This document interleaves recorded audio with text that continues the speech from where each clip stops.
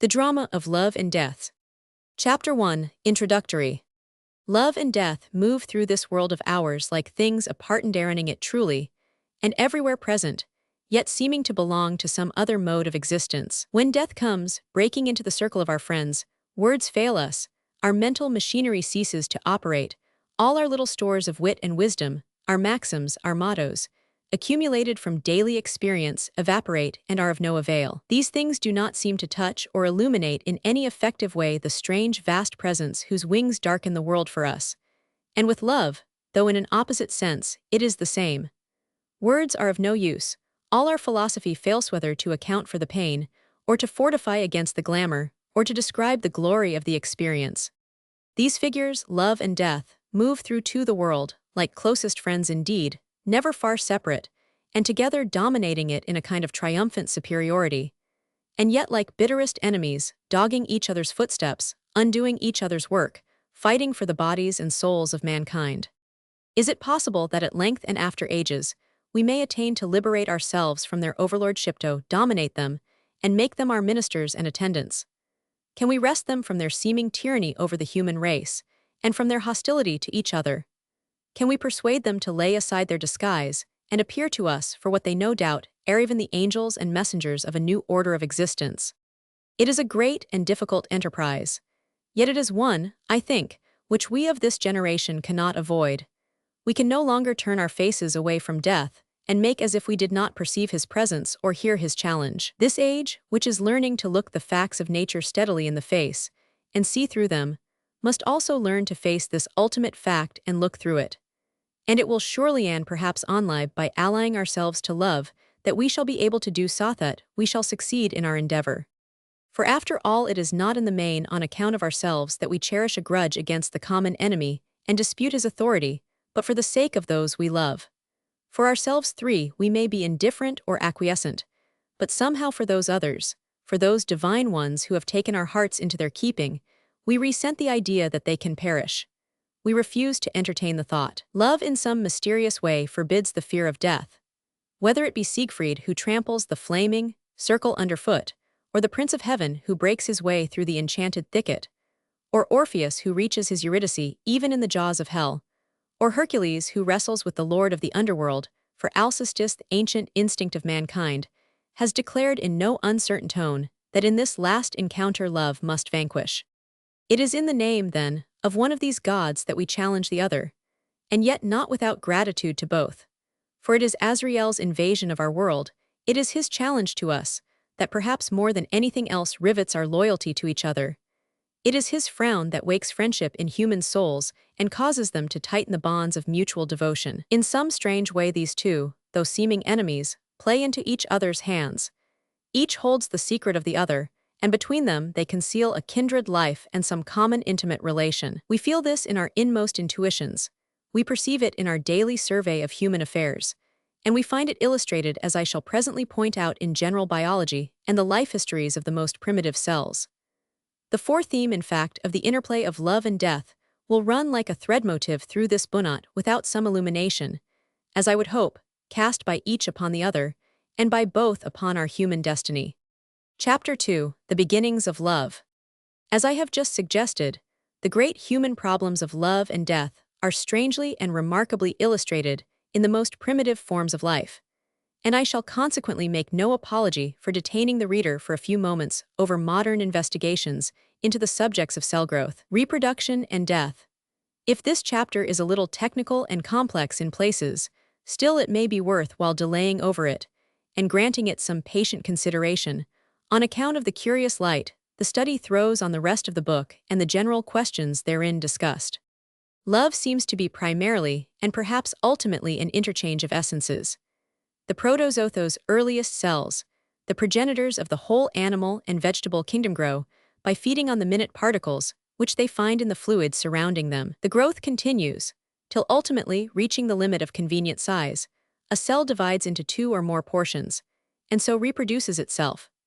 The descendant cells or portions so thrown off are simply continuations, by division, of the life of the 6 original or parent cells, so that it has not unfrequently been said that, in a sense, these protozoa are immortal, since their life continues indefinitely with branching, but without break from generation to generation. This form of reproduction, by simple budding or division, extends even up into the higher types of life, where it is sometimes found side by side with the later sexual form of reproduction, as in the case of so-called parthenogenesis among insects. It is indeed a kind of virgin birth, and is well illustrated in the vegetable world by the budding of bulbs, or by the fact that a twig torn from a shrub and placed in the ground will commonly grow and continue the life of the parent plant, or in the lower stages of the animal world, where, among many of the worms, insects, sponges, 100, the life may similarly be continued by division, or by the extrusion of a bud or an egg, without any sex contact or sexaction whatever. This seems in fact to be the original and primitive form of generation, and it obviously depends upon growth.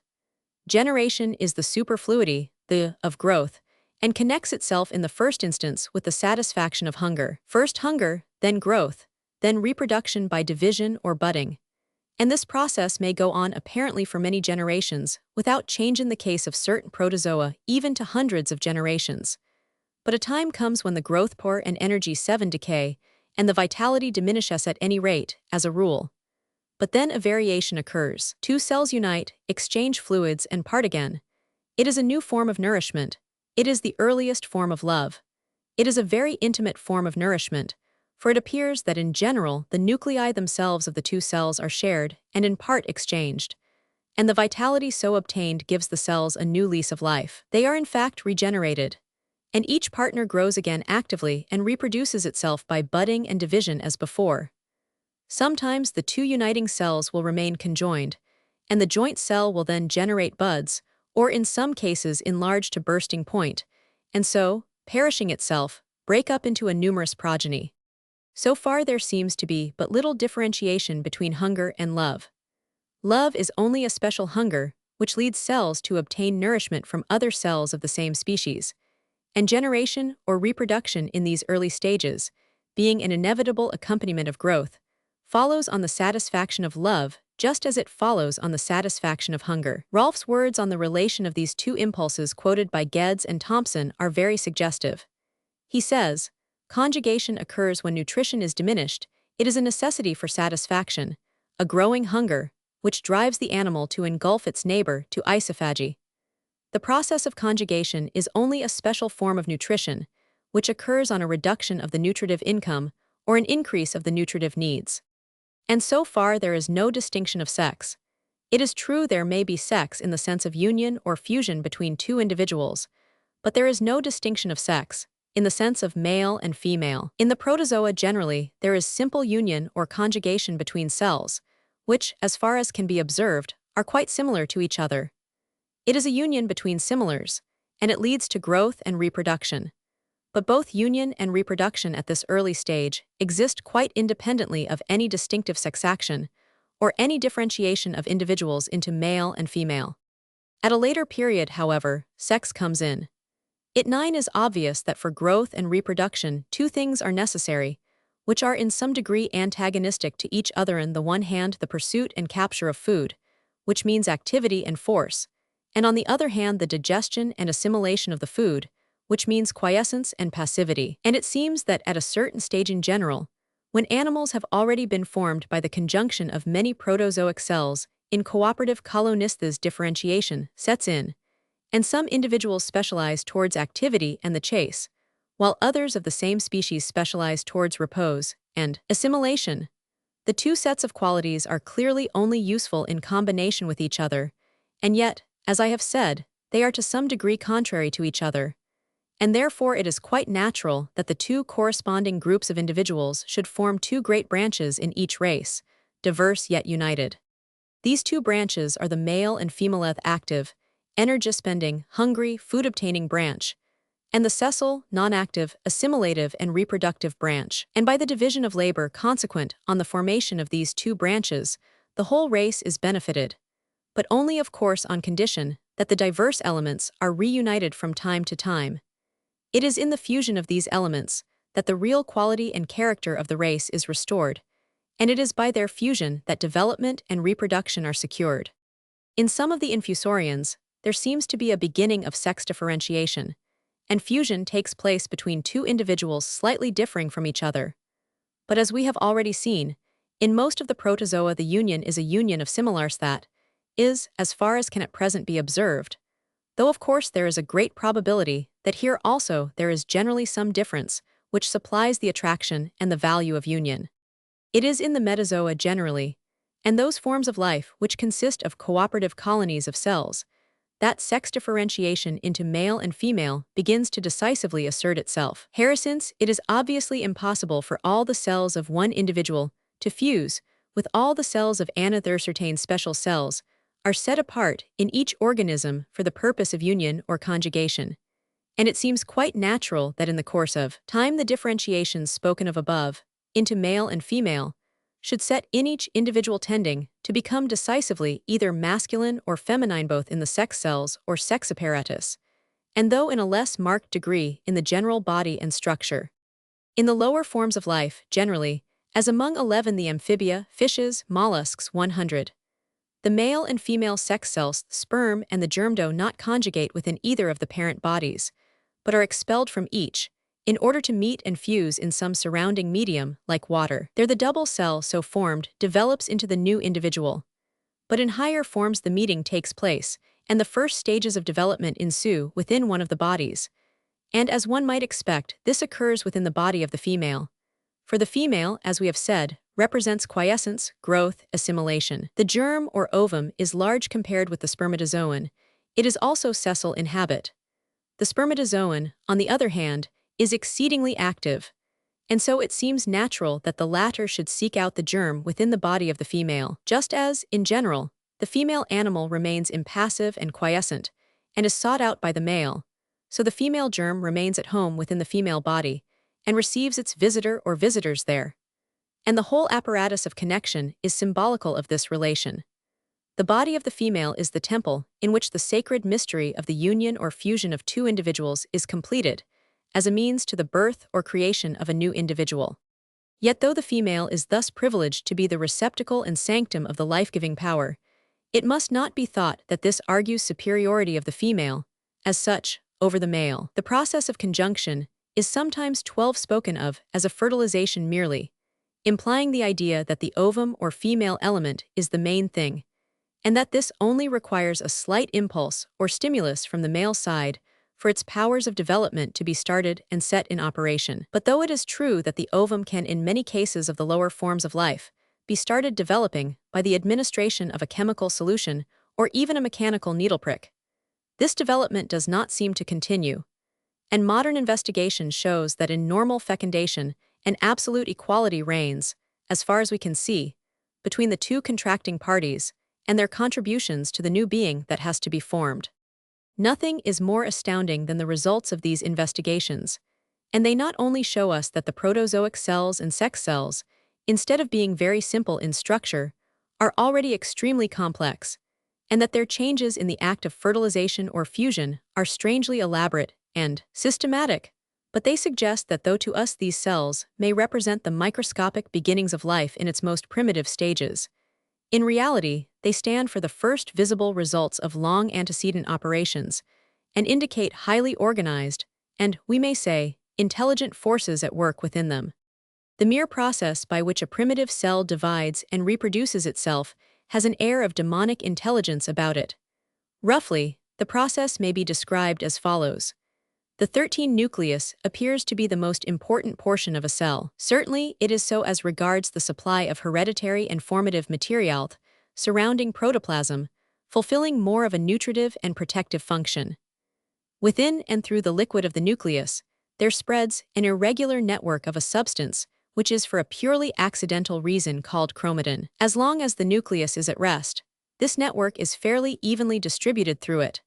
But the first oncoming of division is signaled by the breakup of the chromatin into a limited and definite number of short, thread-like bodisto, which the name chromosomes has been given. These chromosomes, after some curious evolutions, finally arrange themselves in a line across the middle of the nucleus, and they are apparently governed in this operation, and the whole splitting of the cell is governed by a minute, star-like and radiating center called centrosome, which first appearing outside the nucleus and in the general protoplasm of the cell, seems to play a dominant part in the whole process. This centrosome, when the time comes for the cell division, itself divides in two, and the two star-like centers so formed, which are to become centrosomes of the two new cells, slowly move to opposite ends or poles of the original cell all the time.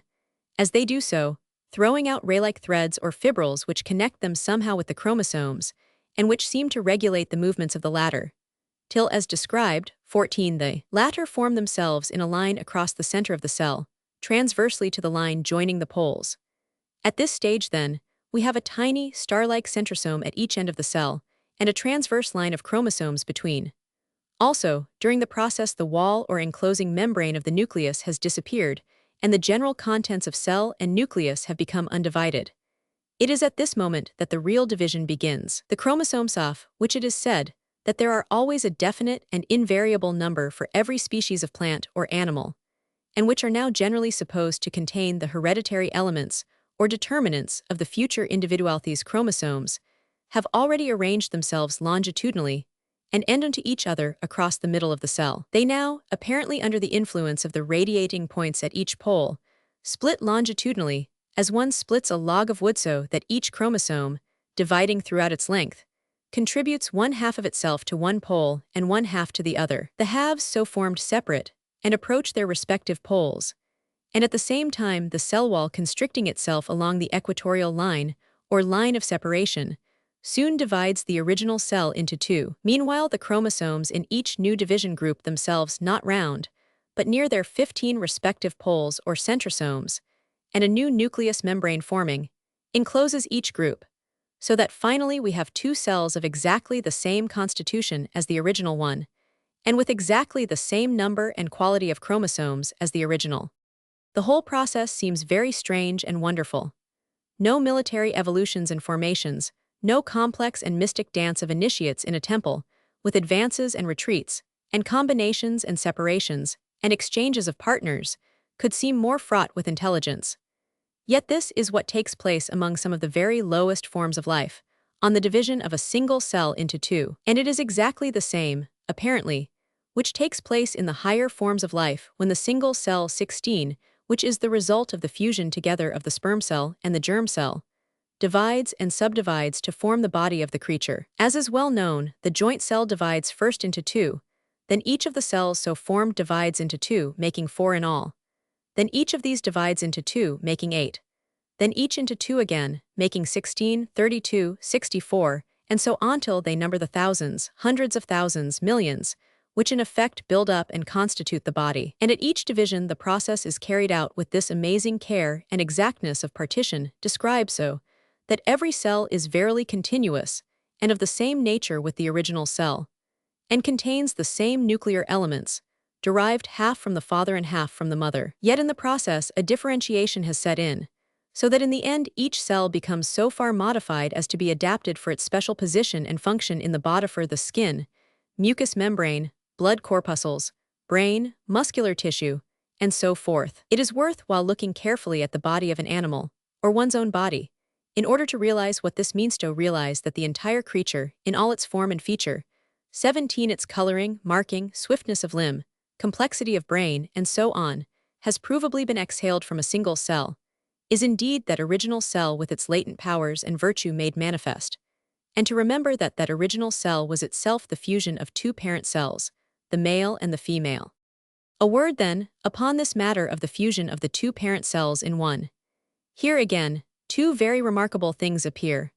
One refers to the equality of the sexes, the other refers to the one-sidedness or deficiency or imperfection, which seems to be the characteristic and the motive power of the phenomenon of sex. With regard to the first point, we saw that among the protozoa conjugation occurs for the most part between two individual cells which are alike in size and to all appearance alike in constitution, and this conjugation leads to reproduction. But when among the higher forms sex begins to show, the conjugating cell, sperm cell and germ cell are generally unlike in size, and often in the higher animals extremely unlike is in the human spermatozoon and ovum, of which the latter is 1,000 times the volume of the former. And this has sometimes led, as remarked before, to an exaggerated view of the preponderant importance of one sex. But the curious fact seems to be that, when the spermatozoon of the human or higher animal 18 penetrates the ovum, there is a preliminary period before its nucleus actually combines with the nucleus of the ovum, during which the nucleus rapidly absorbs nourishment from the surrounding protoplasm and grows till it becomes of exactly the same size as the nucleus of the ovum.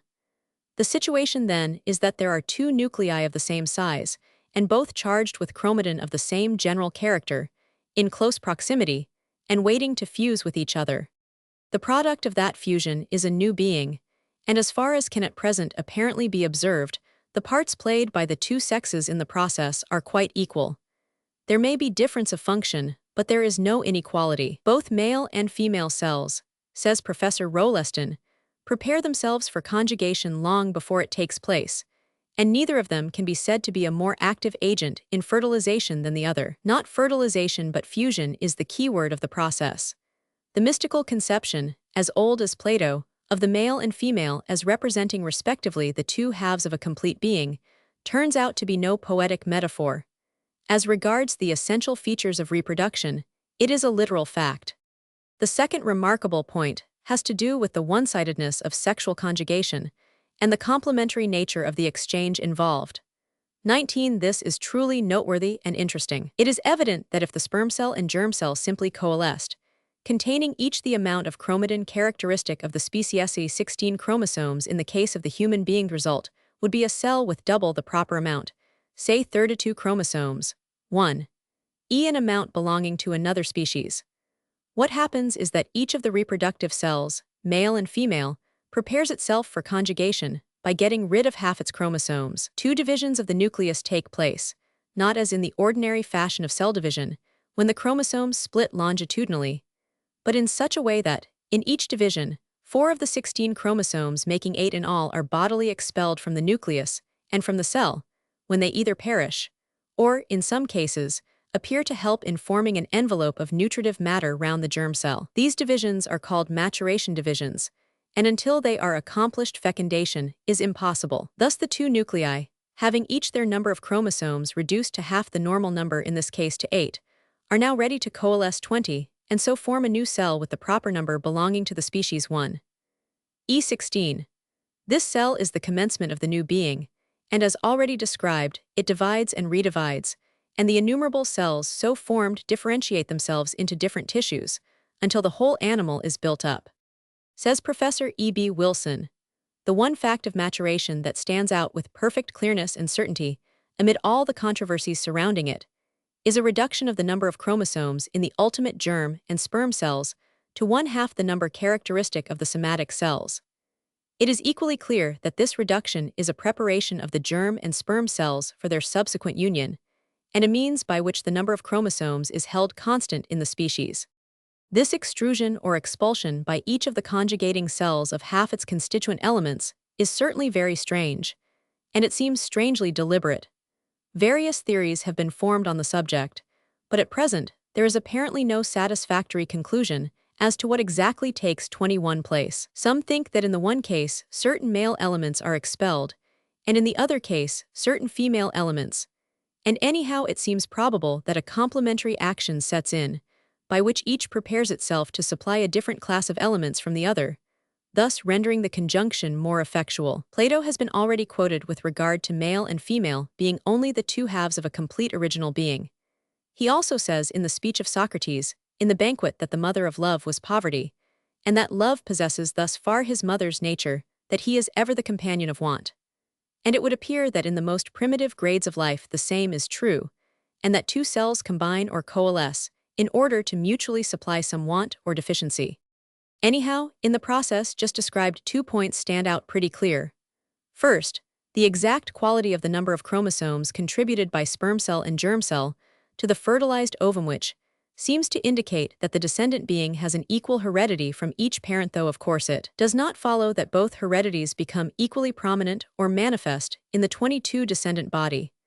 And secondly, that the same is true of all the cells in this new body, that they each contain the potentialities of the joint cell from which they sprang, and therefore the potentialities of both parents.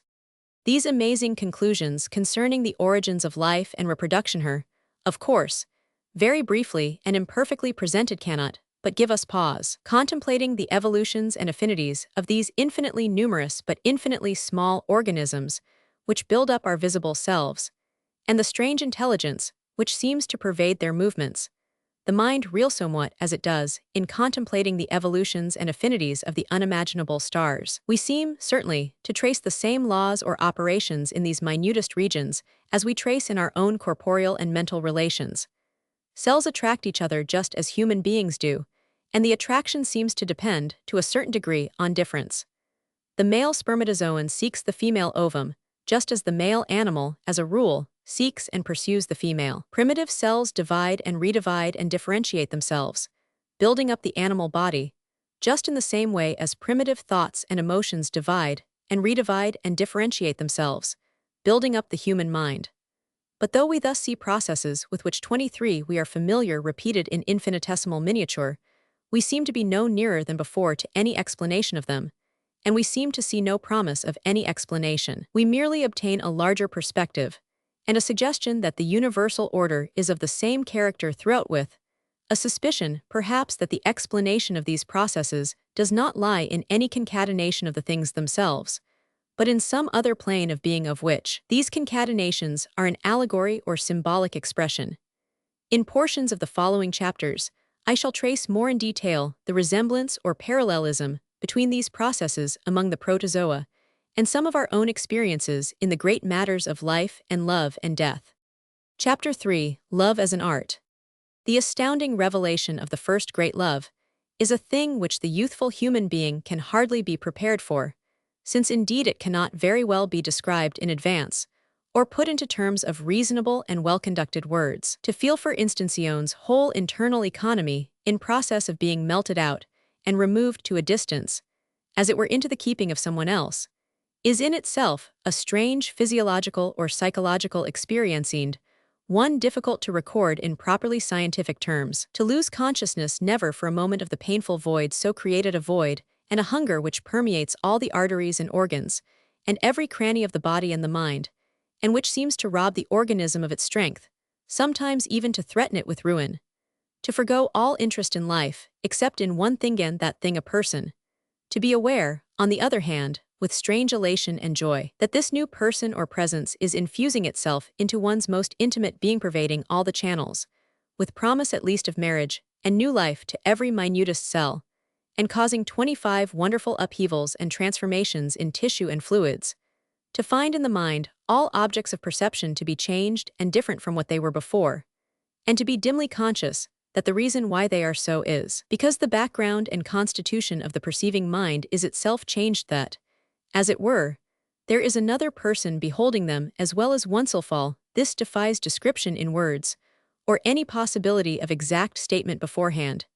And yet the actual fact when it arrives is overwhelming in solid force and reality. If besides, to the insurgence of these strange emotions, we add in the earliest stages of love at least their bewildering fluctuation, from the deeps of vain longing and desire, to the confident and ecstatic heights of expectation or fulfillment, very joys of heaven and pangs of hell in swift and tantalizing alternation, whole new experience is so extraordinary, so unrelated to ordinary workaday life, that to recite it is often only to raise a smile of dismissal of the subject as it were into the land of dreams. And yet, as we have indicated, the thing, whatever it is certainly by no means insubstantial and unreal. Nothing seems indeed more certain than that in this strange revolution in the relations of two people to each other called falling in love, and behind all the illusions connected with it, something is happening, something very real, very important. The falling in love may be reciprocal, or it may be one-sided. It may 26 be successful, or it may be unsuccessful. It may be only a surface indication of other and very different events. But anyhow, deep down in the subconscious world, something is happening. It may be that two unseen and only dimly suspected existences are becoming really and permanently united. It may be that for a certain period, or what perhaps comes to the same thing, that to a certain depth, they are transfusing and profoundly modifying each other. It may be that the mingling of elements and the transformation is taking place almost entirely in one person, and only to a slight degree or hardly at all in the other. Yet in all these cases, beneath the illusions, the misapprehensions, the mirage and the maya, the surface satisfactions, and the internal disappointment, something very real is happening. An important growth and evolution is taking place. To understand this phenomenon in some slight degree, to have some inkling of the points of the compass by which to steer over this exceedingly troubled sea, is, one might say, indispensable for every youthful human creature. But alas, the instruction is not provided for indeed, as things are today, the adult and the mature are themselves without knowledge, and their eyes without speculation on the subject. Treatises on the art of love truly exist, and some for the field they cover very good ones, like the Ars Amatoria of Ovid or the Kamasutra of Vatsyana.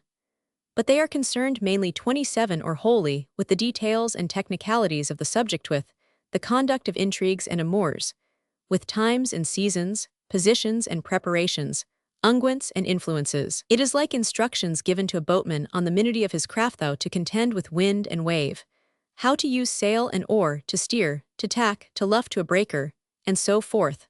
All very good and necessary in their way, but who is there to point us our course over the great ocean, and the stars by which to direct it? The later works on this great subject, though not despising the more elementary aspects, will, no doubt, have to proceed much farther, into the deep realms of psychology, biological science, and ultimately of religion. As we have just said, love is concerned with growth and evolution. It is, though, as yet hardly acknowledged in that connection a root factor of ordinary human growth. For in so far as it is a hunger of the individual, the satisfaction of that hunger is necessary for individual growth, necessary in its various forms for physical, mental, and spiritual nourishment, for health, mental energy, large affectional capacity, and so forth. And it is, though this too is not sufficiently acknowledged, a root factor of the evolution process. For in so far as it 28 represents, and gives rise to the union of two beings in a new form, it plainly represents a step in evolution, and plainly suggests that the direction of that step will somehow depend upon the character and quality of the love concerned. Thus the importance, the necessity of the study of the art of love is forced on our attention.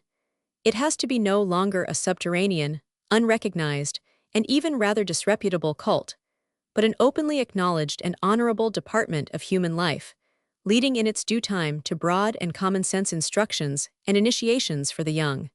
Casting a glance back at the love affairs of the protozoa, as briefly described in the preceding chapter, there certainly seems to be a kind of naive charm about them, the simple and wholehearted way in which on occasions they fuse with one another, losing or merging completely their own separate individualities in the process, or again part from each other after having exchanged essences in a kind of affectionate cannibalism, the obvious and unconcealed relation between love and hunger, the first beginnings of generation, and the matter-of-fact manner in which one person, when he finds it convenient, divides in half and becomes two persons, and after a time perhaps divides again and becomes four persons, and again until he is many thousands or millions, and yet it is impossible to decide, and he himself probably is 29 not quite clear as to whether he is still one person or different persons. All this cannot fail to excite our admiration and respect, nor to give us, also, considerable food for thought.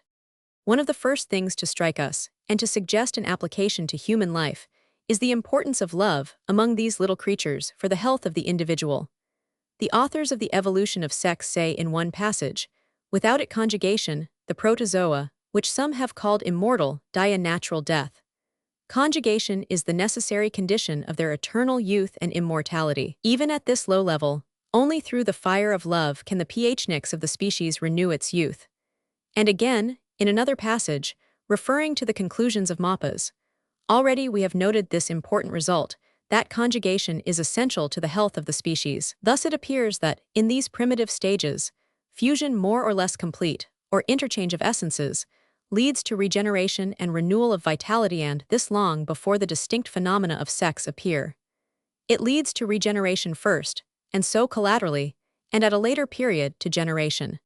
Somehow, though, it is not quite clear how Thay's view of the importance of love to personal health has been sadly obscured in later and Christian times. The dominant Christian attitude converted love, from being an expression and activity of the deepest human life and joy, into being simply a vulgar necessity for the propagation 30 of the species. A violent effort was made to wrench apart the spiritual and corporeal aspects of it. The one aspect was belauded, the other condemned. The first was relegated to heaven, the second was given its conge to another place. Corporeal intercourse and the propagation of the race were vile necessities. True affection dwelt in the skies and disdained all earthly contacts, And yet all this was a vain effort to separate what could not be separated. It was like trying to take the pigments out of a picture, to call the picture good, but the stuff it was painted with bad.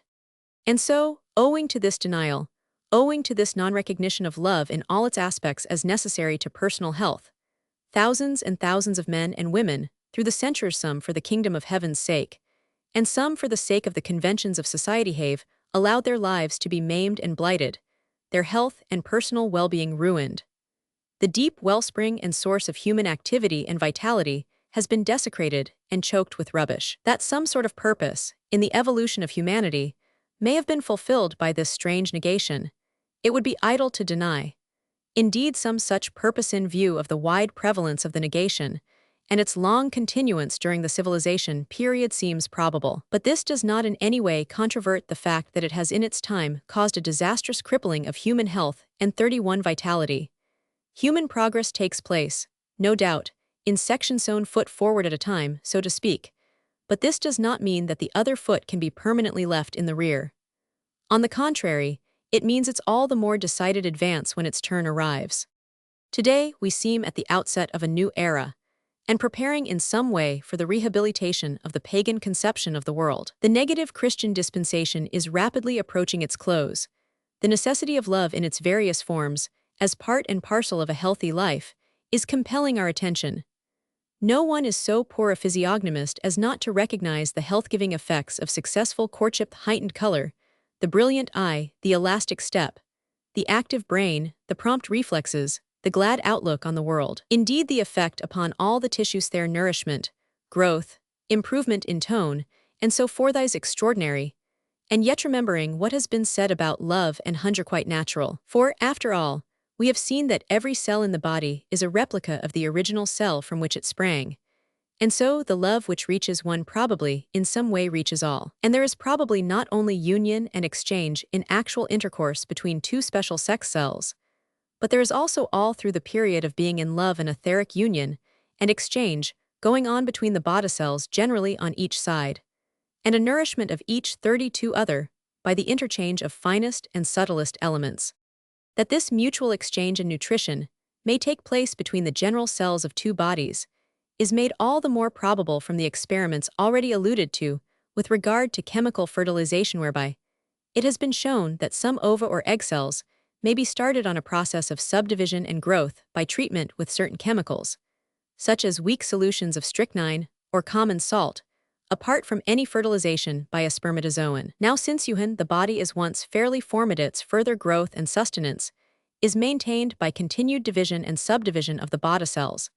This stimulus to growth may easily, we may suppose, be supplied by the subtle radiations and reactions from another body, within whose sphere of influence it commits radiations and reactions sufficiently subtle to pass through the tissues to the various cells, and of course sufficiently characteristic and individual to be in some cases, as we have supposed, highly vitalizing and stimulating, though in other cases of course they may be poisonous and harmful.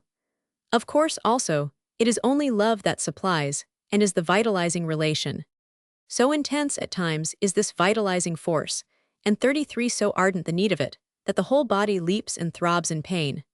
Plato, in his poetic way, explains the scorching sensation in all the skin and tissues by feigning that it is caused by the wing feathers of the soul sprouting everywhere according to our view, in every little cell. Nevertheless, his words on the subject are singularly pregnant with meaning, for he says in the Ph. Drews, whenever indeed by gazing on the beauty of the beloved object, and receiving from that beauty particles which fall and flow in upon it and which are therefore called desire, the soul is watered and warmed, it is relieved from its pain, and is glad. But as soon as it is parted from its love, and for lack of that moisture is parched, the mouths of the outlets by which the feathers start become so closed up by drought that they obstruct the shooting germs, and the germs being thus confined underneath, in company of the desire which has been infused, leap like throbbing arteries, and prick each at the outlet which is closed against it, so that the soul, being stung all over, is frantic with pain. This fusion of complementaries, then, which is the characteristic of fertilization, takes place between the lovers not only in respect of their sex cells, but probably also to a considerable degree in respect of their body cells. And though with any mortal lovers the complementary nature of the fusion can hardly be so complete as 34 to restore the full glory of the race life. Yet very near to that point it sometimes comes, filling them with mad and immortal-seeming ecstasies, and excusing them indeed for seriously thinking that the wings of their souls have begun to grow. In lesser degree, this complementary fusion and exchange is doubtless the explanation, or one explanation of that very noticeable point, strange way in which lovers after some years come to resemble each other in form and feature, in facial expression, tone of voice, carriage of body, handwriting, and all sorts of minute points. I suppose at this point, it will be necessary to explain that the recognition of love in all its aspects, as a general condition of human health, does not mean a recommendation of wild indulgence in any and every passion necessary, because in these cases, it seems to be generally assumed that the proposer of a very simple thesis means a very great deal more than he says. It is here that the necessity of education comes in, for hitherto public instruction and discussion in these matters have been so defective that folk have been unable to talk about them, except in a hysterical way, hysterical on the one side or the other. The positive value of love, its positive cultivation as a gracious, superb, and necessary part of our lives, has hardly, at least in the Anglo-Saxon world, entered into people's minds. To teach young things to love, and how to love, to actually instruct and encourage them in the art, 35 has seemed something wicked and unspeakable. Says Havelock Ellis, whether or not Christianity is to be held responsible, it cannot be doubted that throughout Christendom there has been a lamentable failure to recognize the supreme importance, not only erotically but morally, of the art of love. Even in the great revival of sexual enlightenment, now taking place around us, there is rarely even the faintest recognition that in sexual enlightenment, the one thing essentially necessary is a knowledge of the art of love. For the most part, sexual instruction, as at present understood, is purely negative, a mere string of thou shalt nots. If that failure were due to the conscious and deliberate recognition that while the art of love must be based on physiological and psychological knowledge, it is far too subtle, too complex, too personal to be formulated in lectures and manuals, it would be reasonable and sound. But it seems to rest entirely on ignorance, indifference, or worse. It is, I think, not unfair to suppose that it is this indifference or vulgar Philistinism which is largely responsible for the sordid commercialism of the good people of the last century. Finding the lute and the lyre snatched from their hands, they were fain to turn to a greater activity with the muckrake. Love is a complex of human relations, physical, mental, emotional, spiritual, and so 36 forthal more or less necessary. And though seldom realized complete, it is felt and feels itself to be imperfect without some representation of every side. To limit it to the expression of one particular aspect would be totally inadequate, if not absurd and impossible. A merely physical love, for instance, on the sexual plane, is an absurdity, a dead-letter enjoyment and fruition of the physical depending so much on the feeling expressed, that without the latter there is next to no satisfaction. At best there is merely a negative pleasure, a relief, arising from the solution of a previous state of corporeal tension. And in such cases, intercourse is easily followed by depression and disappointment. For if there is not enough of the more subtle and durable elements in love to remain after the physical has been satisfied, and to hold the two parties close together, why, the last state may well be worse than the first. But equally absurd is any attempt to limit, for instance, to the mental plane, and to make love a matter of affectionate letter-writing merely, or of concordant views on political economy. Or again, to confine it to the emotional plane and the region of more or less sloppy sentiment, or to the spiritual, with a somewhat lofty contempt of the material, in which case it tends, as hinted before, to become too like trying to paint a picture without the use of pigments. All the phases are necessary, or at least desirable, even if, as already said, a quite complete and all-round 37 relation is seldom realized. The physical is desirable, for many very obvious reasons including corporeal needs and health, and perhaps especially because it acts in the way of removal of barriers, and so opens the path to other intimacies. The mental is desirable, to give form and outline to the relation, the emotional, to provide the something to be expressed, and the spiritual to give permanence and absolute solidity to the whole structure. It is probably on account of this complex nature that for any big and permanent relationship of this kind, there has to be a rather slow and gradual culmination. All the various elements have to be hunted up and brought into line. Like all great ideas, love has its two sides, its instantaneous inner side, and its complex outer side of innumerable detail. In consciousness, it tends to appear in a flash simple, unique, and unchangeable, but in experience it has to be worked out with much labor. All the elements have to come into operation, and to contribute their respective quota to the total result. If we remember what happens when the spermatozoon and the ovum coalesce, ch. 2. The extraordinary changes and disturbances, which are induced in the chromatin elements of both nuclei, the fusion of the nuclei, and the ultimate ranging of the chromosomes, in a line for the formation of the new being in such a way that every element is represented, and contributes its share to the process, we cannot but be struck by the 38 strange similarity to our own inner experience. How love searches the heart, drags every element of the inner nature forward from its lurking place, gives it definition and shape, and somehow insists on it being represented, and, so to speak, towing the line. We shall return to this point later. Here I only wish to insist on the complexity of the process, in order to show that for any big relationship plenty of time has to be allowed. Whichever side of the nature, mental, emotional, physical, and so forth may have happened to take the lead, it must not and cannot monopolize the affair. It must drag the other sides in and give them their place. And this means time and temporary bewilderment and confusion. It is curious how falling in love has this very effect, though it paralyses for a time, inhibiting the mental part and even the physical. How the smart talker becomes a dumb ass, and the man about town a modest fool, and the person who always does the right thing seems compelled to do everything wrongas, if a confusion were being created in the mind, analogous to that which we have observed in the cells.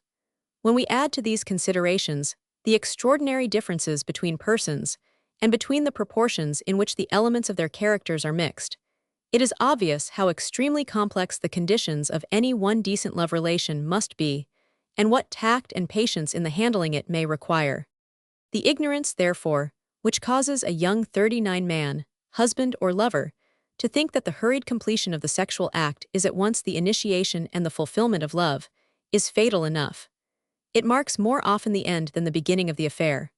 For, contrariwise, time and plenty of time has to be given in order to allow the central radiation in each case to have its perfect work. Is it too fanciful to suppose that the centrosome, which makes its appearance in the protozoan on its approach to conjunction, and which seems to rule the rearrangement of the chromatin elements within it, is the analog of the radiating force in human courtship, which so strangely sifts out and remolds the elements of the lover's personality? Does the magic of the centrosome correspond in some sense to the glamour, so well known in human affairs? And do they both proceed from some diffident, profoundly important manifestation of the life, the energy, the divinity, if you will, of the race? How strange is this matter of the glamour, and its decisiveness in awakening love by its presence, or leaving it cold by absence. Here is a story of a woman who, dreadfully disfigured in countenance by an accident in the hunting field, called her fiancé to her, and nobly offered him his freedom, and he accepted it. Accepted it because, quite really and truly, the destruction of her physical beauty had for him shattered the vision and the divinity. And here is another similar story where, contrariwise, the man immediately confirmed his love and devotion because 40 for him, the glory around her, was more illumined by her nobility of feeling than it could be darkened by her bodily defect. Such glamour, working away in the hidden caverns of being, may at last, like Bruno's Fabro Vulcano, weld two souls into one, and bring to light a real, a profound, and perhaps eternal union. It is after all that inner union which is the real thing, which gives all its joys to intercourse, and penetrating down into the world of sense, redeems that world into a thing of glory and beauty. For the complete action of that creative and organizing force plentiful time must be given, and the two lovers must possess their souls in patience till it has had its full and perfect work. Ovid in his Ars Amatoria has many lines on this subject. Let the youth, he says, with tardy passion burn, like a damp torch non est veneris properanda voluptas, quod datum ex facili longum male nutrit amorum love easily granted may not long endure, and so forth. And though these passages no doubt refer mainly to what may be called the practical conduct of amours, yet they have also a very pointed application to the more important aspects of the grand passion. A long foreground of approach, time and tact, diffusion of magnetism, mergence in one another, suffering, and even pain, all these must be expected and allowed forth of the best after all, in this as in other things, is often the unexpected and the unprepared. And if the man has to allow time for all the elements of his nature to come forward and take their part in the great mystery, all the more is it true that he has to give the woman time for the fulfilling of her part. For in general, it may be said, though of course, with exceptions, that love culminates more slowly in women than in men. Men concentrate obviously on the definite part they have to play, but in women love is more diffused and takes longer to reach the point where it becomes an inspired and creative frenzy of the whole being. Caresses, tendernesses, provocation, sacrifices, and 1,000 indirect influences have to gradually conspire to the working out of this result. And not infrequently, the situation so arising demands great self-control on the part of the man.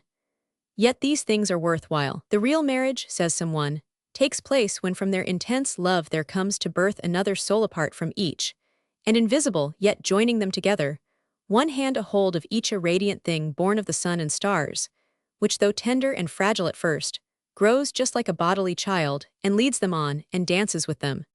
They are worthwhile, all these labors and troubles, and delays and sacrifices, if only out of them can be forged a fair and infrangible union. As in all the arts, so in the greatest of the arts, no lasting result can be attained without such labor, nor indeed without some 42 degree of pain and suffering. Young folk and inexperienced may think it is not so. They may think that by a lucky stroke, and practically without effort, a man may write a blessed damozel or carve in marble a Greek slave. But all experience points differently, and shows that directly or indirectly to such works have gone infinite labor and patience. And so to the conceiving and shaping of a perfect alliance between a man and a woman must always go much of suffering, for it is by suffering that the souls of human beings are brought into form and carved to fitness for each other. Is it seriously when one comes to think of it possible to imagine love without pain? Figure to yourself, O man, a courtship absolutely undenied, from the first accepted, even encouraged, with complacently unresisting bride, smiling parents, fair weather prospects, and cash unlimited. How awfully dull! Does not the stoutest heart quail at the suggestion? Or if such a mating might be deemed pleasant as far as its accessories and conditions were concerned, could it yet be termed love?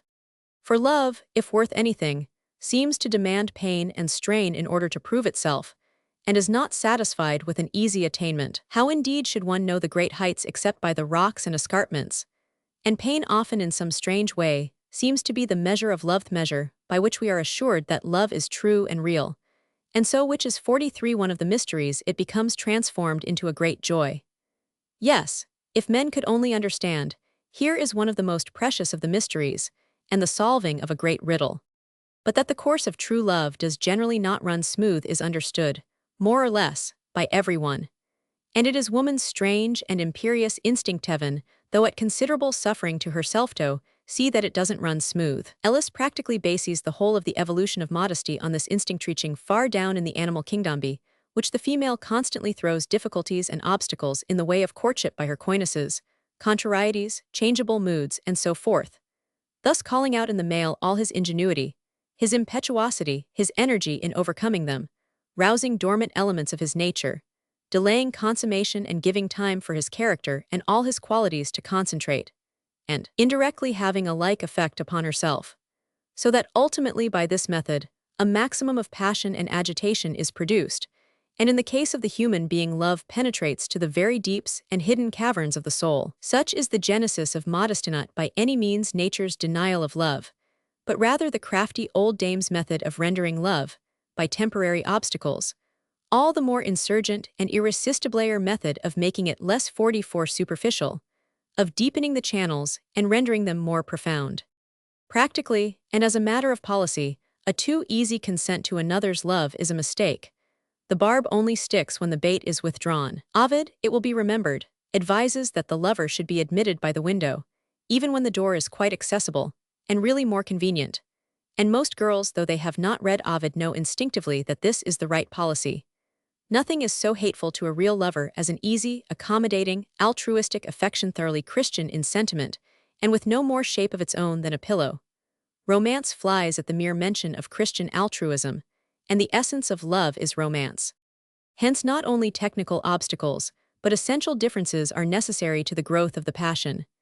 Differences of age, differences of sex, differences of class, temperament, hereditary strain, learning, accomplishment, and so forth if not too great are all necessary and valuable. They all mean romance, and contribute to that exchange of essences, which we saw was the primitive Protozoic law. It is quite probable that the abiding romance between the sexesso much greater as a rule than that between two of like sexes, due to the fact that the man and the woman never really understand each other.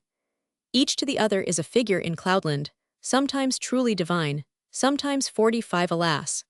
Quite the reverse, but never clear and obvious in outline, as a simple mortal may be expected to be.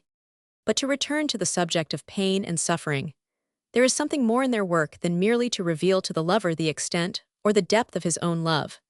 They have something surely to do with the inner realities of the affair, with the molding or hammering or welding process whereby union is effected, and in some sense, a new being created. It seems as if when two naked souls approach, or come anywhere near contact with each other, the one inevitably burns or scorches the other.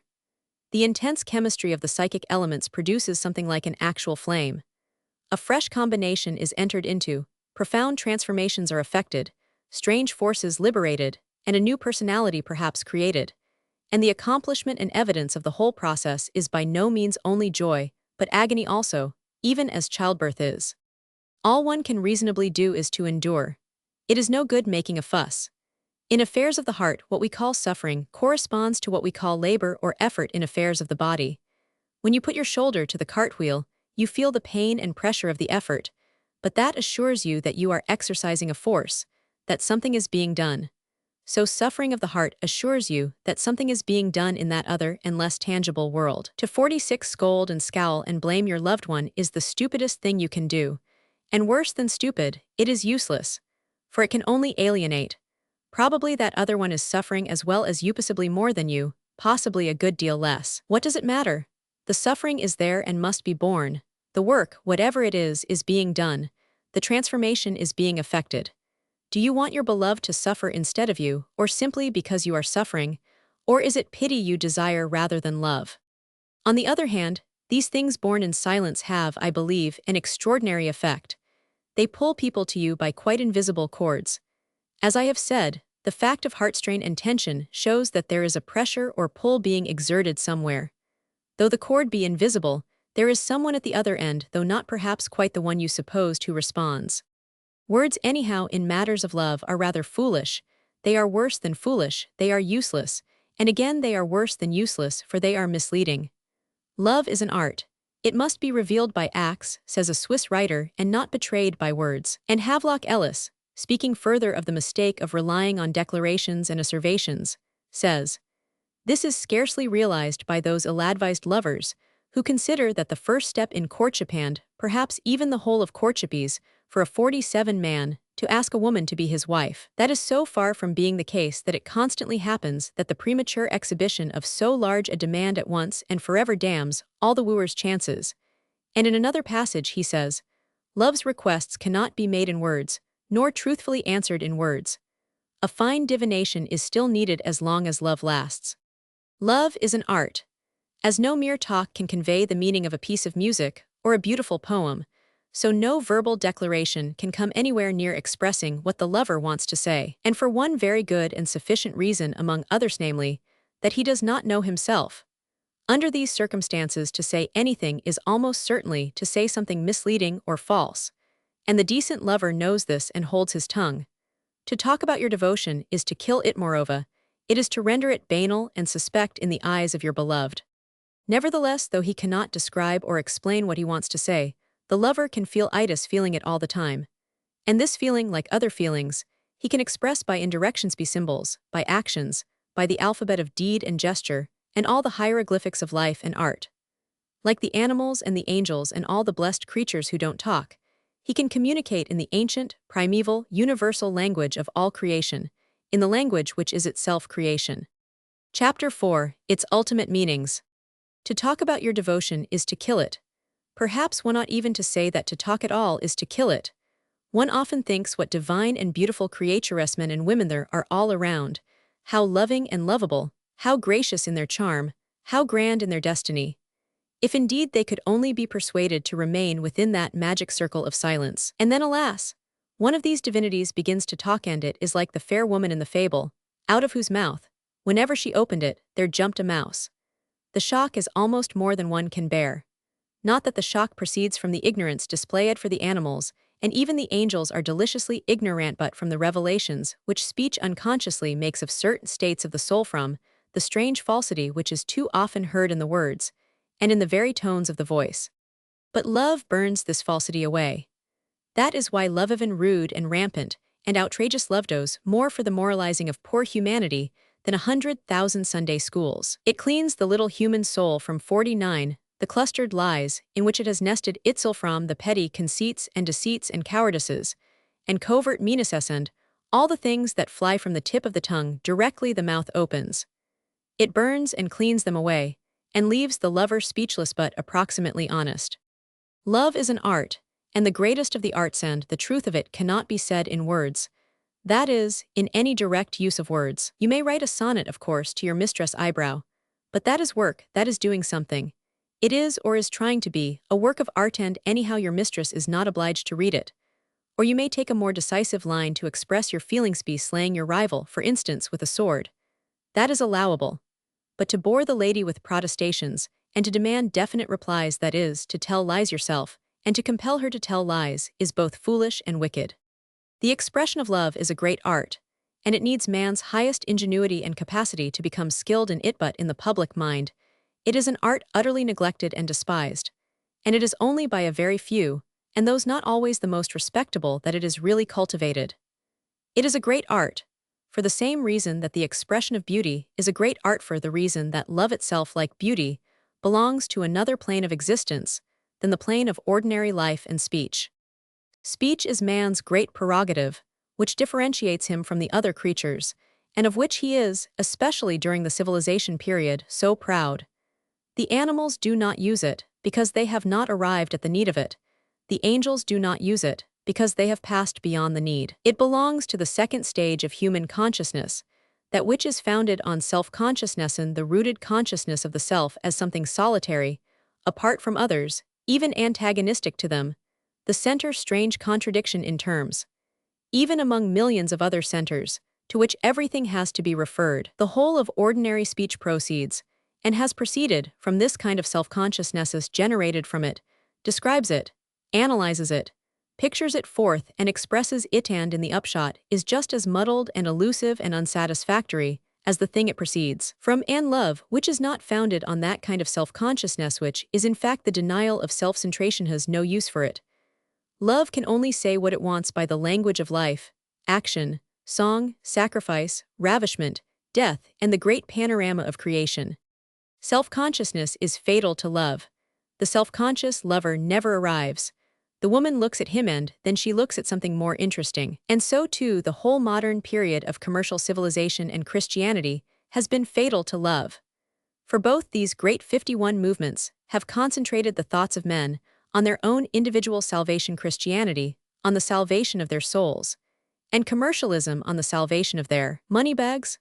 They have bred the self-regarding consciousness in the highest degree, and though they may have had their uses and their parts to play in the history of mankind, they have been fatal to the communal spirit in society, and they have been fatal to the glad expression of the soul in private life. Self-consciousness is fatal to love, which is the true expression of the soul, and it is curious how, for some occult reason, the whole treatment of the subject in our modern world drives it along this painful mirror-lined ravine. How the child is brought up in ignorance and darkness, amid averted faces and frowns, and always the thought of self and its own wickedness is thrust upon it, and never the good and the beauty of the loved one.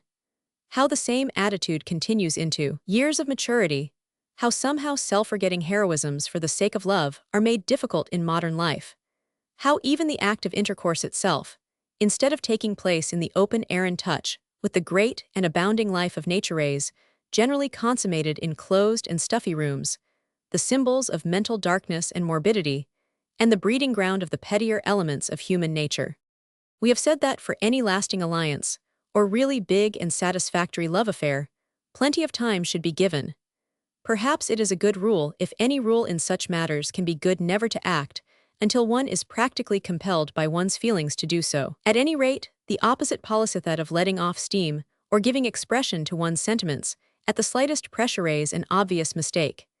It gives no chance for the depths to be stirred, or the big forces to come into play. Some degree, too, of self-repression and holding back on the part of the man gives time, as we have said, for the woman's love feelings to unfold and define themselves. But there is a limit here, and even sympathy and consideration are not always in place with love. There is something bigger titanic, elemental which must also have its way. And after all, force, if only appropriately used, is the greatest of compliments. I think every woman, in her heart of hearts, wishes to be ravished. But naturally it must be by the right man. This is the compliment which is the most grateful of all to receive, because it is most sincere. And this is the compliment which is the most difficult of all to pay, because nothing but 53, the finest instinct, can decide when it is appropriate. And if by chance it is inappropriate, the cause is ipso facto ruined. Nature prizes strength and power, and so likewise does love, which moves in the heart of nature and shares her secrets. To regard love as a kind of refined and delicate altruism is, as we have already hinted, driveling nonsense. To the lover in general, violence is more endurable than indifference, and many lovers are of such temperament that blows and kicks, actual or metaphorical, stimulate and increase their ardor. Even Ovid, who must have been something of a gay dog in his day, says, "Non nisi elsus amo." There is a feeling that at all costs one must come to close quarters with the beloved, if not in the mimic battles of sex, then in quite serious and hostile encounters. To reach the other one somehow, to leave one's mark, one's impress on the beloved, or vice versa, to be reached, and to feel the impressus a necessity. I sometimes think that this is the explanation of those strange cases in which a man, mad with love, and unable to satisfy his passion, kills the girl he loves. I don't think it is hypothetical jealousy of a possible other lover. I think it is something much more direct than that blind urge to reach her very actual self, even if it be only with knife or bullet. I am sure that this is the explanation of those many cases of unhappily married folk who everlastingly nag at each other, and yet will not on any account part company. 54. They cannot love each other properly, and yet they cannot leave each other alone. A strange madness urges them into continual contact and collision. But yet possibly there is even something more in the whole thing, on and beyond what is here indicated. In the extraordinary and often agonizing experiences attending the matter of falling in love, great changes, as we have already suggested, are being wrought in the human being. Astounding inner convulsions and conversions take place, rejections of old habits, adoptions of new ones. The presence of the beloved exercises this magical selective and reconstructive influence that independently to a large degree of whether the relation is a happy and successful one, or whether it is contrary and unsuccessful. The main thing is contact, and the coming of one person into touch with the other. We have seen, in the case of the protozoa, the amazing fact of the maturation divisions and the extrusion of polar bodies as a preparation for conjugation. How, when the two cells which are about to unite approach each other, changes take place already before they come into contact, and half the chromatin elements from one cell are expelled, and half the chromatin elements also from the other. What the exact nature of this division and extrusion may be is a thing not yet known, but there seems every reason to believe that it is of such a character as to leave the residual elements on both sides complementary to 55 one anotherso, that when united they shall restore the total attributes of the race life, only perhaps in a new and unprecedented combination. The protozoa, in fact, prepare themselves for conjugation and realization of the race life by casting out certain elements which would interfere with this realization. And we may well ask ourselves whether, in the case of man, the convulsions and conversions of which we have spoken have not the same purpose and result, or something much resembling it. Whatever really takes place in the unseen world in the case of human love, we cannot but be persuaded that it is something of very far-reaching and long-lasting import, and to find that the process should often involve great pain to the little mortals concerned seems readily conceivable, and by no means unnatural.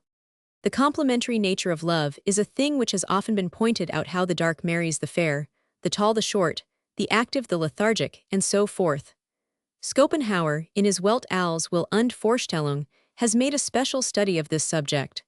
Plato, Darwin, and others have alluded to it. It seems as if, in love, the creaturito use Dante Rossetti's expression feels a poignant thirst and exquisite hunger for that other one who will supply the elements wanting in himself, who will restore the balance, and fill up the round of the race ideal. And as every one of us is eccentric, and out of balance and perfection on one side or another, So it almost seems as if for everyone there must be, on the 56 other side, a complementary character to be found who needs something at any rate of what we can supply. And this consideration may yield us the motto, however painfully conscious we may be of our own weaknesses and deficiencies and follies and vices, and general ungainliness, motto of never despair. Innocent folk, whose studies of this subject have been chiefly perhaps derived from penny novelettas, sometimes inclined to think that love is a stereotyped affair, occurring in a certain pattern, and under certain conditions between the ages of 18 and 35. And that if you are not between these ages and are not fortunate enough to have a good complexion and a nicely formed aquiline nose, you may as well abandon hope. They suppose that there is a certain thing called a man, and another certain thing called a woman, and that the combination of these two forms a third quite stereotyped thing called marriage, and there is an end of it. But by some kind of providential arrangement, it appears that the actual facts are very different, that there are really hundreds of thousands of different kinds of men, and hundreds of thousands of different kinds of women, and consequently thousands of millions of different kinds of marriage, that there are no limits of grace or comeliness, or of character and accomplishment, or even of infirmity or age, within which love is obliged to move, and that there is no defect of body or mind, which is of necessity a bar which may not even to some special other person become 57, an object of attraction. Thus it is that the ugly and deformed have no great difficulty in finding their mates. A visit to the seaside on a bank holiday speedily convinces us. A squint may be a positive attraction to some, as it is said to have been to the philosopher Descartes, and marks of smallpox indispensable to others. While I have read of a case somewhere where the man was immediately stirred to romance by the sight of a wooden leg in a woman. But apart from these extreme instances, which may be due to special causes, the general principle of compensation through opposites is very obvious and marked. The fluffy and absurd little woman is selected by a tall and statuesque grenadier. The tall and statuesque lady is made love to by a man who has to stand on a chair to kiss her. The society elegant takes to a snuffy and preposterous professor. The bookish scholar as in Jude the Obscure to a mere whore. The clever beauty as in L'Homme qui rit to a grinning clown. And of course the wicked man is always saved by the saintly woman. The masculine, virago-like woman, on the other hand, finds a man who positively likes being beaten with a stick. And the miauling, aimlessly amiable female gets a bully for a husband, and one can only say, serve them both right finally. The well-formed aquiline nose insists on marrying a 58 pug nose-end, this apparently quite regardless of what the other bodily and mental parts may be, or what they may want. Everyone knows cases of quite young men who only love women of really advanced age, beyond the limit of childbirth. And these are curious because they seem to point to impelling forces in love beyond and independent of generation and race perpetuation, and therefore lying outside of the Schopenhauerian explanations. And similarly, we all know cases of young girls who are deadly earnest in their affection for quite old men, men who might well be their fathers or grandfathers, but hardly, one would think, their husbands. In these cases it looks as if the young thing needs and seeks a parent as well as a loveth two in one, combined. And where such love is returned, it is returned in a kind of protective love, rather than an amative lover, at any rate as a love in which the protective and amative characters are closely united. Similarly, there are numbers of cases in which mature or quite grown men and women only love passionately and devotedly boys and girls of immature age, their love for them ceasing from its ardor and intensity when the objects of devotion reach the age, say, of 20 or 21. And in many of these cases, the love is ardently returned. Here, again, it is evidently not a case of generation or race perpetuation, but simply of compensation, the young thing requiring the 59 help and protection of the older, and the older requiring an outlet for the protective instinct, a case of exchange of essences and qualities, which if at all decently and sensibly managed, might well go to the building up of a full and well-rounded life on either side. In all these cases, and the above are of course only samples out of thousands, we seem to see an effort of the race life to restore its total qualitito, restore it through the operation of love, either by completing and rounding out the life of the individuals concerned, or by uniting some of their characteristics in the progeny. I say seem to see, because we cannot well suppose that this gives a complete account of the matter, or that it explains the whole meaning of love, but it at any rate suggests an important aspect of the question. The full quality of the race life is always building itself up and restoring itself in this manner. A process of regeneration is always going on. And this process, as suggested before, is more fundamental even than generation, or it is a process of which generation is only one department. Regeneration is the key to the meaning of love, to be in the first place born again in someone else or through someone else. In the second place only, to be born again through a child. As in the protozoa, so among human beings, generation alone can hardly be looked upon as the primary object of conjugation. For among the latter, out of myriads of unions vast numbers 60 are as a matter of fact infertile, and a considerable percentage as indicated above are quite necessarily infertile, and yet these infertile unions are quite as close, and the love concerned in them quite as intense and penetrating, as in the case of the fertile ones. If a girl were free to choose according to her inclinations, says Florence Farr in an eloquent plea for the economic independence of women, there is practically no doubt that she would choose the right father for her child, however badly she might choose a lifelong companion for herself. In this passage, the authoress seems to suggest, perhaps following Schopenhauer, that the generation of a perfect child is the one main, even though unconscious, purpose of love union, and that the individual parent lives may instinctively be sacrificed for this object. And there no doubt is so far truth in this, that the tremendous forces of love often pay little respect to the world conveniences and compatibilities of the lovers themselves, and that often, as indeed also among the protozoa, the parent's life is rudely and ruthlessly sacrificed for the birth of the next generation. Still, even so, I think the statement as put here is risky, both as a matter of fact and as a matter of theory. Would it not be more correct or less risky to say, if a girl were free to choose, she would choose the man who most completely compensated and rounded out her own qualities, physical and mental, and so would be likely to get her a fine 61 babe, even though he might not prove the best of companions? It is curious, as we have suggested before, how married folk often quarrel to desperation on the surface, and yet seem to have a deep and permanent hold on each other, returning together again, even after separation. It seems in these cases as if they mutually obtained a stimulus from each other, even by their strife, which they could not get elsewhere. Amantium redintegratio amoris. The idea, too, that the great and primal object of union is to be sought in the next generation has something unsatisfactory about it. Why not in this generation? Why should the blessedness of mankind always be deferred to posterity? It is not merely, I take it, the perpetuation of the race which is the purpose of love, but the perfection of the race, the completeness and adequacy of its self-expression, which love may make possible today just as well as tomorrow. Ellen Key, in that fine book, Liebe und expresses this well when she says, "Love seeks union, not only in connection with the creation of a new being, but also because two beings through one another may become a new being, and a greater than either could be of itself alone."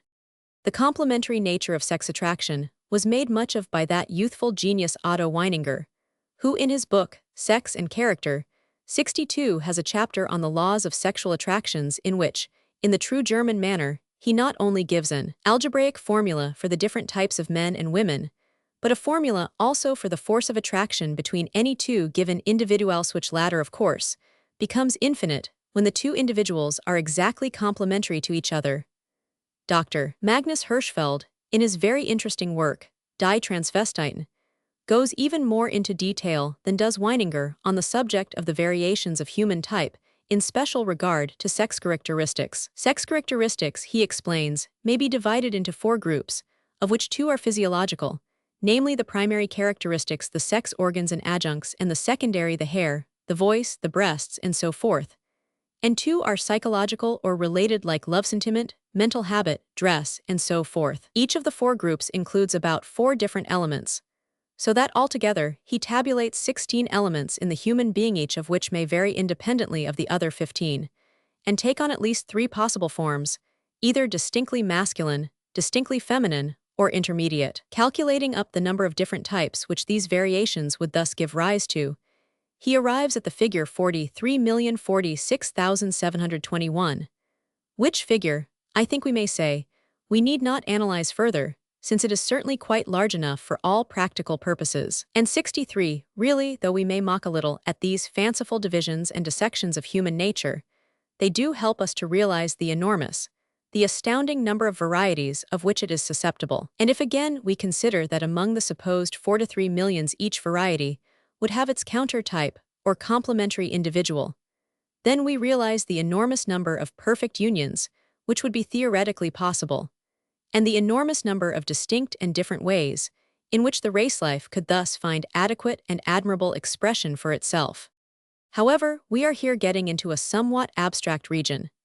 To return to the practical, the complementary idea certainly seems to account for much of human union, for though there are but few cases in which the qualities of the uniting parties are really quite complementary to each other, yet it is obvious that each person tends to seek and admire attributes in the other which he himself possesses only in small degree. At the same time, it must not be forgotten that some common qualities and common ground are necessary as a basis for affection, and that sympathy and agreement in like interests and habits are at least as powerful a bond as admiration of opposites. It sometimes happens that there are immense romances between people of quite different classes and habits of life, or of quite different race and color, and they see, for the moment, flaming ideals and wonderworlds in each other. But unions in such cases 64 are doubtful and dangerous, because so often the common ground of sympathy and mutual understanding will be too limited, and hereditary instincts and influences, deeplying and deepworking, will call the wanderers away, even from the star which they seek to follow. Sympathy with and understanding of the person one lives with must be cultivated to the last degree possible, because it is a condition of any real and permanent alliance, and it may even go so far, and should go so far as a frank understanding and tolerance of such persons' other loves. After all, it seldom happens, with anyone who has more than one or two great interests in life, that he finds a mate who can sympathize with or understand them all. In that case, a certain portion of his personality is left out in the cold, as it were, and if this is an important portion, it seems perfectly natural for him to seek for a mate, or a lover on that side too.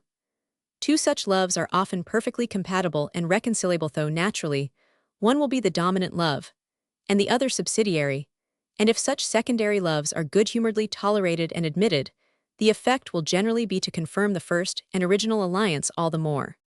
All this, however, does not mean that a man can well be in love with two women, for instance, at the same time. To love is a very different thing from being in love, and the latter indicates a torrent rush of feeling which 65 necessarily can only move towards one person at a time. A standing flood of water may embrace and surround several islands, but it cannot very well flow in more than one direction at once. But this torrent rush does not last forever, and in due time it subsides into the quiescent, and lake-like staginless indeed, it runs itself out and disappears altogether.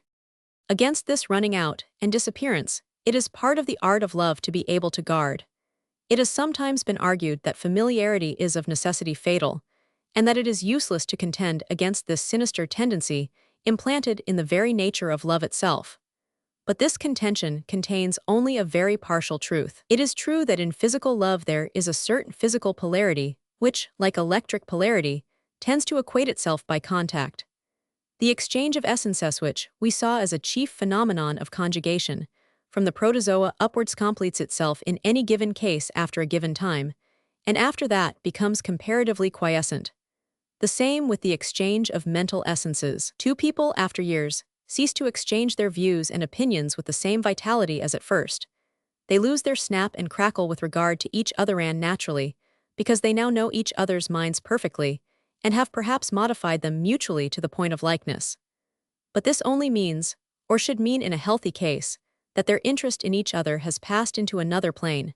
66. That the venue of love has been removed to another court. If something has been lost in respect of the physical rush and torrent, and something in respect of the mental breeze and sparkle, great things have been gained in the ever-widening assurance and confidence of spiritual unity, and a kind of lake-like calm, which indeed reflects the heavens. And under all, still in the depths, one may be conscious of a subtle flow and interchange, yet going on between the two personalities and relating itself to some deep and unseen movements far down in the heart of nature. Of course, for this continuance and permanence of love, there must be a certain amount of continence, not only physical, but on the emotional plane as well. Anything like nausea, created by excess on either of these planes, has to be avoided. New subjects of interest and points of contact must be sought, temporary absences rather encouraged than deprecated, and lesser loves, as we have already hinted, not turned into gauges of battle. Few things, in fact, endear one to a partner so much as the sense that one can freely confide to him or her one's affairs d'cœur. And when a man and wife have reached this point of confidence in their relation to each other, it may fairly then be said, however shocking this may sound to the orthodox, that their union is permanent and assured.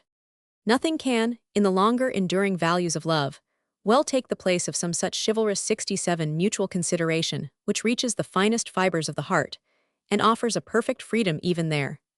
Ellen Keto quote her über Liebe und Agen says, "Fidelity in love can never be promised, but may be won afresh every day."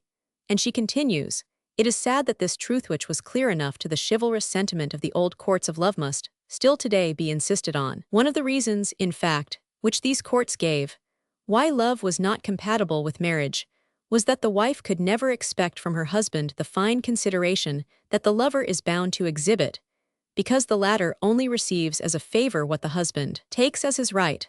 To preserve love through years and years with this halo of romance still about it, and this tenderness of devotion which means a daily renewed gift of freedom, is indeed a great art.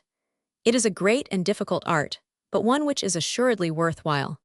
The passion altogether, and in all its aspects, is a wonderful thing, and perhaps, as remarked before, the less said about it, the better. When people I would say come not without clatter and offer you their hearts, do not pay too much attention. What they offer may be genuine, or it may not. They themselves probably do not know. Nor do you also fall into a like mistake, offering something which you have not the power 68 to give ear to withhold. Silence and time alone avail. These things lie on the knees of the gods, which placid though it may seem, as someone has said, rather cold and uncomfortable is perhaps the best place for them. Chapter 5, The Art of Dying. We have suggested in the last paper that someday possibly, we may arrive at an intelligent handling of love and its problems, by which at length the passion may cease to be the cause of endless shipwreck and despair to mortals, and become a favorable and friendly divinity obedient to our service. Somewhat thus has been man's experience with all the great powers of nature, with fire and flood on the earth, with the winds and lightning of heaven. With intelligent treatment, they have become his very ready helpers and allies. And, as indicated in the outset of this book, we may fairly expect the same conclusion with regard to the great natural event and process termed death. The time has come when we are really called upon to face up to the fact of our decease from the present conditions of life, physical and mental, when we are called upon to study and to understand this fact, and by understanding to become masters of the change which it represents and able to convert it to our great use and advantage. Hitherto, as I shall have occasion presently to point out, there has been singularly little study of this science, either from the clinical, the physiological, or the psychological points of view. And the art of dying, for example, which is the subject of this chapter, seems to have been entirely neglected. No doubt it may be said that this is a difficult art, difficult to study, and more difficult still to practice.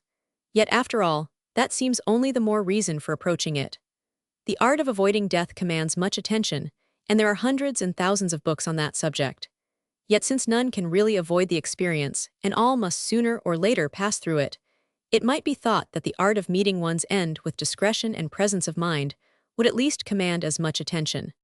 There ought, one would say, and considering the continual presence of this great ocean waiting to receive us, be lessons on the subject of its navigation free of charge, and available for all who wish, just as there are lessons in swimming for sailors. And though it may be true that since, as a rule, one cannot die more than once, it is difficult to obtain the needed practice, yet even so one may with perseverance get some approach to doing so. There are a good many recorded cases of people who have apparently died, and after an interval of a few minutes or a few hours have come to life again. I knew a married lady, some years back, who after a long period of illness was given up by the doctors, and gradually sank, till to all appearances she passed 71 away. The medical man pronounced life to be extinct, and the relatives began to make the usual arrangements for her funeral. However, being devoted to her children, and anxious to see them through a critical period, she had made up her mind not to die, and being a woman of strong will, she clung to her resolution. 2 or 3 hours elapsed, and then, to the surprise and joy of her friends, she returned from the other side, after which she lived 3 or 4 years, sufficiently long to carry out what was needed for her family. And though in this case, she had no very distinct experience to report of another state of existence. Yet the fact of her will to live, having persevered through the sleep or apparent death of her body and upper mind, was sufficient to convince her of survival of some sort on a deeper plane, and to disarm all fear and hesitation when death finally came. Probably, on the ordinary mental plane, death very much resembles sleep, and its actual arrival is almost imperceptible. But in the deeper regions of the mind, there are not unfrequently signs or suggestions of a great awakening. An expression of ecstasy often overspreads the features. Sometimes there are sudden apparent recognitions of friends who have already passed away. In many cases, there seems to be a great extension of memory and perception, and in not 72, a few, a distinct sensation of flying or moving upwards. To these and other similar considerations, I shall return later. At present, I would prefer to keep to the more physical aspects of the question, but even so far, one cannot help feeling that whatever collateral drawbacks there may be in death in the way of painful illness, parting with friends, disturbance and abandonment of plans, and so forth, experience itself must be enormously interesting. Talk about starting on a journey. But what must the longest sea voyage be, compared with this one, with its wonderful vista and visions and voices calling? And again, since it is an experience that all must go through, and that countless millions of our fellows have gone through and are still continually going through, for that very reason alone it has a fascination, and one feels that had one the opportunity to avoid it one would hardly wish to do so. As I have said, it is curious that there is next to no instruction or guidance commonly provided or accessible in this matter. I mean especially on the physical side. What are our medical folk doing? There are lots of books on childbirth and the science of parturition, and the best methods of making the transition easy. But when it comes to the end of life, and the event corresponding and complementary to birth, there is little except silence and dismay. The usual course of preparation for this most important event seems to be, barring accidents, something as follows: a physically unhealthy and morally stupid life, which inevitably leads to degenerative tendencies and ultimately to distinct disease. Then 1 or 2 breakdowns, which lead to panic, and the summoning of doctors, then partial recovery, and a repetition da capo of the whole series, without any of the least improvement in the general style of life. Then of course worse breakdown and panic, leading at last to violent drugs, injections, operations, and so forth, in the hope of prolonging existence a few hours. And finally death arriving, not graciously, but in the sense of a dismal defeat and rout to everybody concerned. And to the patient a hurried, confused, and embittered end, robbed of all decency and dignity. Now this won't do. When one thinks of the deaths of Animalso composed on the holeth calm, the quietude, the dignity even, and the absence as a rule of very acute or obvious suffering, or when one thinks of the very similar conditions of death among many savage peoples, one cannot but ask, why this difference? One cannot but say, it really will not do for us the heirs of all the ages to go on behaving in this feeble and foolish way-leading lives, which utterly unfit us for the inevitable end of life. And stricken with most incompetent panic and dismay, when the very thing arrives which we have foreseen, and which we have had such ample time to prepare for. Death, from whatever point of view we look at it, seems to be a breakup of the unity of the creature. It is a dislocation, and to some degree a rending asunder. But such dislocation and breakup may be of a healthy and normal type, or it may be unhealthy and of the nature of disease. In the first case, it may chiefly consist in the getting rid or shedding off of an outworn husk, which is simply left behind much in the same way as the chrysalis sheath of a moth or other insect is left behind, or as the husks of a growing bud or bulb are peeled off. Many an old person seems to die in this way, the body being the scene of little or no disturbance or conflict, but simply withering up, while often at the same time the spiritual nature of the man becomes strangely luminous and penetrating. Here there is a certain dislocation, but no painful rending asunder. The center of life seems merely to retire to a more inward and subtle region, where it perchance nourishes an even brighter flame than before, and the outer body is peeled off as a sort of outworn shell.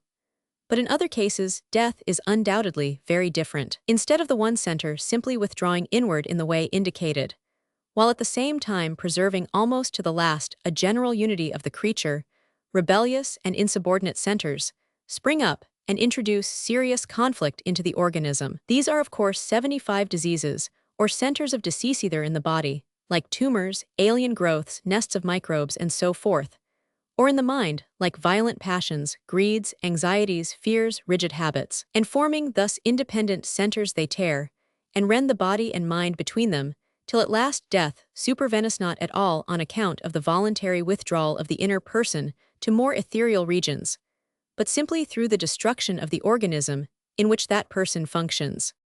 It is evident, whatever view one may take of that inner person and its purgation into other regions of existence, that the former mode of death is the more normal, natural, and desirable of the two, and the one which we should encourage and cultivate, and that the latter is likely to be painful, undignified, and even repulsive. From this point of view, to strengthen the organizing, regulating power of the body, as against local growths and insurgencies, seems in general terms the best line to tacketh best way of prolonging life, and of rendering death fairly easy and negotiable. The outlying centresses represented by the various organs and faculties, both of the body and of the mind, have to be kept during life in subordination to the main center, and as far as possible in decent harness and exercise, so as to become neither too slack on the one hand, nor too rowdy and insolent on the other. In this way, when the 76 vital forces decay, these organs and faculties remain still subservient to the central being, and becoming comparatively quiescent make room for its further passage and development. There are indeed some cases of death, in which the whole inner spirit and consciousness of the man seems to pass on unchanged, while the rabble-rout of the body simply falls away, or is left behind, like a disused garment or husk, as we have said. It should, however, be noted that the strengthening of the organizing and regulating forces does not, and must not mean the introduction of rigid and quasi-tyrannical habits, however good such habits may be supposed to be. The interior personas, we shall see laterus far too great and free to be adequately represented by any such habits or regulations, even the best, and they really belong to the lower mind or body. Their dominance leads to an ossifying or woodening and valetudinarian tendency in the organism, which is as bad in its way as the uncontrolled or inflammatory tendency. To avoid these opposite pitfalls, and to live sanely and sensibly, in a certain close touch with nature and with the roots of human life, is no doubt difficult, especially under the ordinary conditions of civilization. Yet it is surely well worth while, both for the sake of life itself and for the termination of it. And to keep a certain command of the situation during the mid-period of one's day is probably the best way toward commanding the situation at the end. But the 77 ordinary medical methods, with their drugs, their stimulants, their sleeping draughts, their operations, their injections of morphia, serums, and so forth, are surely acting all the time in the opposite direction. Their tendency surely is to confuse and weaken the central agency, while at the same time they excite and sometimes madden the local centra. Still, not unfrequently the patient dies, confused, unconscious, wrecked, and a mass of disorders and corruption. The launching of a ship on the great ocean is a thing that is prepared for, even during all the period when the vessel is being built and perfected. I am not a professional, but will no one write a manual on the subject, even from the medical and physiological point of view, how to prepare for death, how to go through this great change, with some degree of satisfaction, command, and intelligence. Above all, may we have a truce to the so common and unworthy conspiracies between doctors, nurses, and relatives, by which, for the sake of keeping the patient a few hours, or at most a few days longer alive, the unfortunate one, instead of being let alone and allowed to die peacefully as far as may be, and as indeed in 9 cases out of 10, he himself diseresis, on the contrary, tormented defenseless, as he is with operations, inoculations, and medical insults of all kinds up to the very last. The thing has become a positive scandal, and though the ignorant importunities of lay relatives may sometimes be 78 deplorable, yet the prospect in one's last moments of falling into the hands of professionals is even worse, and adds a new terror to dissolution. It is at any rate a consolation to know that whatever pains and torments of illness may have preceded, they generally pass away before the end, and notwithstanding such current expressions as death agonies, last struggle, and so forth, the hour of death itself is mercifully calm and peaceful. Walt Whitman, who, in his hospital labors in the American Civil War, must have been present at a vast number of deathbeds, has recorded that in the great majority of cases the end comes quite simply, as an ordinary event of the day, like having your breakfast. Death is no more painful than birth, says Dr. Edward Clark in his book on visions, a study of false sight, and most doctors will agree to the general truth of this expression. There is a certain sacredness in death, which should surely be respected. There is too, we may say, in most cases, a sure instinct which comes to the patient of what is impending and of what is needed, and every effort should be made to secure to the sufferer a quiet period during which he may effect the passage, for himself, disturbed as little as possible by the grief of friends or the interferences of attendants. 2. Psychical. We may now discuss the subject in hand somewhat more from the psychical side. Not that in these matters, the physical and the psychical can ever be completely dissociated, but that having in the preceding section leaned more to the physical side, it may be convenient now to lean rather to the psychical. And there is certainly an advantage here, namely, that from this side we may not unreasonably say that the art of dying can be practiced. It is really possible to approach, or even perhaps to pass through death on the mental plane, by voluntary effort. Most people regard the loss of ordinary consciousness, apart from sleep, with something like terror and horror. The best way to dispel that fear is to walk through the gate oneself, every day to divest oneself of that consciousness, and, mentally speaking, to die from time to time. Then one may get accustomed to it. Of all the hard facts of science, as that fire will burn, that water will freeze, that the earth spins on its axis, and so forth, I know of none more solid and fundamental than the fact that if you inhibit thought and persevere you come at length to a region of consciousness below or behind thought, and different from ordinary thought in its nature and character, a consciousness of quasi-universal quality, and a realization of an altogether vaster self than that to which we are accustomed. And since the ordinary consciousness, with which we are concerned in ordinary life, is before all things founded on the little local self, and is in fact self-consciousness in the little local sense, it follows that to pass out of that is to die to the ordinary self and the ordinary world. It is to die in the ordinary sense, but in another sense it is to wake up and find that the I, one's real, most intimate self, pervades the universe and all other beings, that the mountains and the sea and the stars are a part of one's body, and that one's soul is in touch with the souls of all creatures. Yes, far closer than before. It is to be assured of an indestructible immortal life, and of a joy immense and inexpressible, to drink of the deep well of rest and joy, and sit with all the gods in paradise. So great, so splendid is this experience, that it may be said that all minor questions and doubts fall away in face of it. And certain it is that in thousands and thousands of cases, the fact of its having come even once to a man has completely revolutionized his subsequent life and outlook on the world. Of exactly how this inhibition of thought may be practiced, and of all its collateral results and implications, it would be out of place to speak now. Sufficient at present to say that with the 81 completion of this inhibition, and the realization of the consequent change of consciousness, even if it be only for a timeth, ordinary mental self, with all its worries, cares, limitations, imperfections, and so forth, falls completely off, and lies for the time like a thing dead, while the real man practically passes onward into another state of being. To experience all this with any degree of fullness is to know that you have passed through death, because whatever destruction physical death may bring to your local senses and faculties, you know that it will not affect that deeper self. I mean that having already become aware of your real self as pervading the life of other creatures, and moving in other bodies than your so-called own, it clearly does not so very much matter whether the one body remains or passes. It may make a difference certainly, but not a fatal or insuperable difference.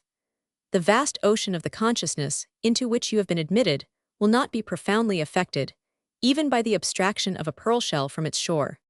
We have spoken of the protozoa more than once in these connections, and it has been said that the protozoa have been considered immortal because, though they divide into separate cells or organisms, the life remains continuous, and because though some of the descendant cells may die, yet the life goes on, so that even in the 100th generation the self or ego of a particular cell may be identical with that of the first parent. And in the case we are considering we have something similar, for when the common life of souls is once recognized and experienced, it is clear that nothing can destroy it.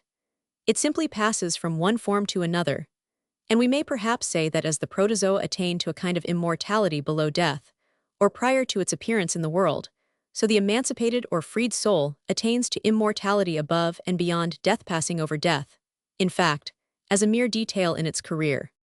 I say, this heart and kernel of a great and immortal self, this consciousness of a powerful and continuing life within, is there however deeply it may be buried within each person, and its discovery is open to everyone who will truly and persistently seek for it. And I say that I regard the discovery of this experience with its accompanying sense of rest, content, expansion, power, joy, and even omniscience and immensity as the most fundamental and important fact hitherto of human knowledge and scientific inquiry, and one verified and corroborated by thousands and even millions of humankind. Doubtless, as already suggested, questions may arise and will arise as to the exact nature of this continuing life, its exact relation to the local personal consciousness, as well as to what 83 is called the subliminal self, how far definite personality and memory go with it, and so forth.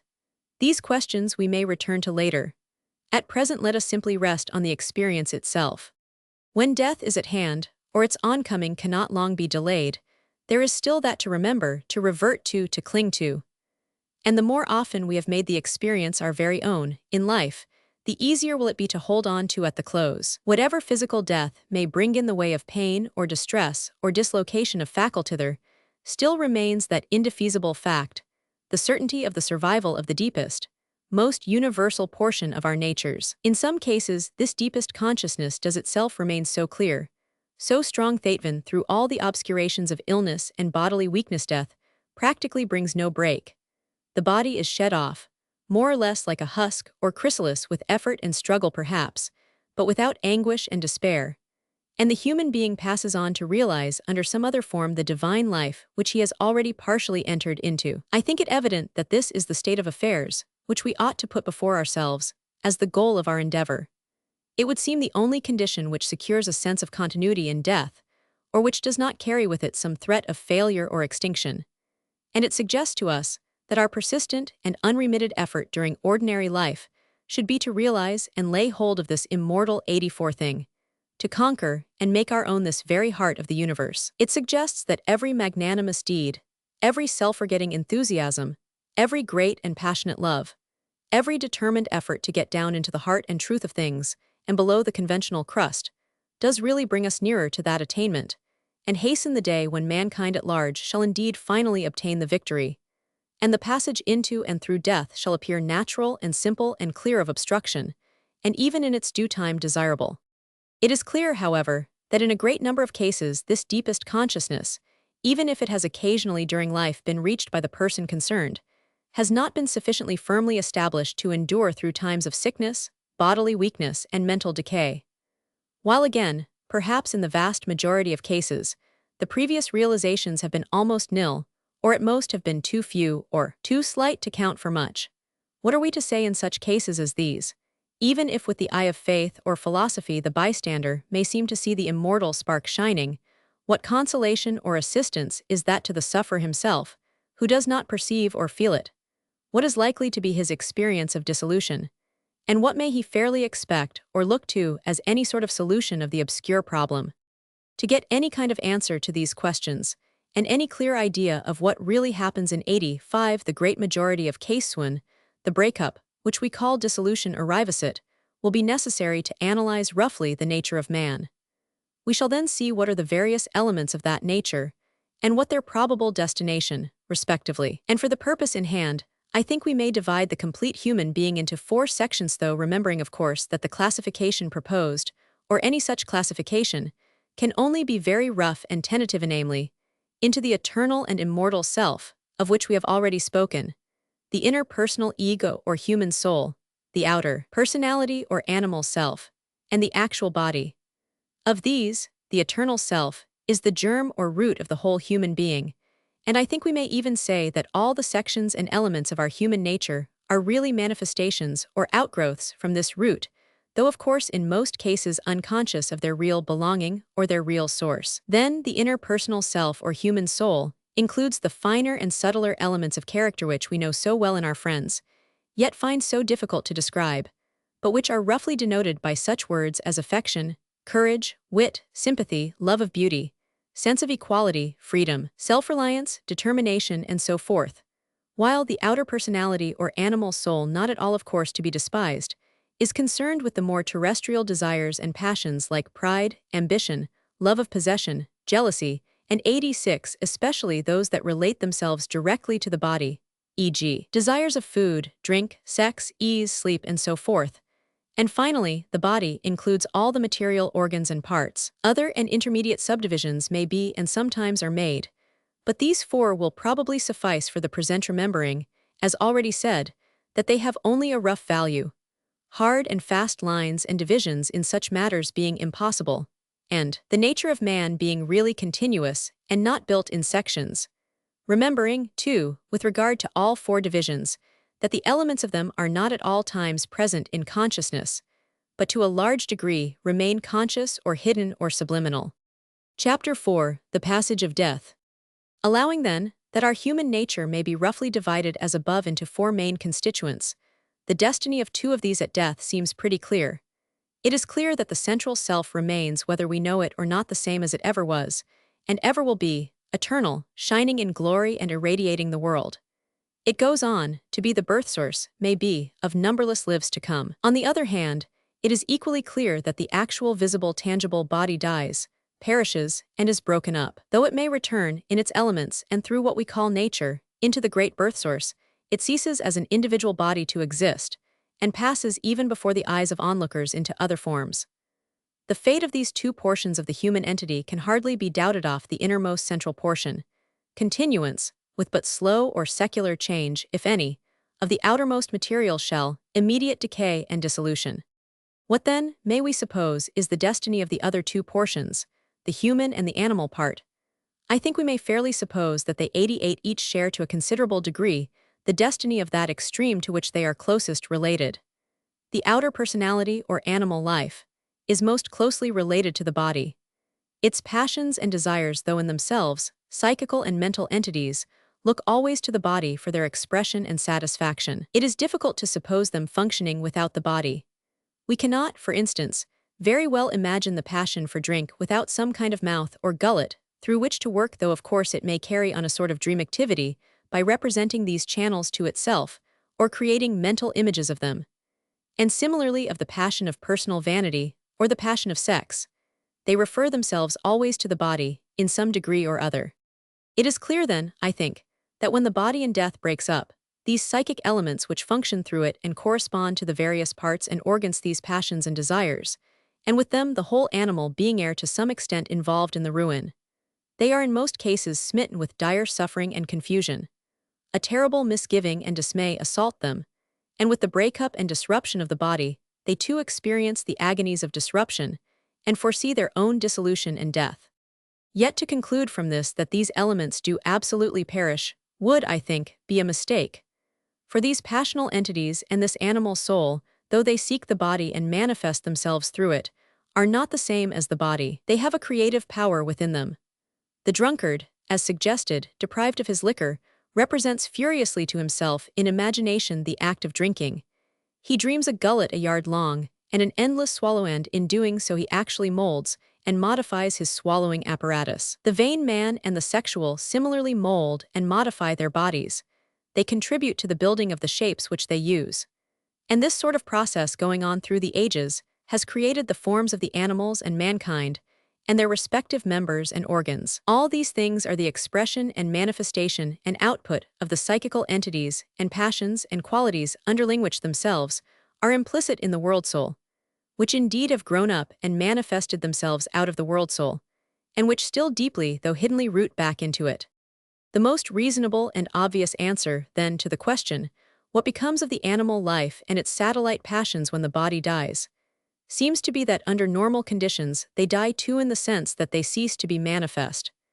They die, like the body, only with this 90 difference, that being psychical Roman 1e, having a consciousness and a self underlying, while the body dies back into earth and air, they die back into the psychic roots from which they originally sprang, that is, into that form of the self or world soul of which they are the manifestation is.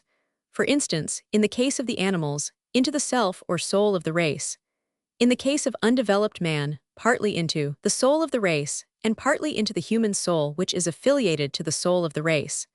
And in the case of perfected man, entirely into the human soul or inner personality, which, having now found and established its union with the supreme and eternal self, is no longer dependent on the soul of the race, but has entered into a divine and immortal life of its own.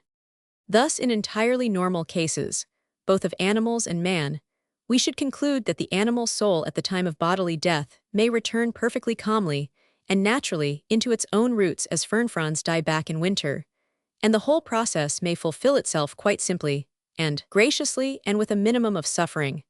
But this can only be expected to happen in instances where instinctively, as in healthy animals and primitive men, or intentionally, as among a few of mankind, the perfect unity, physical and mental, of the organism has been preserved. In such cases, each desire and passion, standing in a close and direct relationship to the spirit or self of the whole organism, is easily and willingly indrawn again at the appointed time, and there is little 91 or no struggle or agony. But in the great masses of mankind, especially in the domains of civilization where this unity has been lost, it is easily seen that many of the passional elements, loosed from the true service of the informing spirit, carry on a mad and violent career of their own. And to curb these, or reduce them to orderly acquiescence and subordination, is almost impossible. On the contrary, with the general weakening of the total organism, they often break out into greater activity. The ruling passions, strong in death, push themselves to the fore and tyrannize over the failing or aging man, and render his actual dissolution stormy and painful. And not only so, but they sometimes generate phantasmal embodiments of themselves which haunt the dying man, or even become visible to outsiders.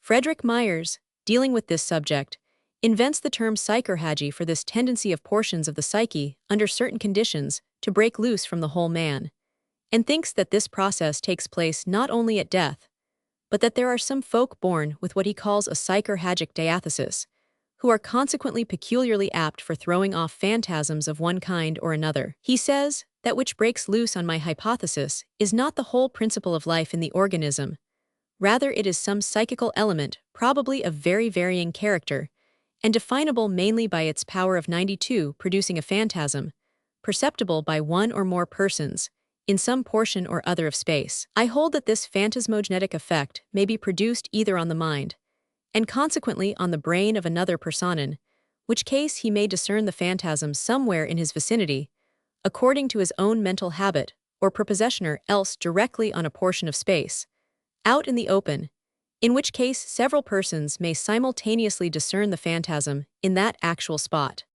Myers then proceeds to give a great number of very interesting and extremely well-attested cases of such phantasms, ranging from merely momentary apparitions of persons during their life, or at the hour of their death, to the persistent haunting of houses over a long period. And I mention this in order to show that there is good authority now for believing it possible, not only that phantasms may be generated by the disintegration of the diseased or dying organism, which will haunt the patient himself, but that in cases, the psychic elements generating these phantasms may be powerful enough to create a ghostly body, which may endure, surviving the earth body, and manifesting itself to outside observers on occasions for a considerable time.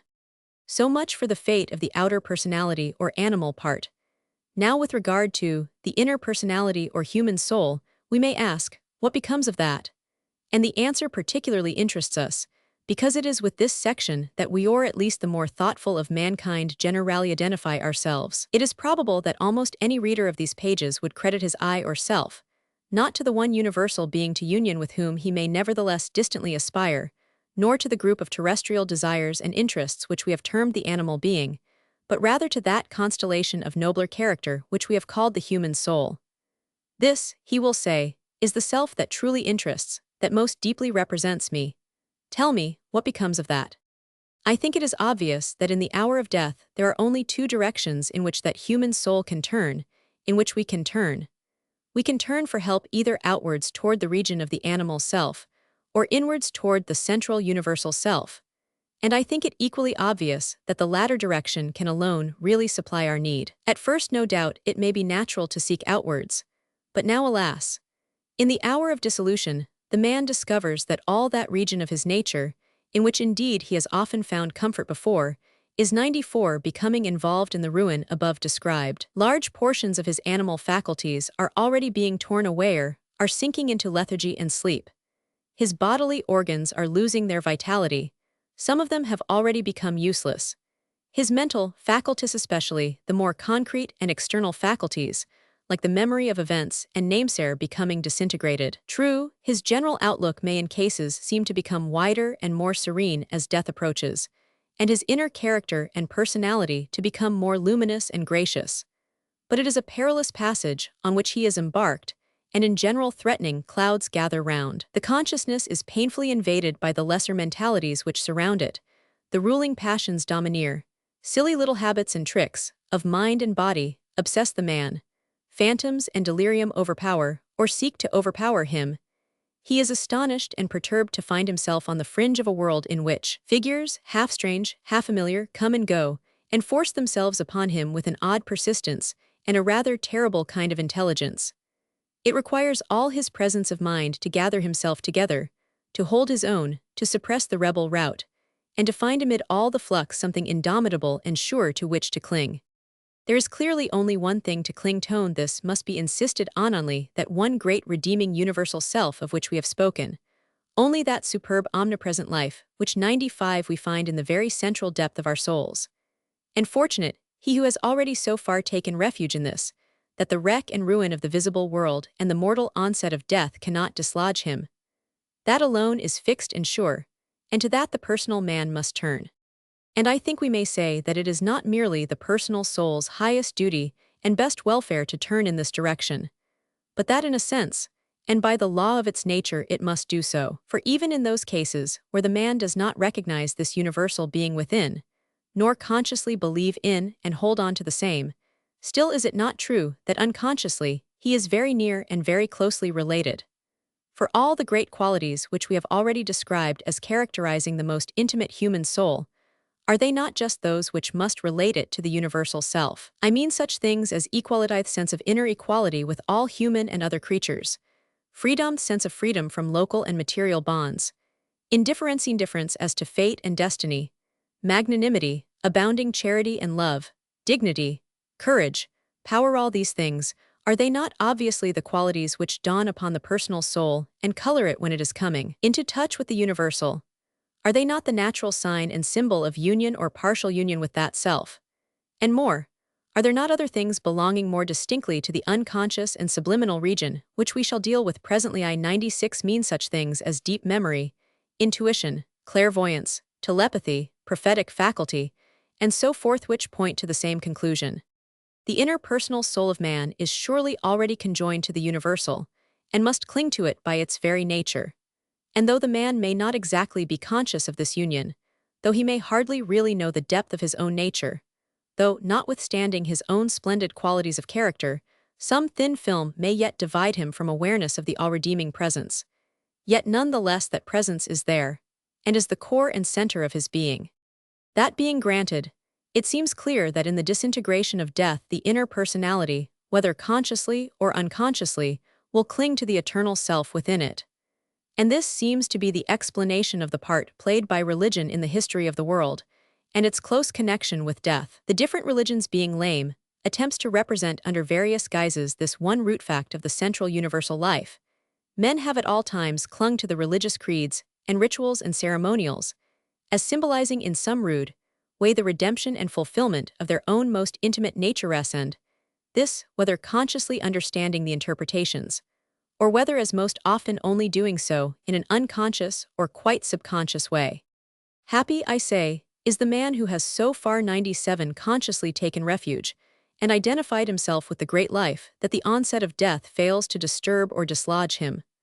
For him, a wonderful passage is prepared, amazing indeed and bewildering, baffling at times and exhausting, yet by no means dismaying or terrifying. But for the ordinary mortal, who has not yet arrived at this, for whom the presence beheld perhaps intermittently before, is now clouded and withdrawn from his decisive reach, for such a man it would seem best, and most natural, simply to gather and compact himself together as firmly as possible, and detaching his mind as well as he can from its earthly entanglements and hindrances, to launch forth boldly, and with such faith and confidence as he can muster, on his strange journey. There is a plant of the Syrian deserts, rows of Jericho about the size of our common daisy plant, and bearing a similar flower, which in dry seasons, when the earth about its roots is turned into mere sand, has the presence of mind to detach itself from its hold altogether, and to roll itself into a mere ballflower, root and all. It is then blown along the plains by the wind and travels away until it reaches some moist and sheltered spot, when it expands again, takes hold on the ground, uplifts its head, and merrily blooms once more. Like the little rose of Jericho, the human soul has at times to draw in its roots, which we may compare to the animal part, and separate them from their earthly entanglement. Even the sun in heaven, which it knows 98 distantly for the source of its life, may be obscured, but compacting itself for the nonce into a sturdy ball, it starts gaily on its far adventure. May we presume at all to speculate on the soul's actual passage out of this world, and its experiences on the way. No doubt there are queer things to be encountered. I think it is obvious that if the soul passes out of this terrestrial world of ours into another state of existence definite, but quite imperceptible to our present senses, there must be a borderland region in which phenomena occur of an intermediate character faintly and fitfully perceptible by our present faculties, but lacking in the solidity and regularity of our present world. Borderland phenomena in two senses, as being due partly to the breakup of our present senses and the present stage of existence, and b partly to the glimmering perception of forms and figures belonging to a farther stage. With regard to it is of course common for the mind to wander, and for all sorts of phantoms and hallucinations to obsess and cloud it in the last stages of illness. And these vagaries of the mind are no doubt due to or connected with excess or deficiency of circulation in the brain, and morbid physical conditions of one kind or another. But it is possible that a wider and more general view than that may be taken concerning them. I have already referred the reader to the note at the end of 99 this chapter. All our desires and passions are psychical entities, having a life and consciousness of their own, though affiliated to the total soul within which they work. All our organs and functions are carried on by intelligences, similarly affiliated, yet in degree independent. Under normal conditions, we are unaware of these entities, and intelligences. It is only when they rebel that they come decisively to our notice. In disease, mental and physical, there is rebellion. We become painfully conscious of the independent and often undesired activity of our organs, and of our passions, and so, unfortunately for them, do our friends. In morbid states of mind and body, certain functions, certain passions, take on an independent vitality to such a degree that at last they endue a kind of personality, and give rise to strings of phantasms which we believe to be real. In dreams, though there is not exactly rebellion, the higher powers of the mental organism being at rest, the lesser functionaries similarly display an extraordinary and impish activity, and present us with amazing masquerades of actual life. What then, we may ask, does probably happen in the moment of death, when the organism has become wasted and enfeebled by disease, and when the nucleus of the man, the inner personality, has compacted itself together into close compass in preparation for its long journey? What happens to all those marginal desires, which have chiefly occupied themselves with the affairs of the body 100, or lower, mind, those innumerable little spirits and imps which, as we discover in dreams, or by closely watching our waking thoughts, are continually planning and scheming their own little successes and gratifications? What happens to the 1,001 intelligences which carry on the functions and processes of the organism, and whose labors, now that the bodily life is coming to an end, are no more needed? Is there not a danger, or at least a likelihood, of this strange masquerade of dreamland, of these painful obsessions of disease, being repeated with ever-increased intensity? True that if the organism has been kept so well in hand during life as to cause all outlying passions and desires to weaken and become quiescent simultaneously, with the body, or at least to go back quietly into the kennels of a long sleep like a pack of hounds when the chase is over, then these phantoms, these obsessions, may in that last hour be conspicuous by their absence. But since in the vast majority of cases this is not, and cannot be so, it seems more probable that as a rule the departing soul will make its exit, not only through the perishing bodily part, but through a mass of debris, as it may be called, of the mind chiefly, though perhaps not entirely the animal mind, through a cloud of tags and tatters of mentality, thrown off in the final crisis. It seems probable that just as the actual body, bereft at death of its one pervading vitality, breaks out in a mass of corruption or minute multitudinous 101 life, so there is a tendency, at any rate, for the lower mind to break out into a strange ghostly rabble, a cloud of phantasms, exhaled and projected from the dying person. Of these phantasms most, no doubt, are only visible to the patient himself, though that does not render them any more agreeable as visitors. Others are discernible by clairvoyance present, while others again are distinctly seen even by persons at a distance in space, or timias in the numerous and well-authenticated instances of wraiths. The picture is not altogether pleasant, but it has a certain general congruity with admitted facts, and with a fairly accepted body of tradition and theory, and provisionally, I suppose, we may accept it. It seems likely, then, that the passage of the inner self, or human soul, out of life, and its delivery in another world, the other side of death, may very closely correspond to the birth of a babe under ordinary conditions into this world.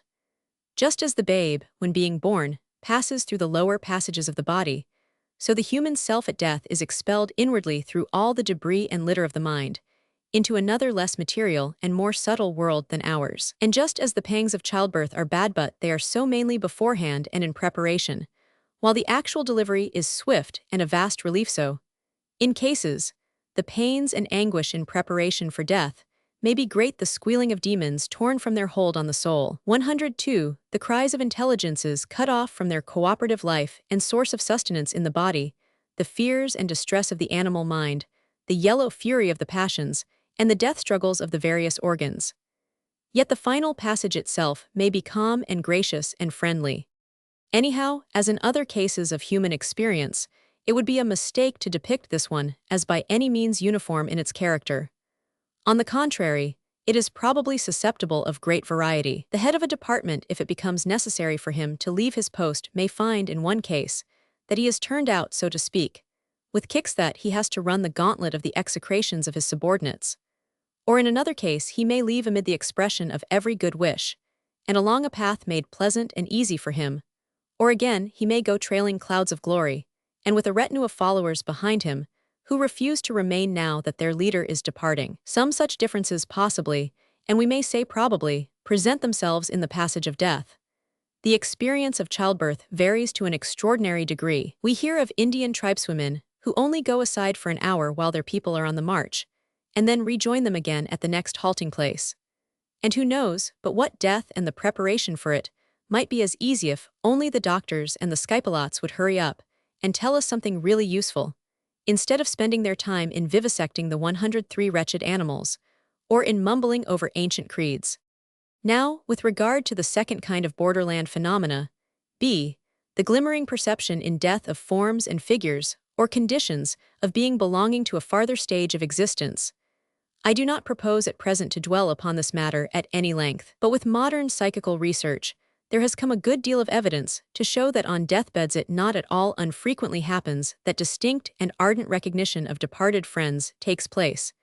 And though, no doubt, it may seem possible to explain these as cases in which the simple memory of a departed friend is very powerfully resuscitated, still this explanation hardly covers a good many cases, such as those, for instance, in which the dying person was unaware that the friend had died, and yet apparently recognized him as a visitor from the Bayan world. Also, of course, modern research has brought forward some amount of testimony in favor of actual communications with the departed through the agency of entranced mediums, so that, though this whole matter is still sub judice, we may with fair reason suppose that both in transit conditions and in the hour of death there are not merely apparitions and phenomena due to disintegrations on this side of the border, but also some kind of real communications and manifestations from the other side. Anyhow, it is clear that each person's experience 104 of death is likely to depend a good deal on the question as to where the center of gravity of his self-consciousness is placed. And thought as a part of the art of being, the object of our endeavor, should be to throw during life the self-consciousness inward into that part of our being which is durable and immortal in its nature, into that part in which we are united, and feel our union with other creatures, into that portion where the word itself, self-consciousness, ceases to have a petty and sinister meaning and becomes transformed with a glorious signification. In that case, it is indeed likely that the soul may be endowed beforehand with divine vision. It must be our object, by throwing our consciousness always that way, to strengthen the power of the inner soul over the outer personality and all its functions, and at the same time to rivet more and more the hold of that inner soul on the one self, the source of all vitality and center of limitless power. If we only understand it so that ultimately the outer and animal personality, though always beautiful in its nature, and not to be despised ceases largely to have an independent and uncoordinated vitality of its own, or to be the scene of uncontrolled activities and conflict, and becomes more the expression and instrument of the inner self. To such a degree indeed that at the dissolution of the body the animal soul, passing into slumber, easily dies down to its deep roots in the human soul, there of course to await its future reawakening, and 105 thus leaving the latter liberated from earth entanglement and free to start like the Syrian rose on its long journey. In this freeing for the forward journey there must, one would think, be a great sense of joy and satisfaction even, as there must be in the freeing of a mayfly from its water-bred pupa into the glory of air and sunshine, just as it obviously is notwithstanding some drawbacks a joy to the babe to enter upon its new life, so it may well be that to the dying person notwithstanding the perils of the change, the fears of the unknown, the parting with friends, the apparent rending of cherished tither, is a strange joy in shelling off the old husks, and in getting rid of the accumulations and dead rubbish of a lifetime. 1,001 tiresome old infirmities and bonds of body and mind know, for the first time realized in their true meaning, slip off, and the ship of the soul, to port and hawsers tie no more returning, departs with a strange thrill and quiver upon its endless cruise. The details of this launch and departure we cannot of course ordain. The mode of death is not always within our sphere to determine. Accident may decide, or some hereditary weakness for which the individual can hardly be held responsible.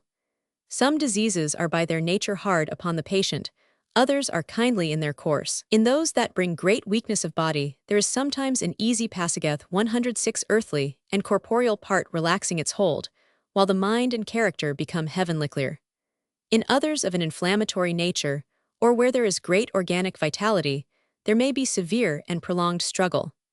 Anyhow, one can imagine the relief when the process is complete. It is not uncommon to experience a strange expansion of the spirit, on occasions, when the body is seriously weakened by ordinary illness. What must this expansion be, when the body finally succumbs to this sense of immensely enlarged life, this impression of sailing forth toward a new and boundless ocean? How strange to stand a moment on the brink of terrestrial mortality, and to be conscious oft o' see, even with the inner visual powerth shell one has left behind, with all its commonplace and banal surroundings, concrete indeed and material enough, but lying now outside oneself something almost foreign to one and indifferent, abandoned on the very margin and shore of real life, to stand for a moment, and then to turn and pass inward into that subtle and immense ethereal existence, now to be learnt and explored, which lies within and informs and transfuses all our solid world, and surpasses all its boundaries. Note to Chapter 6. In order not to burden this already rather lengthy chapter with matter which may not be needed, I append here some general considerations for those who have not given much attention to the subject of the various grades of consciousness in the body considerations, tending to show that the various parts and passions of the body and mind have a life and intelligence of their own, and that the whole human organism is a hierarchy, not always perfectly harmonious, of psychic entities.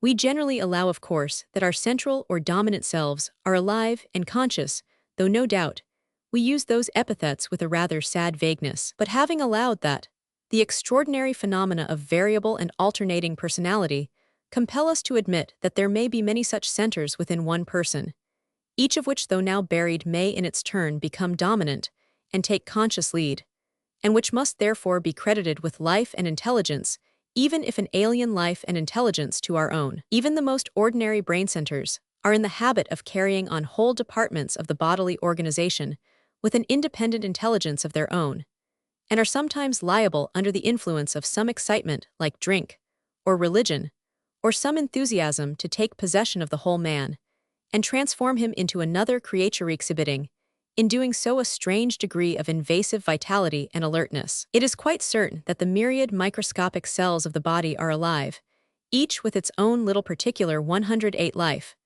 and the more one studies these cells, the more difficult it is not to credit them each, in their degree, with a particular consciousness or intelligence. And each body organ, again, composed of a congeries or colony of body cells, has a life of its own on and beyond that of its component cells, and exhibits curious signs too of intelligence and emotion, which often, especially in sickness, affect the moods and thoughts of the entire man. The whole of the subconscious world, In fact, that world, which only occasionally breaks through into the upper consciousness, must be allowed to be alive, and in its various degrees, methodical and calculating. This is well seen in the phenomena of dreams and of hypnotism, in both of which the most acute and diabolical ingenuity is often shown as of weird imps working in dark chambers of the brain, quite unbeknown to their supposed lord and master, or in the extraordinary phenomena of trance and automatic speaking and writing, or in telepathy and clairvoyance, or again in the craftiness of utter lunatics, or in the strange evasions and mental dodgery which, as just hinted, are induced by diseases of certain organs, or in the phenomena of mental healing, where an appeal to the subconscious intelligence in any and every corner of the body is often followed by extraordinary response, or in the subtle instinctive knowledge and perception of babes and of animals long before self-consciousness has developed, or again, in the sly cunning of ancient dotards, or in the complex bodily reflexes carried on perfectly unknown to ourselves during life, or in the continued functioning of some of the organs after death. In all these cases, and in scores of others not mentioned, it is clear that the majority of the processes of the human system are carried on by minor intelligences. They are indeed carried on by crowds of minor intelligences, which we accord the 109 epithet automatic, and which no doubt we regard as mechanical, as long, that is, as they work smoothly and without friction and opposition. But when they do not do so, when pain, disease, and lunacy cut in, when a violent burn sets the epithelial cells screaming, and the scream comes into our consciousness as the vibration of pain, when a diseased liver twists the events of life and the faces of our friends into malignant shape and mien, when lust and hypochondria people the mind with phantoms, and drink makes all the functions mad, then we say we are possessed with devils. Then we recognize, if only on the dark side, the pervading intelligence or intelligences of the body. It is like the head of a department, as I have said, whose subordinate officials are working under him agreeably and harmoniously. As long as that is the case, he may have in his mind a general outline of the working of the department. He probably is ignorant of most of the details. He certainly does not know personally many of his subordinates, but he superintends the working of the whole. Presently, however, occurs something of a strike or a mute, whereupon he discovers that vast numbers of his men are intelligently discussing questions or problems of whose existence he was almost ignorant. Personalities appear before him, whom, before, he knew at most only by name, and they argue their case with an acumen and vitality which surprises him. For the first time, in this revolt of his department, he comes to realize the amount of intelligent activity which is at work within it, beneath the surface. So it is with us in the case of disease. In health we have no trouble, unity prevails. As long as we are on top, and the intelligences which carry on the body are working on friendly terms with us, their minds do not intrude into our realm, and we are practically unaware of them. But when through 110 our mismanagement or other cause dissension breaks out, then indeed we realize what kind of forces they are with which we have to deal, and of what a wonderful hierarchy of intelligences the body is composed. Chapter 7. Is there an after-death state? In the last chapter, death was compared to birth, and it was said that probably the passage of the human soul into another world, on the other side of death, exactly corresponded to the birth of a babe into this world. And certainly, seeing these apparent movements into the visible and away from it again, it is very natural to assume that there is such another and hidden world, and to speculate upon its nature. But it may fairly be asked, is there after all any reason for supposing that there is a definite state of existence of any kind on that side? Is it not quite likely that there is only vacancy and nothingness, or at best a mere formless pulp of ether and electrons, or whatever it may be, out of which souls are born, and into which they return again at death? It is this question which I propose to discuss in the present chapter. Historically speaking, we know of course that early and primitive folk, letting their imaginations loose, peopled that other side, and rather promiscuously, with all sorts of fairy beings and phantom processions. Giant grizzly bears, divine 112 jackals, elves, dwarfs, satans, holy ghosts, lunar pitris, flaming sun gods, and so forth, ruled and raged behind the curtain in front of which the shivering mortal stood. But as time went on, the growing exactitude of thought and science made it more and more impossible to idly accept these imaginings. And it may be said that about the middle of last century, these cosmogonosphere, the more thoughtful among the populations of the Western world, finally perished, and gave place for the most part to a simple negative attitude. It was allowed that intelligences and personalities, human and animal, moved on this side of the veil, and were plainly distinguishable as operating in the actual world. But they, it was held, were more or less isolated and probably accidental products of a mechanical universe. That mechanical arrangement of atoms, and so forth, which we could now largely map out and measure, and which doubtless in the future we should be able completely to define, that was the universe, and somehow or other included everything. One of its properties was that it would run down like a clock, and would eventuate in time in a cold sun and a dead earth hand. There was an end of it.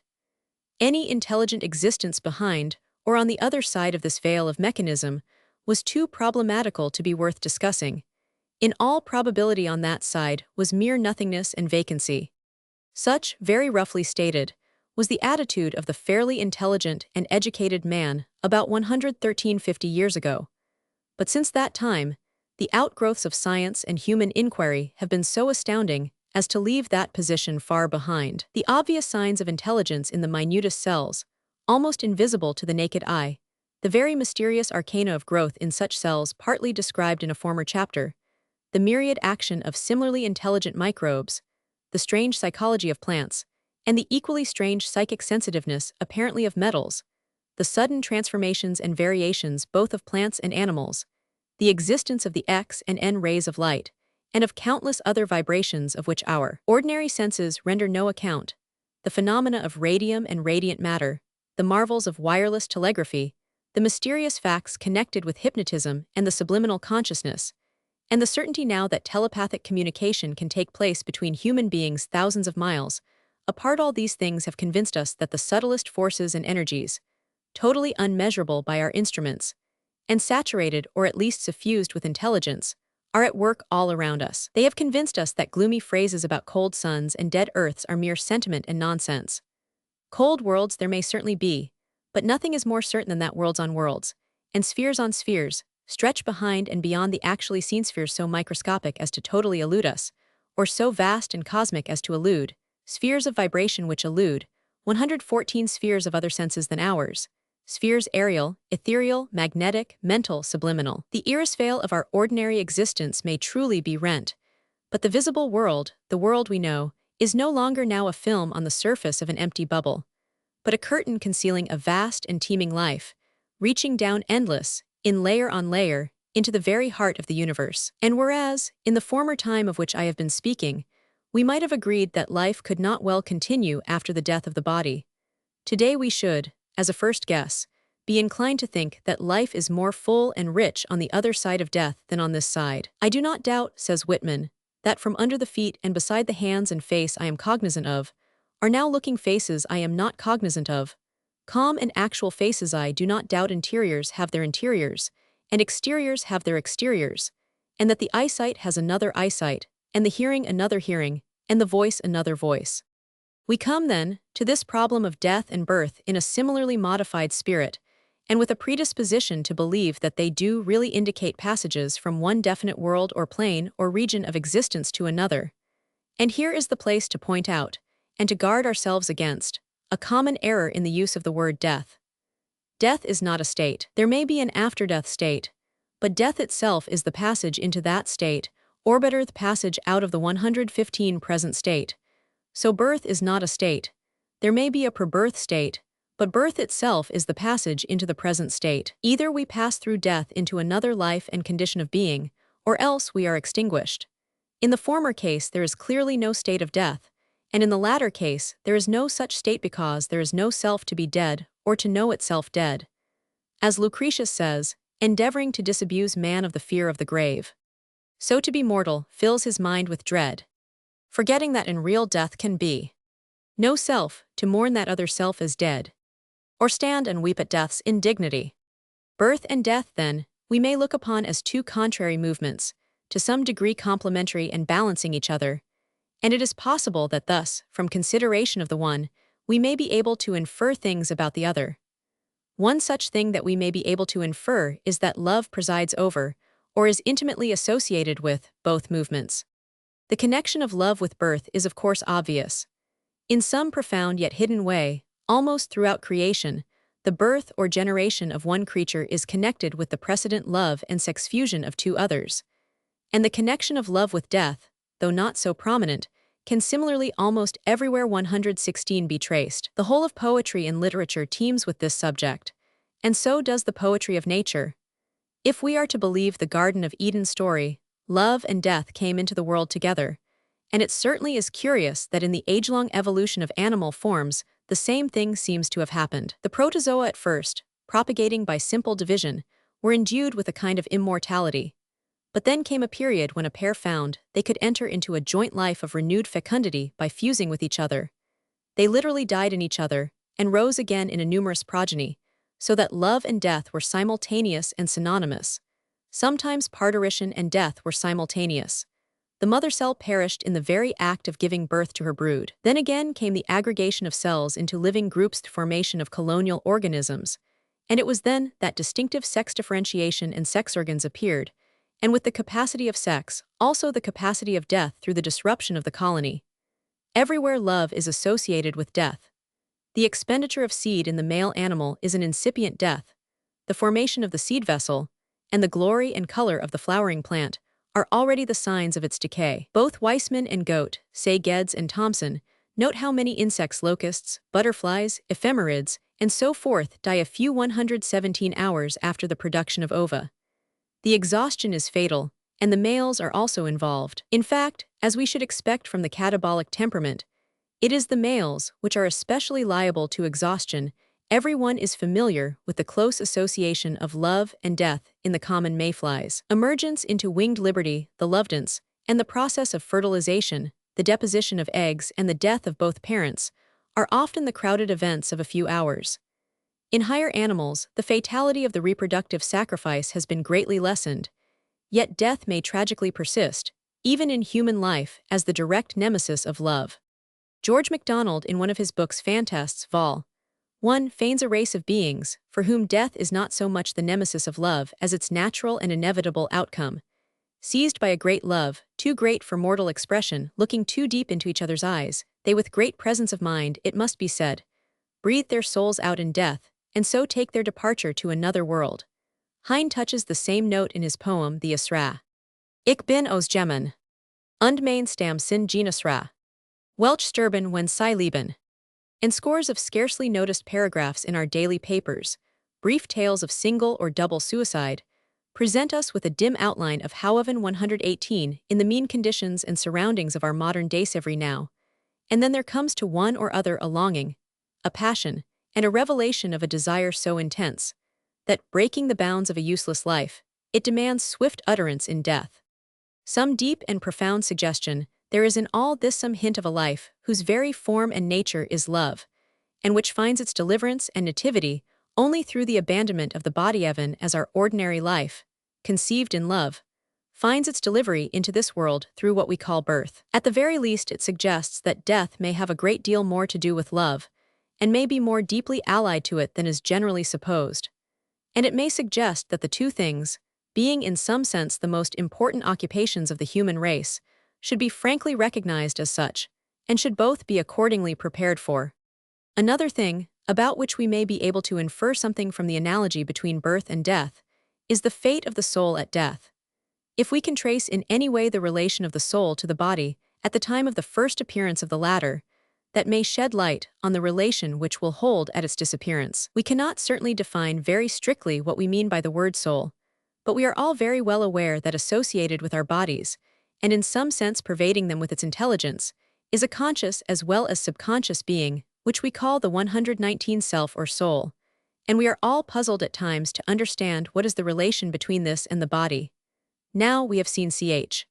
2. The genesis of the body from a single fertilized cell or germ, almost microscopic in size, and its growth by continual and myriadfold division into, say, a human form, and we have seen that every cell in the perfect and final form, every cell, of eye or liver, or of any part or organes there by linear descent, or division from that first cell, though variously adapted and differentiated during the process.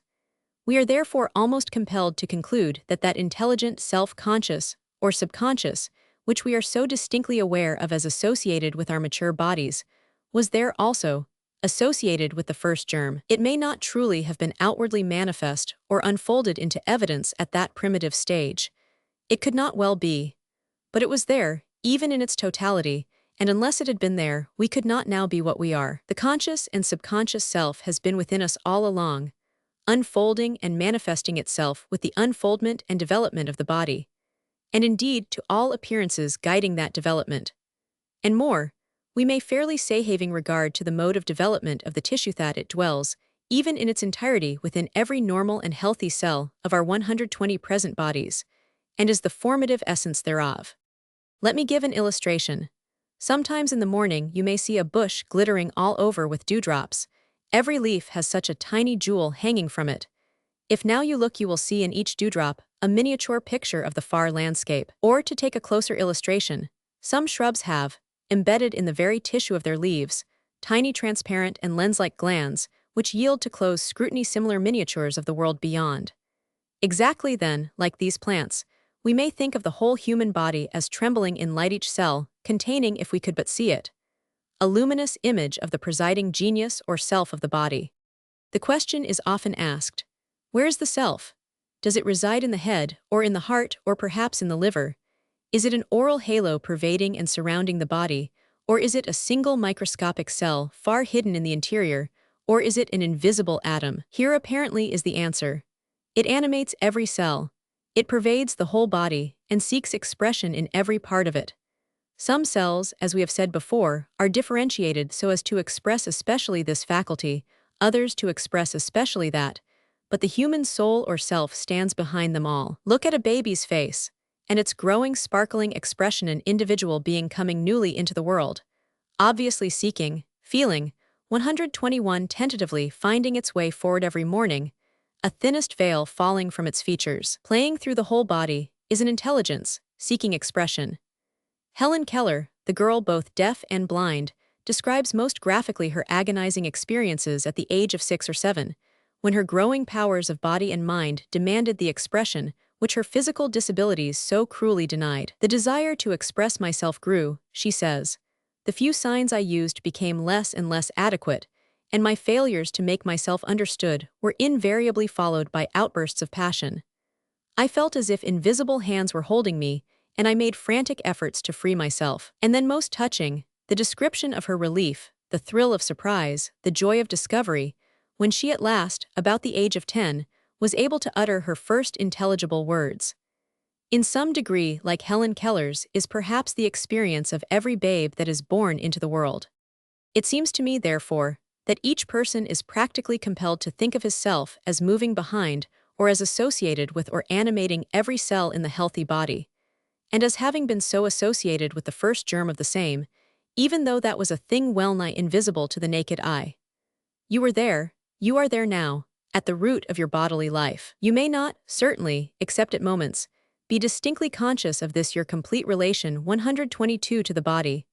But, as we have already said, the term self must be held to include the large subconscious tracts which occasionally flash up into consciousness, and which, when they do so flash, almost always, confirm this relation.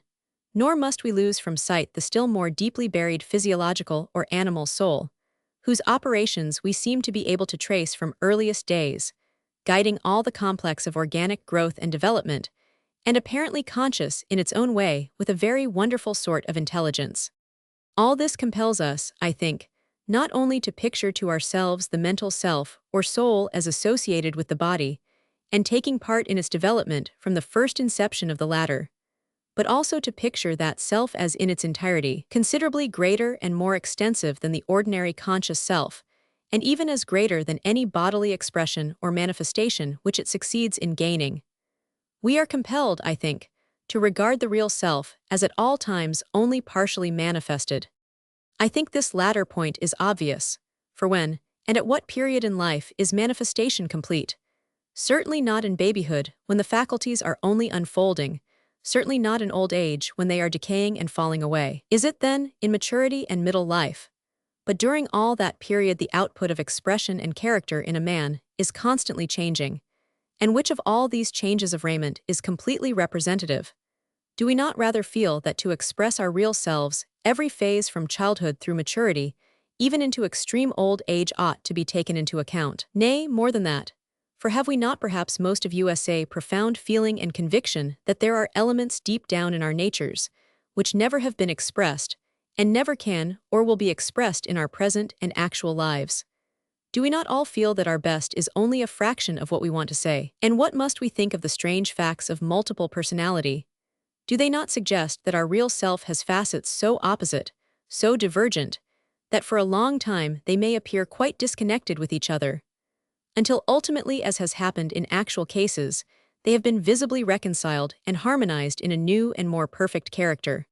With regard to this view that the real person is so much greater than his visible manifestation, Frederick Myers and Oliver Lodge have used the simile of a ship.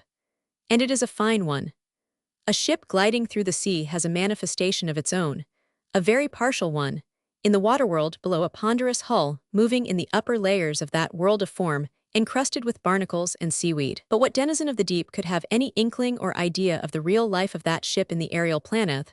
124 glory of sails and spars trimmed to the breeze and glancing in the sun, the blue arch of heaven flecked with clouds, the leaping waves and the boundless horizon around the ship as she speeds onward, the ingenious provision for her voyage, the compass, the helmsman and the captain directing her course. Surely, except in moments of divination and inspiration, we have little idea of what we really are. But there are such moments of profound grief, of passionate love, of great and splendid angers and enthusiasms, which dart light back into the farthest recesses of our natures, and astonish us with the vision they disclose. And perhaps more often there are moments which disclose the wonder self in others, if we do not recognize which is naturally not easy. Our own divinity, it is certain that we cannot really love without discovering a divine being in the loved one, a being remote, resplendent, inaccessible, who calls for and indeed demands our devotion, but of whom the mortal form is most obviously a mere symbol and disguise. There are times when this strange illumination falls on people at large, and we see them as gods walking. When we look even on the tired, overworked mother in the slum, and her face is shining like heaven, or on the plowboy in the field with his team, and see the mold and the material of ancient heroes. Yet of what is really nearest to them, all the time these folks say nothing, and we are astonished to find them haggling over halfpence 125, or seriously troubled about wireworms. It is as if a play, or some kind of deliberate mystification, were being carried on with disguises a little too thin. We see, as plain as day, and nothing can contravene our conclusion that it is only a fraction of the real person that is concerned. Yourself, then, I say, covering by that word, not only all that you and your friends usually include in it, but probably a good deal more existed, with all its potentialities and capacities, even in association with the first primitive germ of your present body. That germ was microscopic in size, and its inner workings and transformations were ultramicroscopic in character. We do not know whence they originated, and 126, whether we think of the soul which was associated with them as ultramicroscopic in its nature or as fourth-dimensional, does not much matter. We only perceive that it, the soul, must have been there, in an unseen world of some kind, pushing forward toward its manifestation in the visible. I do not think we can well escape this conclusion. But if we conclude that the soul existed before birth, or, more properly, at or before conception, in some such invisible world, then that it should so exist after death is equally possible, nay, probable. For after conception, by continual multiplication and differentiation of cells, the soul framed for itself organs of expression and manifestation, and thus gradually came into our world of sight and sense and ordinary intelligence.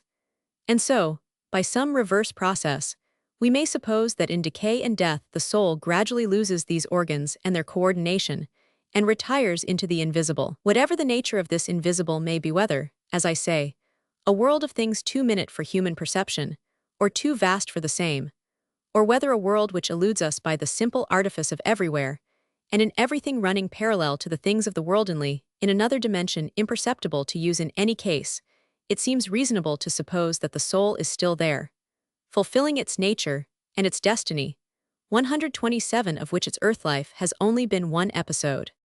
And if the apparent loss of consciousness, the loss of the ordinary consciousness at any rate which often takes place during the death change, seems to point to extinction and not to continuance, I think that that need not disturb us. For in sleep, in our nightly sleep, the same suspension of the ordinary consciousness takes place, as we very well know. Yet all the time the subconsciousness is functioning away, sorting out sounds, bidding us wake for some, allowing us to sleep through others, discriminating disturbances, carrying on the physiologies of the body, posting sentinels in the reflexes and guarding us from harm till, untired in the morning, it knits together again, the raveled thread of the ordinary consciousness, and renews our waking activities. And if this happens in our ordinary and nightly sleep, it seems at any rate possible that something similar may happen in death.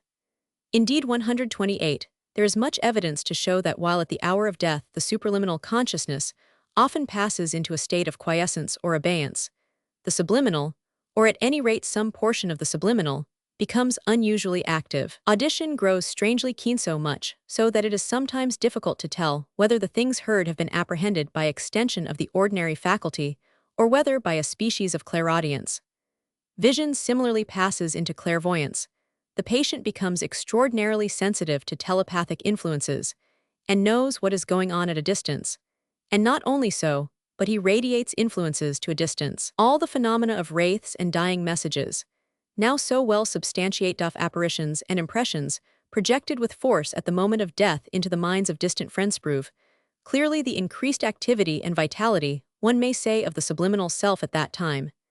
And this points, as I say, not to extinction and disorganization, but perhaps to the transfer of consciousness, more decisively, into hidden regions of our being. One hears sometimes of a dying person who, prevented from departure by the tears and entreaties of surrounding friends, cries out, "Oh, let me die." And one remembers the case, above mentioned, of the apparently dead mother who, so to speak, called herself back to life by the thought of her orphaned children. Such cases as these do not look like loss of continuity.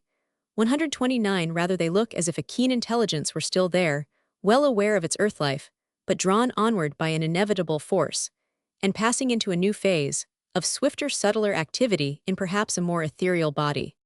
That the human soul does pass through great transformations, moltings, and sloughings, and metamorphose, and so forward from one stage to another, we know from the facts of life. Physiologically, the body takes on a new phase at birth, and another at weaning and teething, and another at puberty, and another in age at the change of life, and so on. And transformations of the soul or inner life, some of them very remarkable, are associated with these outer phases. The last great bodily change is obviously accompanied, as we have just indicated, by the development or extension of hidden psychic powers. What exactly that final transformation may be, we can only at present speculate, but we can see that, like the others, when it arrives it has already become very necessary and inevitable.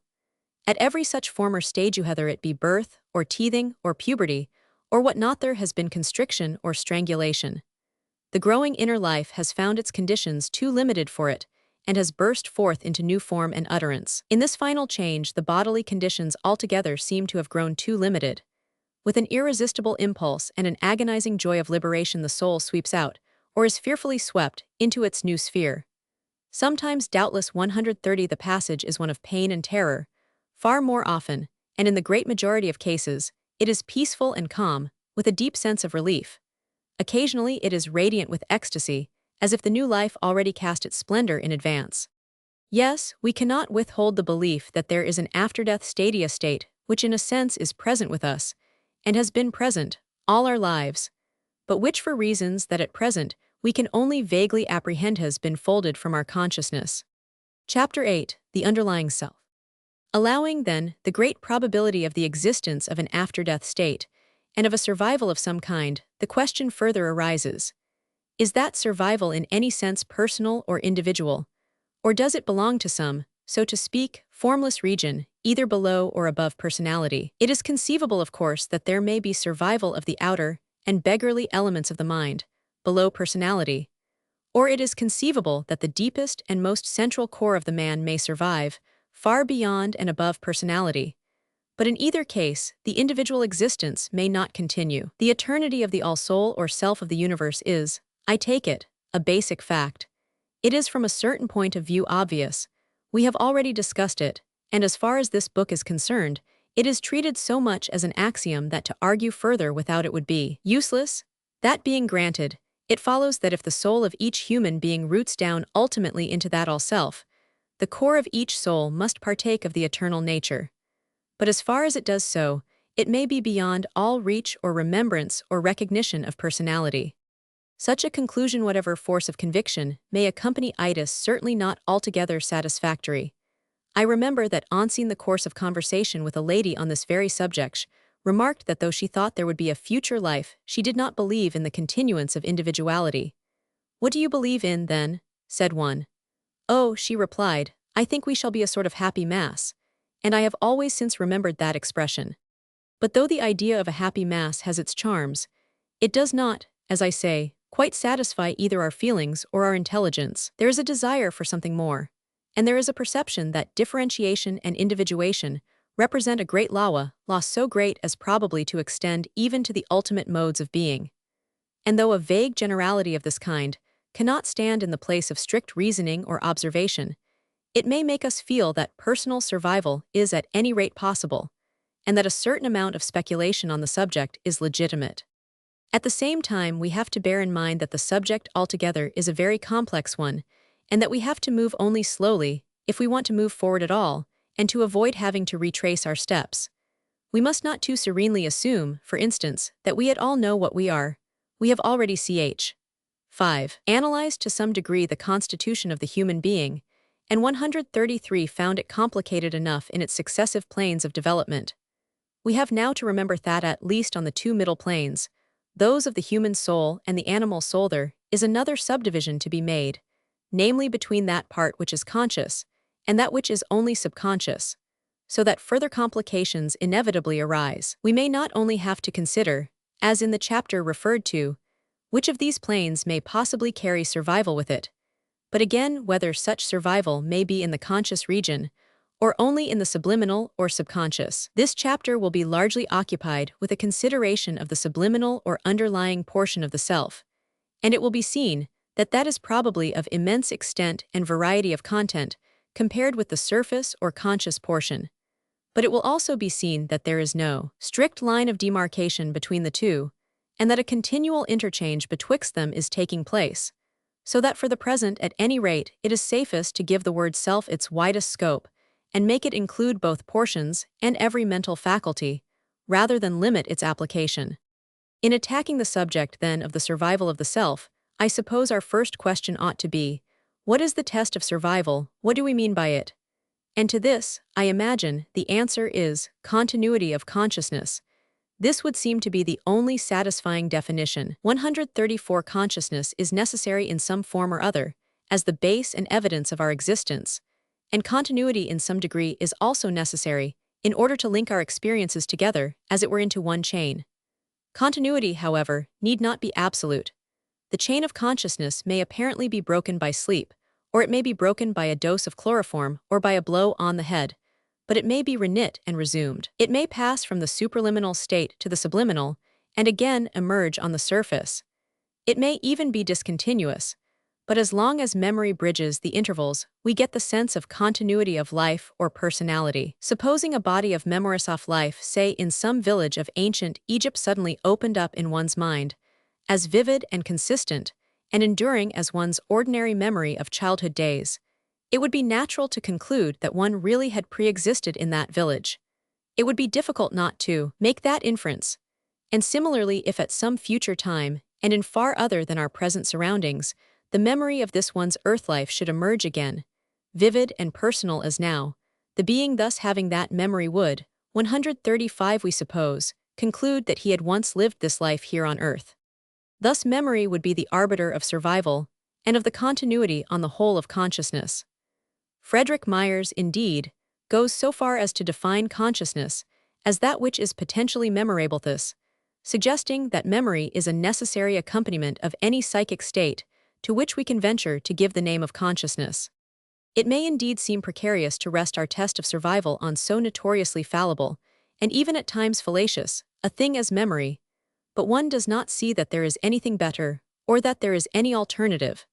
The memory may not be continuously enduring and operative, but if at any future time one should be persuaded of having survived from this present life, it must, one would say, be by memory in some form or other of this present life. And it must be remarked that though memory is fitful and fallible, these epithets apply mainly to the supraliminal memory, to that superficial memory which we make use of by conscious effort, and which often fails us in the moment of need. Deep below this, we dimly perceive, and daily are becoming more persuaded of, the existence of vast and permanent but latent stores, which from time to time emerge into manifestation.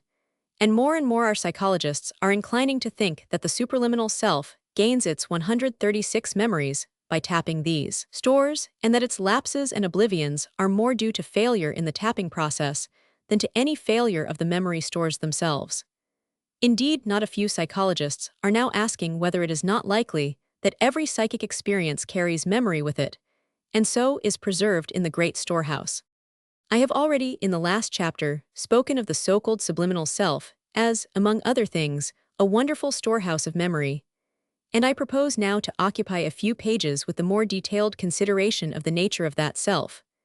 Because, as we are discussing the question of survival, our discussion, as I have just said, ought obviously to include the under as well as the upper strata of consciousness. We cannot very well confine our meaning and our inquiry to the little brain self only, and leave out of consideration the great self of the emotions and impulse soft genius, love, enthusiasm, and so forth. No, we must include both the more intimate, though more hidden, self, as well as the self of the facade and the front window. This hidden self is indeed an astounding thing, whose extent and complexity grows upon us as investigation proceeds. For when the term subliminal was first used, it had apparently a fairly simple connotation as of some one obscure and unexplored chamber of the mind. But now, instead of a single chamber, it would seem rather some vast house or palace at whose door we 137 stand, with many chambers and corridors, some dark and underground, some spacious and well-lighted and furnished, some lofty with extensive outlook and open to the sky. And the modern psychologists are puzzling themselves to find suitable names for all these new domains which, indeed, they cannot satisfactorily do, seeing they know so little of their geography. I can only attempt here very roughly, I am afraid, and unsystematically point out some of the properties and qualities of the underlying or hidden or subconscious self, whichever term we may like to use. In the first place, its memory appears to be little short of perfect, and at any rate to our ordinary intelligence and estimate, nothing short of marvelous. When a servant girl, who can neither read nor write, reproduces, in her wandering speech during a nervous fever, whole sentences of Latin, Greek, and Hebrew, which she could not possibly understand, and which had only fallen quite casually on her ears years before from the lips of an old scholar who used to recite passages to himself as he walked up and down a room adjoining the kitchen in which the girl at that time worked, we perceive that the under or latent memory may catch and retain for a lengthy period, and with strange accuracy, the most fleeting and apparently 138 superficial impressions.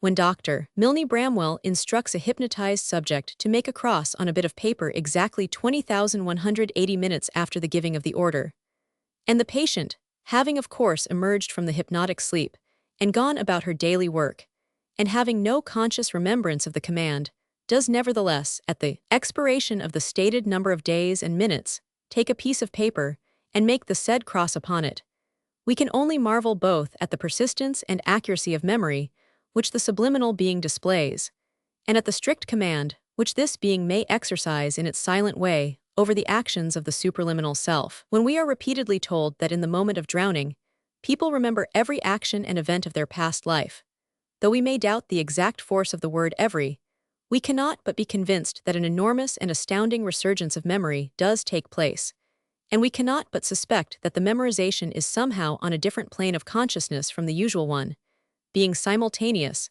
and in mass instead of linear and successive. Or when, again, a calculating boy or prodigy of quite tender years, on being asked to find the cubic root of 31,855,013, instantly says 317, or being given the number 17,861,139, immediately remarks that it consists of the factors 33753. We are reduced to the alternative suppositions, either that the boy's subconscious self works out these sums with a perfectly amazing rapidity, or that it has access to stores of memory and knowledge quite beyond the experience of the lifetime concerned. In all these cases, and hundreds and thousands of others which have been observed, the memory of the subliminal self, whether manifested through hypnotism, or in sleep or dreams, or in other way, seems to exceed in range and richness, as well as in rapidity, the memory of the supraliminal self. And indeed, Myers goes so far as to say that the deeper down one penetrates below the supraliminal, the more perfect is the remembrance. That, in cases where one can reach various planes of memory in the same subject, it is the memory furthest from waking life whose span is the widest, whose grasp of the organism's upstored impressions is the most profound. This is, I think, a very important conclusion, and one to which we may recur later. But the hidden being within us does not show this extraordinary command of mental processes merely in technical matters. Its powers extend far deeper, into such regions as those of genius and prophecy, the wonderful flashes of intuition, the complex combinations of ideas, which at times leap fully formed and with a kind of authority into the field of man's waking consciousness, obviously proceed from a deep intelligence of some kind, lying below, and are the product of an immensely extended and rapid survey of things, brought to a sudden focus. They yield us the finest flowers of art, and some at any rate of the most remarkable instances of prediction. For though there may be probably a purely clairvoyant prophetic gift, freed as it were from the obscuration of time, yet it cannot be doubted that much or most of prophecy is simply very swift and conclusive inference derived from very extensive observation. These flashes and inspirations are clearly not the product of the conscious brain. They are felt by the latter to come from beyond it. They are, in the language of Myers, uprushes from the subliminal self. And even beyond them, there are things which come from the same source. There are splendid enthusiasms and overwhelming impulses of self-sacrifice, as well as mad and demonic passions. Yet again, it is not merely command of mental processes that the subconscious being displays, but of the bodily powers and processes too. 141. Intelligent itself to the marvelous degrees already indicated, it is evident also that its intelligence penetrates and ordains the whole body. Everyone has heard of the stigmata of the crucifixion appearing on the hands and feet of some religious devotee, as in the celebrated case of Louise Leitao. Dr. Briggs of Lima once told a hypnotized patient that a red cross would appear on her chest every Friday during a period of 4 months, and, obediently, the mark appeared. A whisper in such cases is often sufficient, and the latent power swiftly but effectually modifies all the complex activities and functions of the organism to produce the desired result. What an extraordinary combination of elaborate intelligence and detailed organizing power must here be at work. And the same in the quite common, yet very remarkable cases of mental healing, with which we are all now familiar. Sometimes, acting quite apart from any oral suggestion or apparent outside influence, you find the subjective being taking most decisive command of a person's faculties and actions. This happens, for instance, in somnambulism, when the sleepwalker perhaps passes along the narrow and perilous ridge of a roof or wall with perfect balance and sureness of foot, adjusting 100 muscles in the most delicate way, and yet with total unconsciousness as far as the supraliminal self is concerned.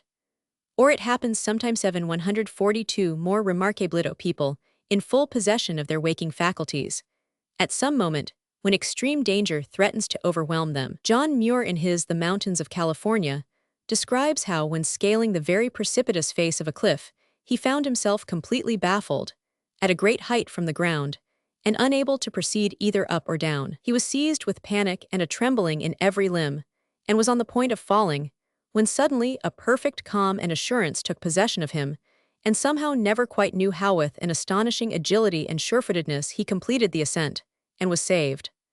I seemed suddenly to become possessed of a new sense. The other self-begun experiences, instinct or guardian angel, call it what you will, came forward and assumed control. My trembling muscles became firm again, every rift and flaw in the rock was seen as through a microscope, and my limbs moved with a positiveness and precision with which I seemed to have nothing at all to do. Had I been borne aloft upon wings, my deliverance could not have been more complete. M. Terlink, in his chapter on the psychology of accident in life and flowers, describes how in the nervic emotion of danger, instinct, a rugged, brutal, naked, muscular figure, rushes to the rescue. With a glance that is surer and swifter than the onrush of the peril, it takes in the situation, then and there unravels all its 143 details, issues and possibilities, and in a trice affords a magnificent and unforgettable spectacle of strength, courage, precision, and will, in which unconquered life flies at the throat of death, and similar instances of instinctive presence of mind and an almost miraculous development of faculty in extreme danger rare within the knowledge of most people. The subliminal being steps in quite decisively, and the ordinary conscious mind feels that another power is taking over the reins. But there is another faculty of the subjacent self which must not be passed over, and which is very important. I mean the image-forming power. This is one of the prime faculties of all intelligent beings, lying at the very root of creation, and it is a faculty possessed to an extreme and impressive degree by the self behind the scenes. I have discussed this subject generally at some length in my book The Art of Creation, and need not repeat the matter here, except to allude to a few points. The image-forming faculty is a natural attribute of the conscious mind, in all perhaps but the lowest grades of evolution. At any rate, it is difficult to think of a mind at all like ours without this faculty. This faculty is most active when the mind is withdrawn into itself, in quietude. In his study, or when burning the midnight oil, the writer's brain teems, or is supposed to teem, with images. But in sleep, the image-forming activity is even greater. It then shows itself in the subconscious 144 mind, in the world of dreams, whose bodiless creations are more vivid and energetic than those of our waking hours, and have a strange sense of reality about them. But again, in the deeper sleep of trance, still more vivid images are produced. A young student hypnotized imagines himself to be Napoleon, then to be Garibaldi, then to be an old woman of 90, then to be a mere child. He acts the parts of these characters, imitates their handwriting, their voices, issues proclamations to his soldiers in the name of the first two, assumes the shaky penmanship of childhood and of old age, and all in the course of half an hour or so. The images thus formed in the deep trance of the young man are so vivid, so powerful, so dramatic, that they take possession of the organism and compel it to become the means of their manifestation. In mediumistic trance, the same thing happens. There may be suggestion from outside, or there may not. But in the depth of the medium's mind, images are formed which speak and act through the entranced person, making use in doing so of the marvelous stores of memory and knowledge which the inner mind has at command, and sorely puzzling the spectators at times, as to whether the performance is merely histrionic, or whether by chance it indicates a bona fide communication from the dead.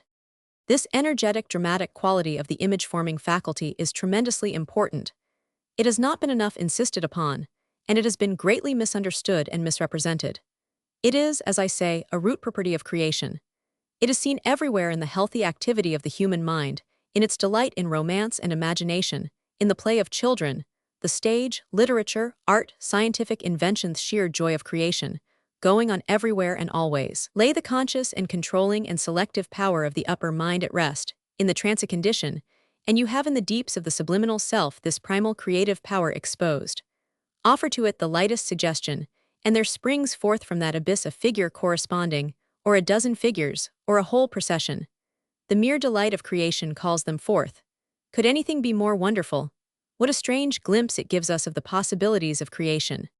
Some people seem to be quite shocked at the idea that this subliminal mind, or whatever it is that possesses these marvelous powers, should act these parts, and lend itself to unsubstantial and quasi-fraudulent representations. But why accuse of deception? It is a gameth great game we are all of us playing, the whole creation romancing away, with endless inexhaustible fertility throwing out images, ideas, new shapes and forms forever. Those forms which hold their own, which substantiate themselves, which fill a place, fulfill a need, they win their way into the 146 actual world, and become the originals of the plants, the animals, human beings, works of art, and so forth, which we know. Those which cannot hold their own pass back again into the unseen. In the far depths of the entranced medium's mind, we see this abysmal process, going on, this fountain-like production of images, taking place at the very beginnings of creation. It is the sheer joy of manifestation. As one gives a musician a mere hint or clue, a theme of 3 or 4 notes, and immediately he improvises a spirited piece of music. So is it with the hypnotized person or with the medium. One gives him a suggestion, and he immediately creates the figures according. And so it is for us, to direct this wonderful power, even in ourselves, not to call it fraudulent, but to make use of it for splendid ends. Doubtless it can be used for unworthy ends. It is easy to understand that the mediumistic person, finding this wonderful dramatic and creative faculty within himself or herself, is sometimes tempted to turn it to personal advantage, and succumbs to the temptation. The dramatic habit catches hold of the waking self, and renders the person tricky and unreliable. But below it all is creation, and the instinct of creation's power that gives to airy nothing a local habitation, the 147 genius of the dramatist, of the artist, of the inventor, and the very source of the visible and tangible world. For from the underself is exposed in the state of trance, or in extreme languor and exhaustion of the body, or in the moment of death, or in dreams, or even in profound reverie proceed strange as it may seem voices and visions and forms, things audible and visible and tangible, things anyhow which are competent to impress the senses of spectators so vividly as to be for the moment indistinguishable from the phenomena, audible, visible, and tangible of our actual world. Amazing as are the materializations connected with mediums, the figures which appear, which speak, which touch and are touched, the faces, the supernumerary feet and hands, the sounds, the lights, the movements of objects all in some way connected with the medium's presence. These phenomena are now far too well established and confirmed by careful and scientific observation to admit in the mass of any reasonable doubt. And similarly with the wraiths, or phantoms, which are 148 projected from dying or lately dead persons, the evidence for them in general is much too abundant and well attested to allow of disbelief. What an extraordinary story, for instance, is that given by Sir Oliver Lodge in his Survival of Man of a workman who, having drunk poison by mistake, appeared in the moment of death, with blue and blotched face to his employer, to whom he was greatly attached, and told him not to be deceived by the rumor that he the workman had committed suicide. Yet the story is fully and authoritatively given in the Proceedings of the Society for Psychical Research, Vol. 3, and cannot well be set aside. But if such things happen in the hour of death, so do they also happen in the dream state. The dreamer has a vivid dream of visiting a certain person, and is accordingly and at that time seen by that person. And in the state of reverie, the same. It is at times 149 sufficient to think profoundly of anyone, or to let one's inner self go out toward that person in order to cause an image of oneself to be seen by him. It will of course be said, and often is said, that those phenomena are only hallucinations and have no objective existence. But the sufficient answer to that is that the things also of our actual world are hallucinations in their degree, and certainly have no full objective existence. The daffodil in my garden is an hallucination in that degree that with the smallest transposition of my senses, its color, its scent, and even its form might be quite altered. What we call its objectivity rests on the permanence of its relations and its continued appearance in one spot, its visibility to different people at one time, or to one person at different times, and so forth. But if that is the definition of objectivity, it is obvious that the forms which have been seen over and over again, and under strict test conditions, in connection with certain mediums, have had in their degree an objective existence. In America, in connection with Kate Fox, one of the earliest and most spontaneous and natural of modern mediums, a certain Mr. Livermore, a thoroughly capable businessman of New York, came into communication, as it seemed, with his deceased wife. She appeared to him not in one house only, but in several houses over and over again, sometimes only 150 the head, sometimes the whole figure. Her appearance was accompanied by inexplicable sounds and lights. She communicated sometimes by raps, sometimes by visibly writing on blank cards brought for the purpose, and these phenomena extended over a period of 6 years and 388 recorded sittings, and at many of the sittings were corroborated by independent witnesses. It is difficult to imagine hallucinations or deceit maintained under such circumstances. In England, in connection with the medium Florence Cook, the figure Katie King appeared to Sir William Crookes a great number of times during 3 years 188,184, and was studied by him and Mr. 100. F. Varley, FRS, with the greatest scientific care. Her apparition often spoke to those present, was touched by and touched them, wrote or played with the children. It often came outside the cabinet, and 3 times was seen by those present simultaneously with, and by the side of the entranced medium. The figure was taller than the medium and different in feature. Crookes observed its pulse and found it making 75 beats a minute to the medium's 90, and so forth.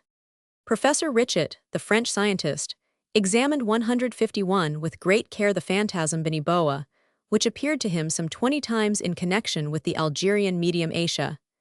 He obtained several photographs of it, and observed its pulse, its respiration, and so forth. Lombroso, the author of many scientific works, and a man who to begin with was a complete skeptic on these matters, assures us that at the sittings of Eusapia Palladino, he saw his own mother long dead a great number of times, and that she repeatedly kissed him.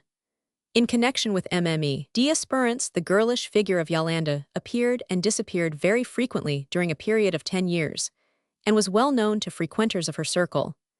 And in 1896, a committee formed by some 25 high officials and well-known persons in Norway publicly attested the repeated appearance at her séances of a very beautiful female figure who glided among the sitters, grasped their hands, gave them messages, and so forth, and disappeared before their eyes in a misty cloud. Such evidence of the objectivity of séance figures could be rather indefinitely multiplied. But the same may be said, though perhaps less conclusively, of various ghosts and other manifestations, whose relations to certain persons or places or houses seem quite definite 152, and well established and not unfrequently steadily recurrent under the same conditions.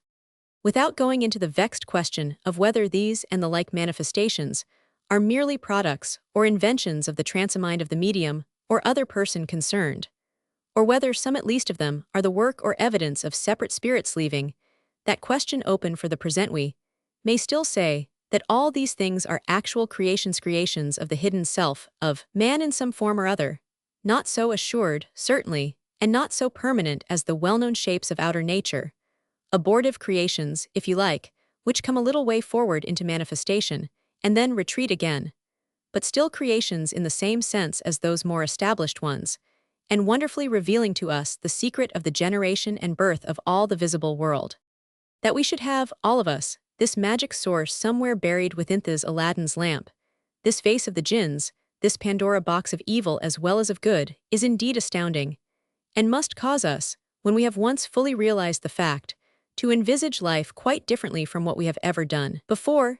It must 153 cause us to feel that our very ordinary and daily self, which we know so well, and which sometimes we even get a little tired of, is only a fraction, only a flag and a signal, of that great presence which we really are, that great massman who lies unexplored behind the very visible and actual. Difficult or impossible as this being may be to define, enormously complex as it probably is, and far-reaching, and hard to gauge, yet we see that it is there, undeniably there, a being that apparently includes far extremes of faculty and character, running parallel to the conscious self from low to high levels, having in its range of manifestation the most primitive desires and passions, and the highest feats of intellect and enthusiasm, and while at times capable of accepting the most frivolous suggestions, and of behaving in a humorous or merely capricious and irresponsible manner, at other times capable, as we have seen, of taking most serious command and control of the whole physical organism,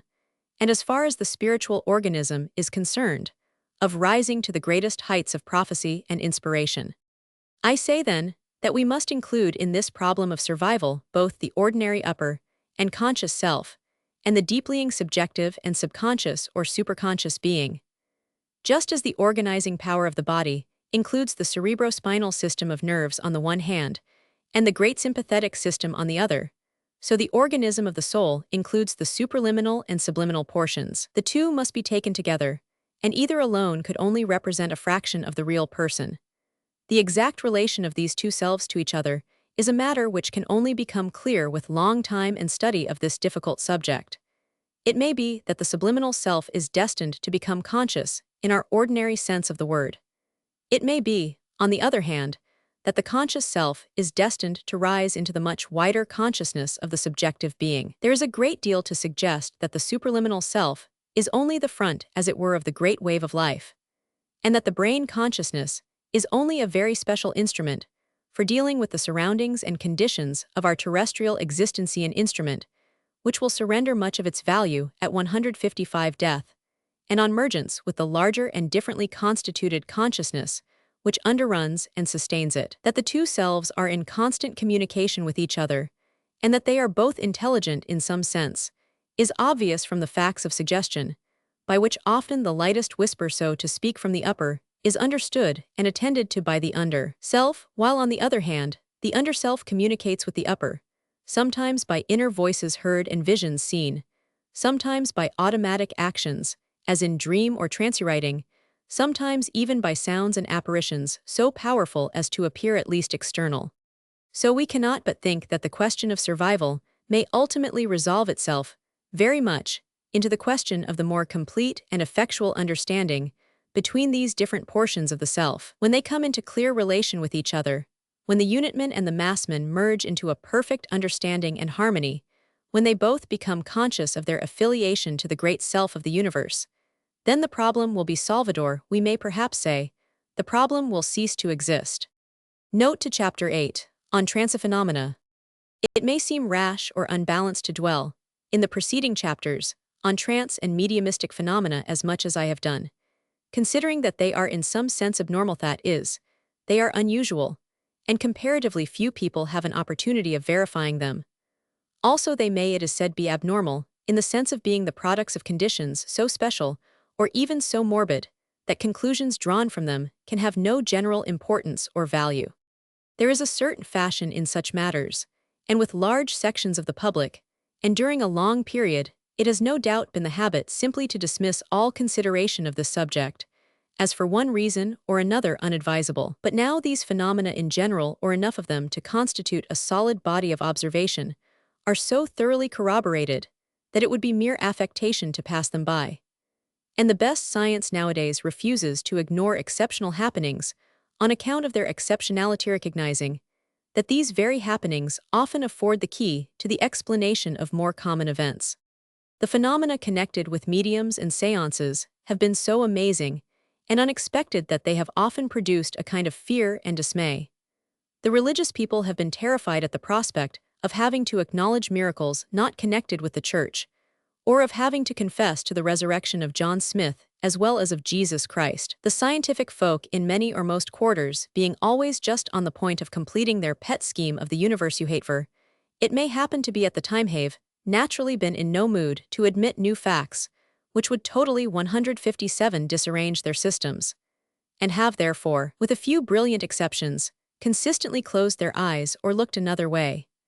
And the general public, not without reason, has feared to embark on a subject which might easily float it away from the dry land of practical life, into one knows not what sea of doubt or even delusion. But these difficulties attend at all times the introduction of a new subject, or at least of one which is new to the generation concerned, and can of course not be allowed to interfere with the candid and impartial examination of the subject, or with the assimilation, as far as feasible, of its message. It should certainly, I think, be admitted that there are dangers attending the new scienceer, rather attending the hasty and careless investigation of it, just as there are attending any other science. There is no doubt that the phenomena connected with it are so astounding that they in some cases unhinge people's minds, or at least for the time upset them. And what we have already said once or twice, of the frequent bodily exhaustion of the medium, not to mention the occasional exhaustion of the sitters, must convince us that the greatest care should be exercised in connection with trance conditions, and that the whole subject should be studied with a view to discovering its proper and best handling. It is clear, whatever view is taken of the process, that a certain disintegration of the organism, and even of the personality of the medium, is liable to occur, one portion of the organism acting in a manner and under influences foreign to another portion, and that such disintegration, oft repeated or long continued, may be liable to produce a permanent degeneration of physique, or even possibly demoralization of character. If there is a danger in this direction, and the extent of the danger should certainly be gauged equally, certainly, it ought to be minimized or averted by the proper conditions. On the other hand, while noting this danger, we should not leave out of mind that 158 some evidence points in the other direction, namely, to the favorable effects and influences of trance when rightly conducted. We may also in this connection allude to the changed attitude of the general mind today toward hypnotism, a subject allied to that which we are considering. 50 years ago the word had a sinister sound, and hypnotism and mesmerism were thought to be inventions of the devil and agencies of all evil. Today they are recognized as a great power for good, and in at least 2 hospitals in France as the main instrument of healing. Naturally, when people are ignorant of a subject, or only in the first stages of knowledge with regard to it, they mishandle and misunderstand it. It may well happen, therefore, that with better understanding of mediumship and trance conditions, some of their drawbacks or less favorable aspects may pass out of sight. Mediums and transphenomena prophecy. Second sight, speaking in strange tongues, the appearance of flames and lights, and of figures apparently from the dead air things that have been known all down history, and recognized almost as a matter of course, both among quite primitive peoples like the Kafirs, or the Aleuts or the Mongolians, or among the more cultured like the Greeks, the Romans, the Hindus, Chinese, and so forth. The Bible teems with references to wizards and necromancers. Note the meaning of the word. And the story of the Witch of Endor gives us a penetrating glimpse into what was evidently a common practice of consultation. These phenomena have never been so common as to break up and disorganize the routine of ordinary life, yet they have always been there, and recognized, as on the fringe or borderland in somewhat the same way as the knowledge or recognition of death does not interfere with daily life or prevent us making engagements. 159, though we know it may do so at any time, and beyond any direct uses that transcommunication and manifestations may have now, or may have had in the past, a matter on which no doubt there is a good deal of difference of opinion, we may fairly suppose that as examples of real things and of a real world lying just outside the sphere of our ordinary and actual experience, they may be of immense value both as delivering us from a cramped and petty belief that we have already fathomed the possibilities of the universe, and as giving us just a hint and a glimpse of directions in which we may fairly look for the future. That we should for the present be limited for the most part to a definite sphere of activity, or to a definite region of creation, seems only natural. One world, please, at a time. Said Thoreau when on his deathbed he was plagued by some pious person about the future life, and if we in our daily life were entangled in the manifestations of two very different planes of existence, it might be greatly baffling. At the same time, the occasional hint or message from another plane may be of the greatest help. Condensations and manifestations, as of beings from such other plane, may be abnormal at present. They may be rare, they may occur under unexpected and even unhealthy conditions, they may cause dislocations of mind and of morals, they may be confused and confusing. All these things we should indeed in some degree expect, and yet it may not follow that these objections will continue. It is quite possible that in the future they will disappear. As I have had occasion to say many times, every new movement or manifestation of human activity, when unfamiliar to people's minds, is sure to be misrepresented and misunderstood. It appears in humble guise, without backing or patronage, forcing its way to light in the most unlikely places, to the Jews a stumbling block, to the Greeks foolishness, often distorted and out of shape owing to its very birth struggles, and for the very same reason diffident at first, and uncertain 160 of its own mission. Possibly a time is coming when mediumship, instead of being left over as not unfrequently now to quite ignorant and uncultured specimens of humanity, and being exercised in haphazard, careless fashion, or for monetary gain or personal vanity, will be looked upon as a sacred and responsible office, worthy of and requiring considerable preparation and instruction, demanding the respect of the public, yet thoroughly criticized, both in method and result, by intelligent examination and logic. Possibly a time is coming when messages and manifestations from another plane than that of our daily life will come to us under the most obviously healthy and sane conditions, and will be fully recognized as having value and even, in their way, authority. For the present allowing as I do the absolute genuineness of a great body of spiritualistic phenomena there, still, is owing to various causes already indicated considerable doubt as to who or what the manifesting beings or forces are. I suppose the main theories on the subject may be gathered under the following heads: that the manifesting powers are images, more or less unconsciously projected from the medium's own mind, or, in case of raps, and so forth, emissions of force from the medium's body, that they are the same projected from the minds or bodies of other persons present, that they are independent beings, making use of the medium's or other person's organism for the purpose of expression, or that there is a blending of these actions. I think everyone who has studied the matter practically admits the first explanation in some degree. Most people perhaps allow the second and fourth, but a good many though not exclude the third. With regard, however, to this last theory that there really are occasional messages or manifestations from the dead or from the other side, there certainly seems to be a very 161 considerable residuum of evidence, which, though not absolutely conclusive, is favorable to it.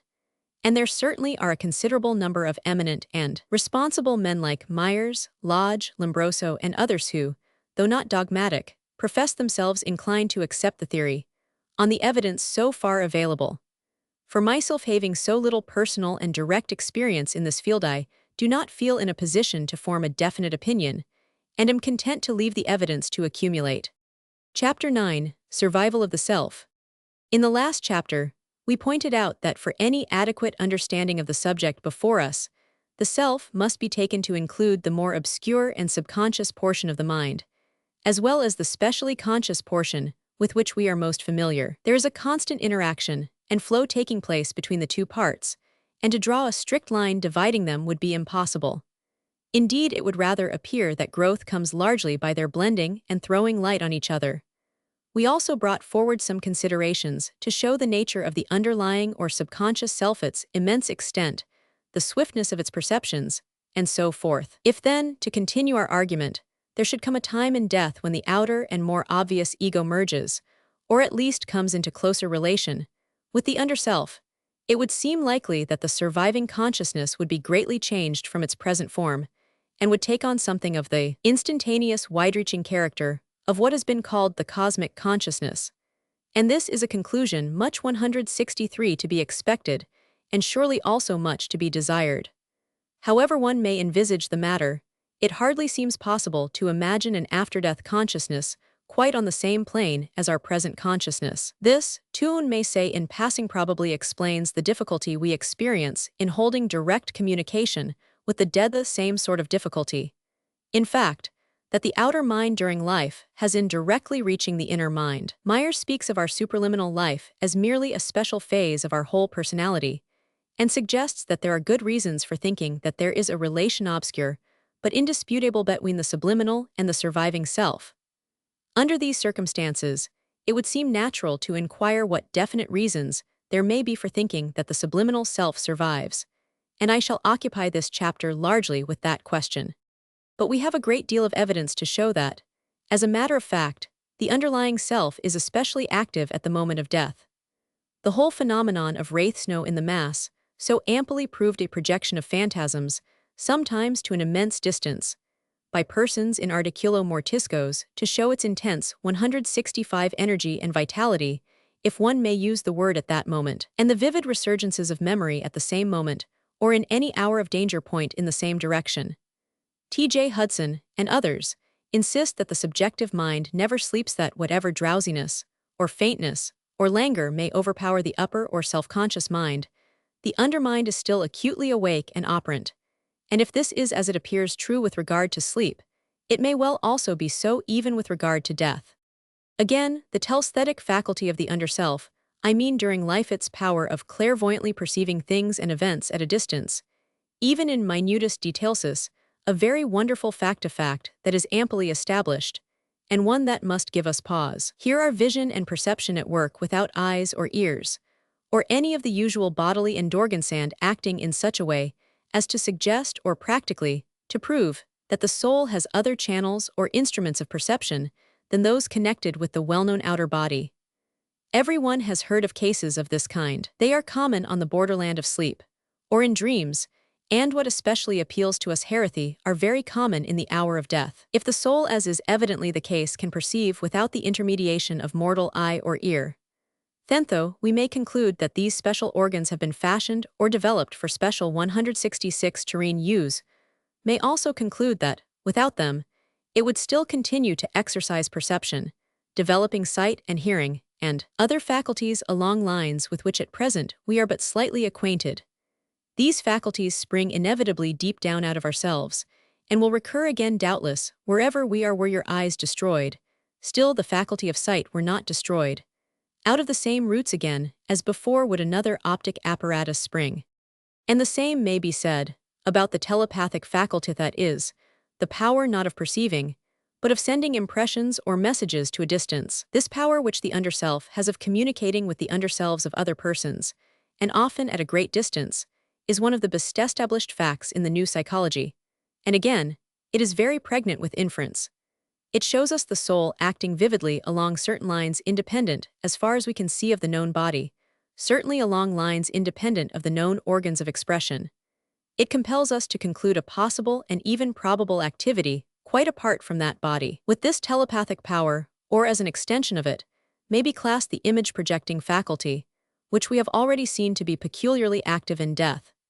And it may be appropriate here to notice that in quite a number of the cases of wraiths, or phantasms projected in 40 cases 167 out of 316, as given by Edmund Gurney in Proceedings S. Pr. Vol. 5. The apparition was seen after the death had occurred, though within 24 hours after. This may directly indicate an after-death activity of the person who projected the image, or it may merely indicate a relay of the telepathic impression on its way, or in the subconscious mind of the recipient, previous to emerging in the latter's conscious mind. All these things are strongly indicative. They do not give the impression that at death the underlying self is in the act of perishing. On the contrary, they point to its continuance, and if anything increased activity, while at the same time the strongly personal character of many of the phenomena referred to wonderfully distinct personal memories, the very personal images or phantasms projected, the telepathic appeal to nearest and dearest friendsol, suggests that the continuing activity does not merely tail off into an abstract life force or vague stream of tendency, but is of a distinctly personal or individual character. There is another consideration, on which I may dwell for a moment here. The passion of love, whether considered in its physical or in its psychical and emotional aspects, is notably a matter of the subjective or subliminal life. The little self-conscious, logical, argumentative 168 personality is completely rooted by this passion, which seems to spring from the great depths of being with titanic force, full-armed in its own convictions, and overturning all established orders and conventions. It surely must give us a deep insight into the nature of that hidden self from which it springs. Yet nothing is more noticeable about the passion than its recklessness of mortal life, nothing more noticeable than its willingness to sacrifice all worldly prospects and the body itself in the pursuit of its ends. Even the most physical love, as we have said already chapter 6, has a strange relation to death and often slays the very object of its desire. For each man kills the thing he loves, though each man does not die. While the more emotional form of the passion almost rejoices in its contempt of life and its willingness to face dangers and death for the sake of the beloved. It says as plain as words, I can fulfill myself and my purposes all right, even without this mortal part which you hold so dear.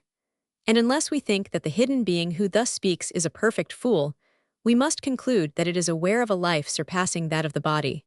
Such a continuing life we no doubt have evidence of, and indeed commonly admit to exist, in the race life. And as a first approximation, it seems natural and obvious to interpret the underlying or subliminal self as being simply the 169 race self. In the case of the lower and less developed forms of creation, perhaps this is the wisest thing to do. In default of more detailed and perfect knowledge, we may easily assume that in a shoal of several million herrings, or in a culture of several billion, microbes the underlying self of each particular herring or microbe is practically identical with the self of the race concerned. But in the case of man, and some of the higher animals, it is not so easy to do this. We find a strongly individual element in his subconscious mind, which must also be accounted for. I have already alluded to the stores of individual memory which this mind retains, thus differentiating it from others, and I have alluded to the intensely individual phantasms which it projects. And now again, we are brought face to face with the greatly individual character of its love passion. However much the love passion may be symbolical of the life of the race, and deeply implicated in the same and both of these it certainly is, still except in its lower forms there is nothing vague and general and undifferentiated about that passion. On the contrary, it is most strongly personal and sharply outlined. Why is it that out of the 100,000 people that a man may meet, only one will arouse this tremendous response? Why is it that every great love in its depth seems different from every other? Do not these things suggest a profound difference of outline in the subconscious beings themselves from whom these loves proceed? These 170 beings are manifestations and organic expressions of the race eyes, but they are also deeply individual and different each one from the other. And here we seem to come upon the first emergence of the solution of the problem before us. The self of which we are in search haste specially through its subconscious part of vast continuing life, affiliated to the life of the race, and beyond that to the cosmic life of the all.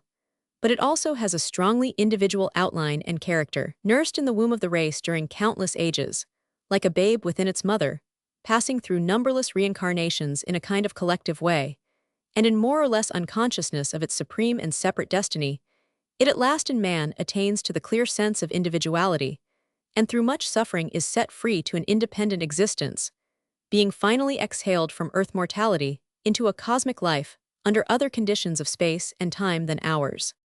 Difficult as this conception of a continued individual existence may be to hold to in view of the terrible and external flux of general nature, and difficult as it may be to understand in all detail, yet, as I say, it is love which compels us to the insight of its truth. It is love which has the clear conception of the uniqueness of the beloved. It is love which positively refuses to believe in her or his annihilation. It is love alone which in the hour of loss can 171 face the awful midnight sky and dare to sing. Sleep sweetly, tender heart and peace. Sleep, Holy Spirit, blessed soul. While the stars burn, the moons increase, and the great ages onward roll. And it is in the meeting of lovers that the heavens open, allowing them to see, if only for a moment, eternities to which they both belong. There are no doubt other considerations, I mean those connected with mediumistic and so-called spiritualistic phenomena, which point toward the conclusion of an individual survival of some kind after death. But although this kind of evidence is likely to prove in the end of immense value, it is possible that the time has not yet quite come when it can be completely substantiated, tabulated, and effectively utilized. At any rate, I do not feel myself in a position to so deal with it. It is also to be said that a great deal of this evidence relating to actual communications from the dead is necessarily of so very personal a character that it can only appeal to the individual persons concerned, and however convincing it may be to them, does naturally not carry the same conviction to the world at large. I shall therefore for the present pass these considerations by, and on the strength of the arguments already brought forward, assume the general truth of man's survival. The course of the argument has been somewhat as follows. In the first place, we have urged the enormous possibilities disclosed by modern investigation of other life than that which we know, thus enlarging the bounds of the likely, and weakening the argument from improbability. In the second place, we have pointed out that continuance of memory seems the best test of survival, that even in our law courts, as in a Tichborne case, it is not so much the facts of feature and form as the facts of memory which are relied on to prove identity. Thirdly, we have argued that not only the supraliminal, but also the subliminal self must be considered in this matter, and that probably the surviving self will arise from a harmony or conjunction between these two.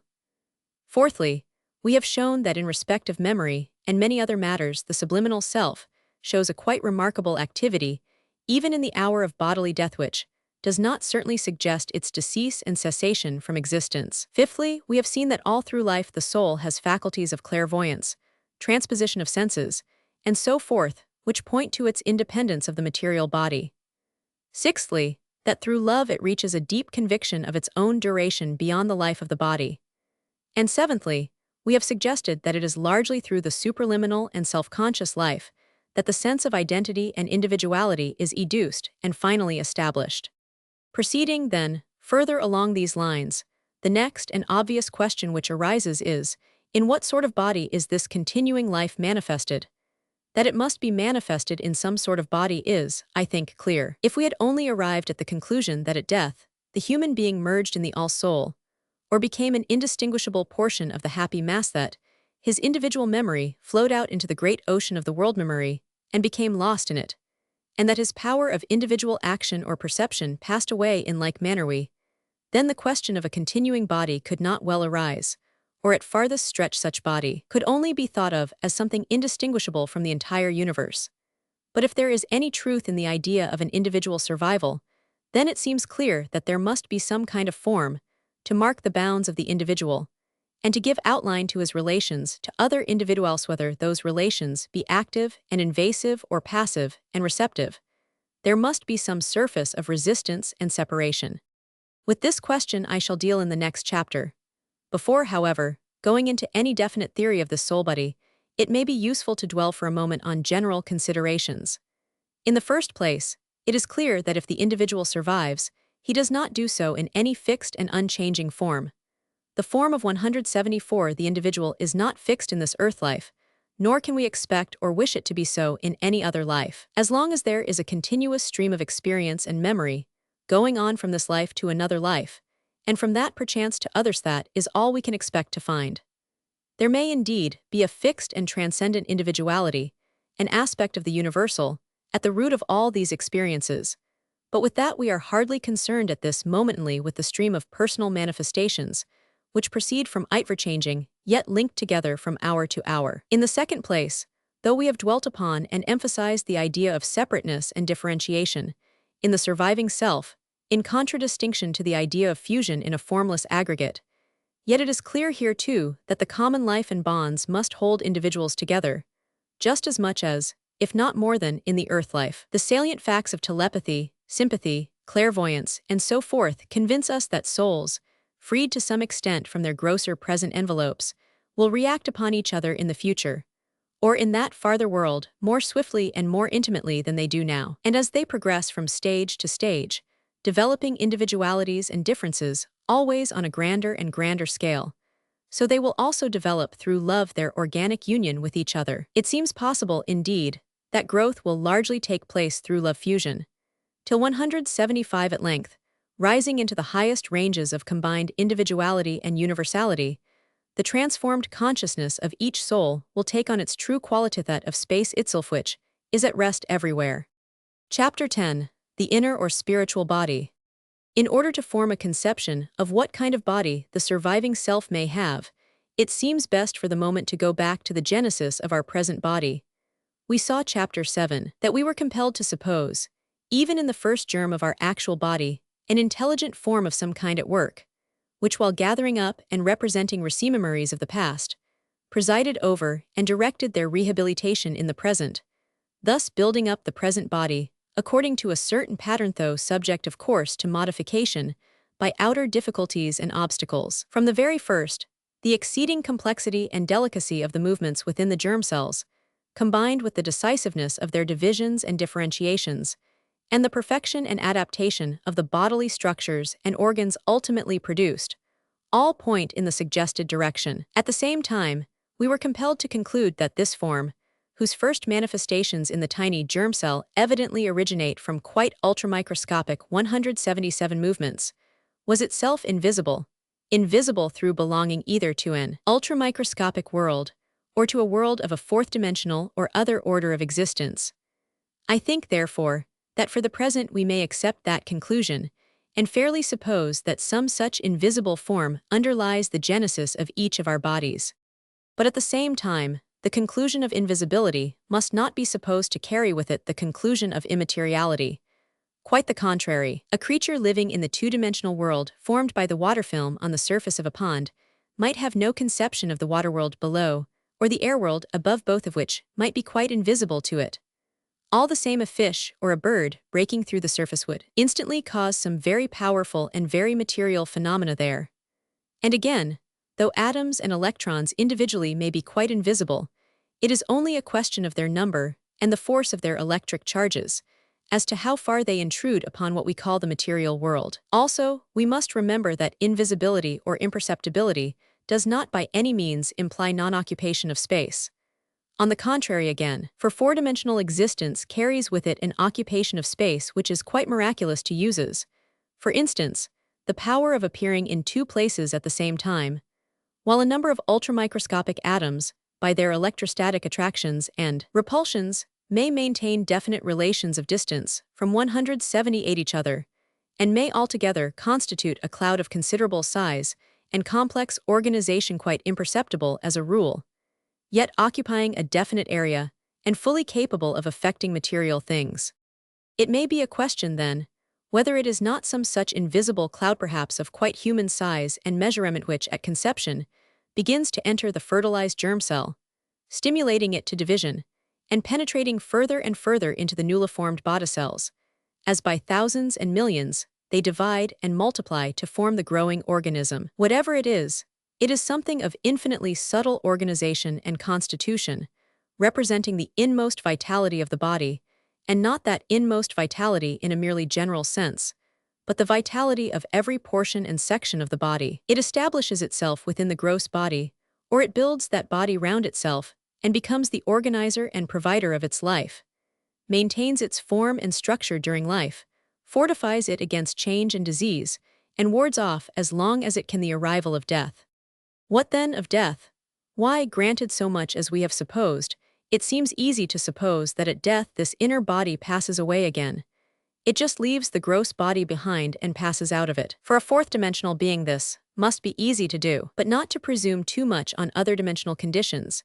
If we only assume the inner body to be such a cloud of 179 atoms or electrons as already mentioned, the passage of such atoms through the tissues of the gross body would be entirely in accordance with the well-known facts of osmose and the diffusion of liquids and gases, and would present no exceptional or impossible problem. Through cell walls and muscular and other tissues, such atoms would pass, conceivably maintaining still their relative form and organization with regard to each other, and forming a cloud similar to that which entered the germ and other cells at conception, though of course so far modified by the life experience, and leaving now the gross body devitalized, and doomed to slow corruption, and to serve only as material for lower forms. One would not, of course, venture on conjectures so speculative as the above, if it were not that long tradition and history, and even modern experience, so singularly confirm or favor their general truth. The conception of a cloud-like ghost, sometimes visible, sometimes invisible, leaving the body at death, roaming through the fields of Hades or some hidden world, and from time to time revisiting the glimpses of the moon and the gaze of wondering mortals, penetrates all literature and tradition. Among all primitive peoples, it seems to be accepted as a matter of course. It informs the legends 180 and the drama and the philosophies of the more cultivated. It claims detailed historical instances and proofs, as in the case of Field Marshal von Grumkopf, to whom the wraith of King Frederick Augustus announced his own death which had just occurred, or in the case of the poet Petrarch, to whom Bishop Colonna made a similar announcement. And in modern times, it has met with extraordinary, and in many quarters quite unexpected confirmation at the hands of scientific investigation. To this evidence of general probability that at death a vital and subtle yet substantial inner body is withdrawn from every part and portion of the gross body, we may add the evidence, such as it is, from actual sensation and experience.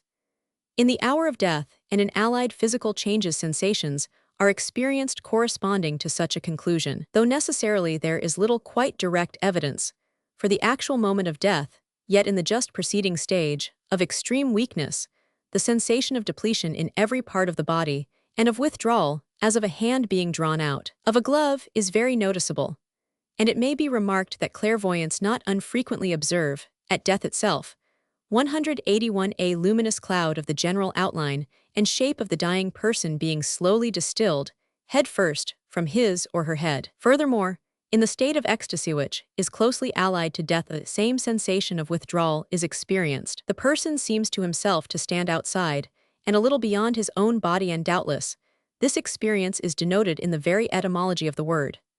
In trance the same, the medium experiences the extreme of exhaustion, while some portion of her vital being is functioning as it appears outside.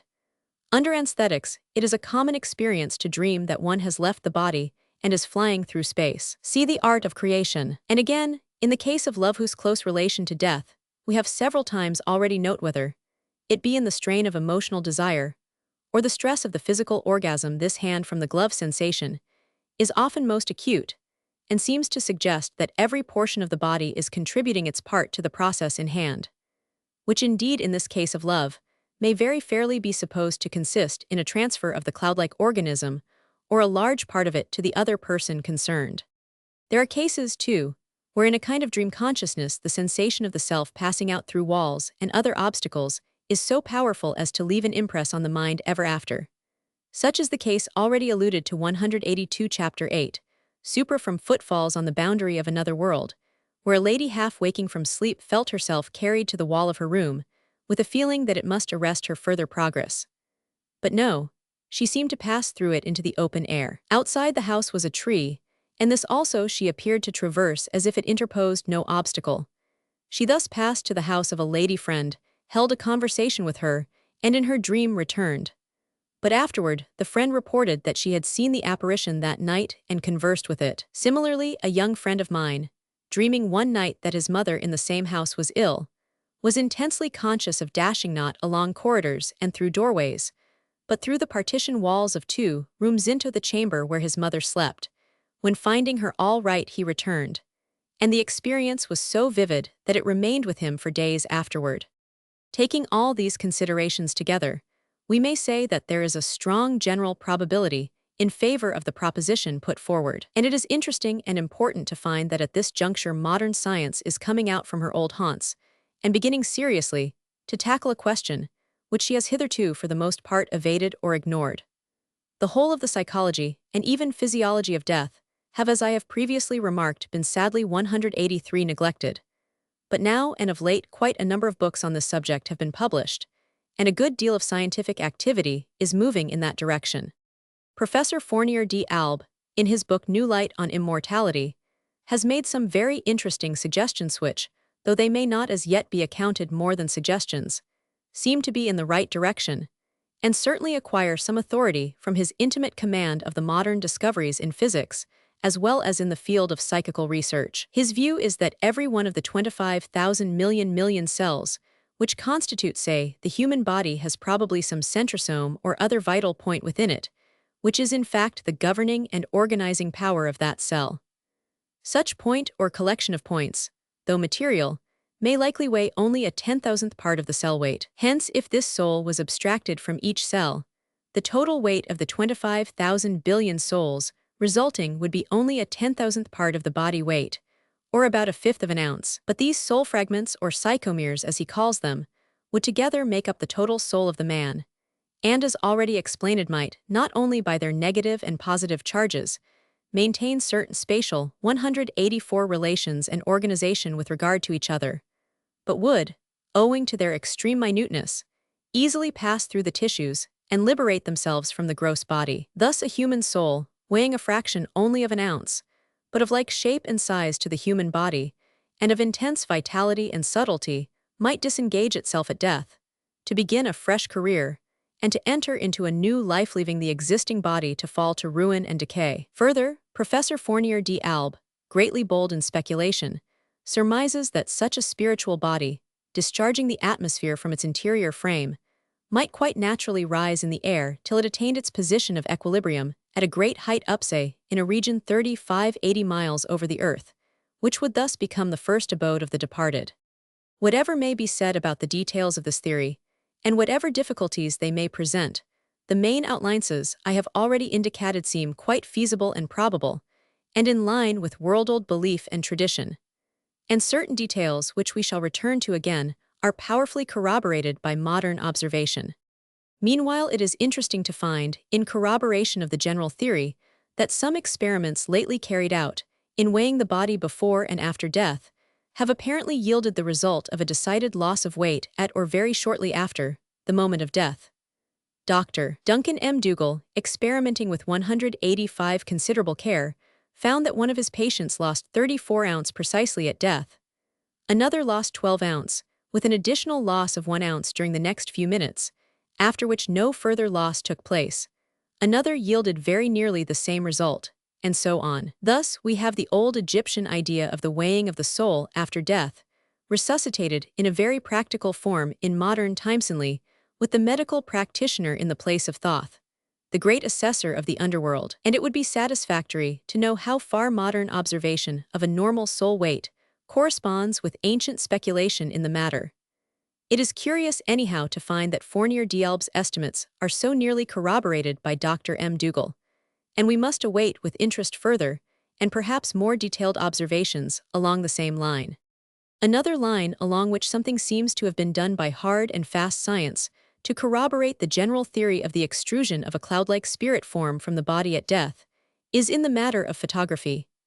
Dr. Baraduc, in his book, Mise Morts, Lures Manifestations 186, gives an account of photographs which he took of his wife's body within an hour after death, and of his son's body in the coffin 9 hours after death. When developed, the plates all showed cloud-like emanations hovering over the corpses, not certainly having definite human outline, but apparently shot through by lines and streaks of light. And though here again the experiments are not conclusive, they so far are corroborative, and may be taken to indicate a direction for further inquiry.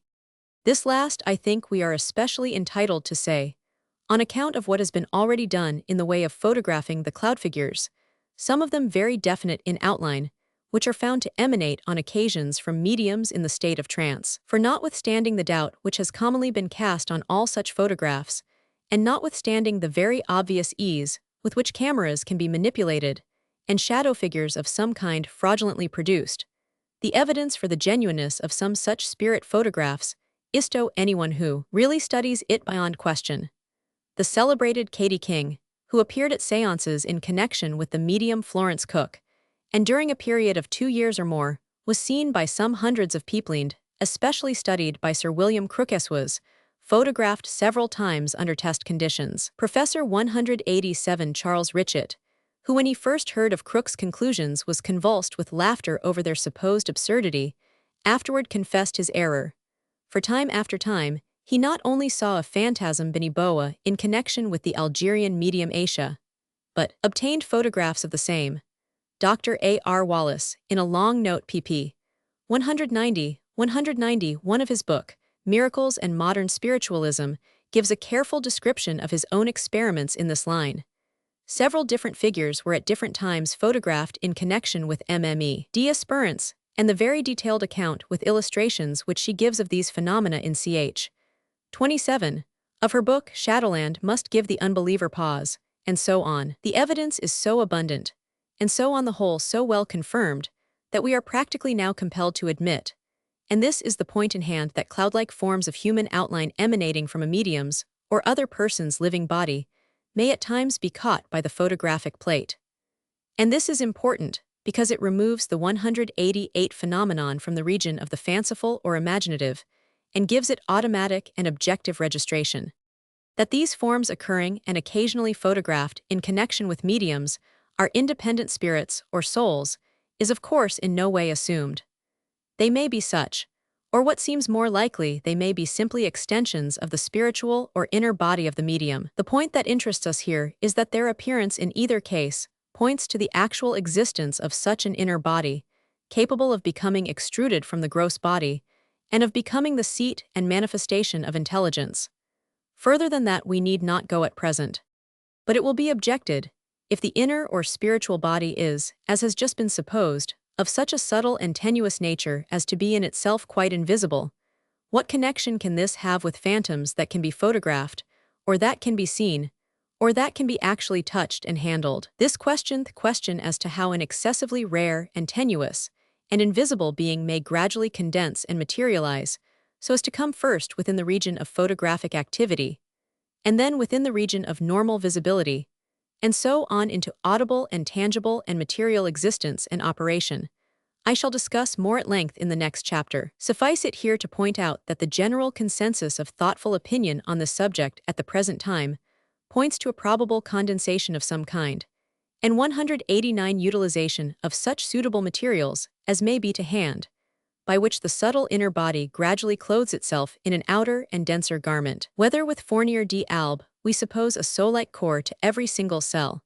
or whether we take a more diffused and general view, in any case we seem compelled to believe that our actual bodies are carried on by organizing powers, distributed in centers throughout the body. If by any means these vital centers were separated from the gross body, it would still seem natural for them to continue their organizing activity whenever they were surrounded with suitable material. And if, as seems likely, in the case of mediums and seances, a considerable quantity of loose floating organic material is commonly evolved from the bodies of those present, such effluences might be quickly caught up and condensed by any such vital centers present into more or less visible forms and figures.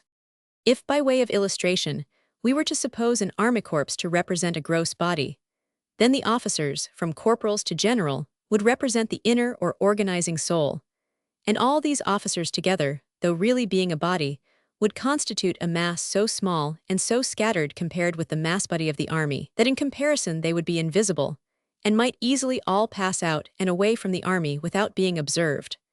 They might pass out, and conceivably organize another army corps 190 elsewhere, but the result on that left behind of which they were really, the soul would soon be seen in its complete disintegration and collapse. Now suppose further that in a neighboring nation, across the frontier, there was a great deal of disaffection existing, that large masses of the people there were out of touch with their own government, the case of a medium in trance, and waiting for someone to come and organize them. Then it is easy to imagine the small group of officers aforesaid passing across the frontier, quite unseen and unobserved, and immediately on doing so finding ready to their hands a quantity of material just suitable for their activity. In a wonderfully short time, the various officers would begin to organize the various departments of a new army corps. The people would flock to their standard. Even in a day or two, the faint outline of a new political form or movement would show itself, and in a week, this might become substantial enough to exhibit serious manifestations of force. The general application of this to the question in hand is obvious enough, but there is another point which it illustrates, a point which we have raised before. I am convinced that science will never yield any very fruitful understanding of the world until it recognizes that life and intelligence, of course, in the broadest signification, pervade all the phenomena of nature. It is perfectly useless to try to explain human development, human destiny, mental 191 activity, the forces of nature, and so forth, in terms of dead matter. No explanation of such a kind could possibly be satisfying, and more it is becoming clear that even what we call the inorganic world is as subtle and swift in its responses as what we call the organic. Many difficulties must inevitably arise in any attempted solution of the problem, before us that problem, which is generally denoted by the nature of the soul and its relation to the body. But we shall never arrive at any harmonious view of the whole question until we are persuaded, and practically assume, that life and intelligence in some degree are characteristic of all that we call matter as well as of all we call mind, and pervade the whole structure of the universe.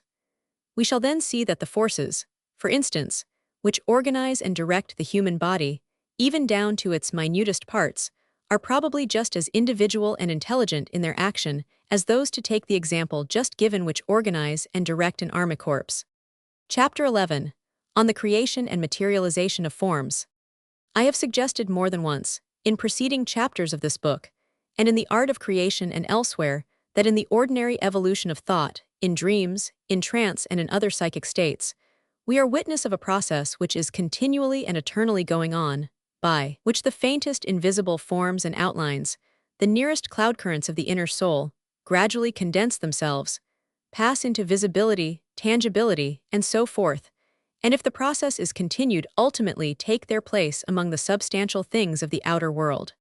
Hitherto this thought has been applied in certain departments of inquiry, but I am of impression that its considerable and worldwide significance has been missed. Freud, in his Traumdeutung, insists that behind the dream, and inspiring its action and symbolism, there always lurks an emotion, a desire, a wish, and Havelock Ellis, though with due caution, corroborates this. He speaks of the controlling power of emotion on dream ideas, and says, the 193 fundamental source of our dream life may be said to be emotion.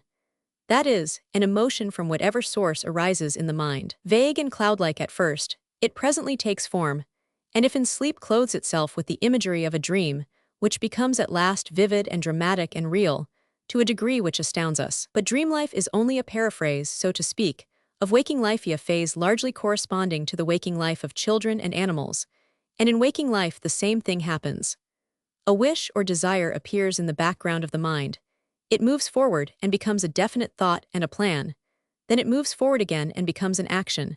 The action creates a result, and the desire finally establishes itself or its image in the actual world. These emotions and desires, and the images which sprung from them, have a certain vitality and growth power of their own. The figures in dreams move of themselves and concatenate with each other of their own accord, much as the figures do in a drama, as Coleridge long ago observed, and as the waking thoughts of all of us do, when we leave them a little to themselves, and to go with loose rein. More than that, in some cases waking thoughts or passions become powerful enough to take possession of the whole man and embody themselves in his deeds, sometimes to heroic, sometimes to criminal ends. Or, taking possession of portions of the man, they precipitate conflict 194 within him. The dramatic quality of dreams is evidently due to the different figures or incidents of the dream being inspired by different qualities or experiences of the dreamer. And in the waking man, the same process may lead to tragic struggles and disintegrations of personality. In hysteric patients, where the central controlling power is weak, the very thought or fear of a disease may seize upon a certain center in the body and stimulate there all the symptoms of that disease. or a mental image may seize upon a certain portion of the brain and break up the personality with strange new manifestations. In all these cases, and scores of others which we cannot consider now, the same action is taking place which invisible psychic and spiritual forces, for good or evil, are ever pressing forward into the manifest, and condensing themselves into visible and even tangible forms, or taking possession of existing forms for the purpose of expression and manifestation. And here we have, as I think will be seen one day, the whole rationale of creation. We have the conception which brings into line the phenomena of the visible and material world and their genesis, with the genesis of thoughts in our own minds, and their passage into visibility and expression. We have the conception which unites the mental and material, and which makes the whole creation luminous with meaning. Especially is this obvious today, when the theory of electrons is introducing us to a world as far finer and subtler 195 than the atom, as the atom is finer and subtler than the tangible world of our experience, and is suggesting that these finest states of matter are of the nature of electrical charges, which, again, are quite analogous to mental states. Thus we have, almost forced upon us as the key to the creation of visible forms, the conception of a process of condensation by which the most subtle thought and emotion does, in course of time brief or lengthy, tend to manifest itself in material shape, and may ultimately take on the most persistent and quasi-indestructible forms. Reverting, then, to the subject of last chapter, we see that a spiritual body, that is, a material body of a texture so fine and so swiftly plastic as to be the analog of thought, is a conception quite in line with the conclusions of modern science. And that granted the existence of such a thing, it is quite in line also to conclude that it would tend toward condensation and manifestation in grosser and more visible form. I gave in that chapter some general outline of how such condensation might take place. I now propose to consider this process more in detail and to give some evidence as to its actually taking place. There is something perhaps a little comic about the idea of spirit photography, something which has thus helped to retard its acceptance. 196. The busy photographer with his camera is so banal, and sometimes so obnoxious, a figure, that to think of him photographing a ghost, or the spirit of a dead relation, verges on bathos or the burlesque. Nevertheless, nature does not attend to our canons in such matters, and in reality the thing is perfectly feasible and in order. It is well known that the photographic plate is most sensitive to the violet end of the spectrum, that it is this end which has the actinic quality.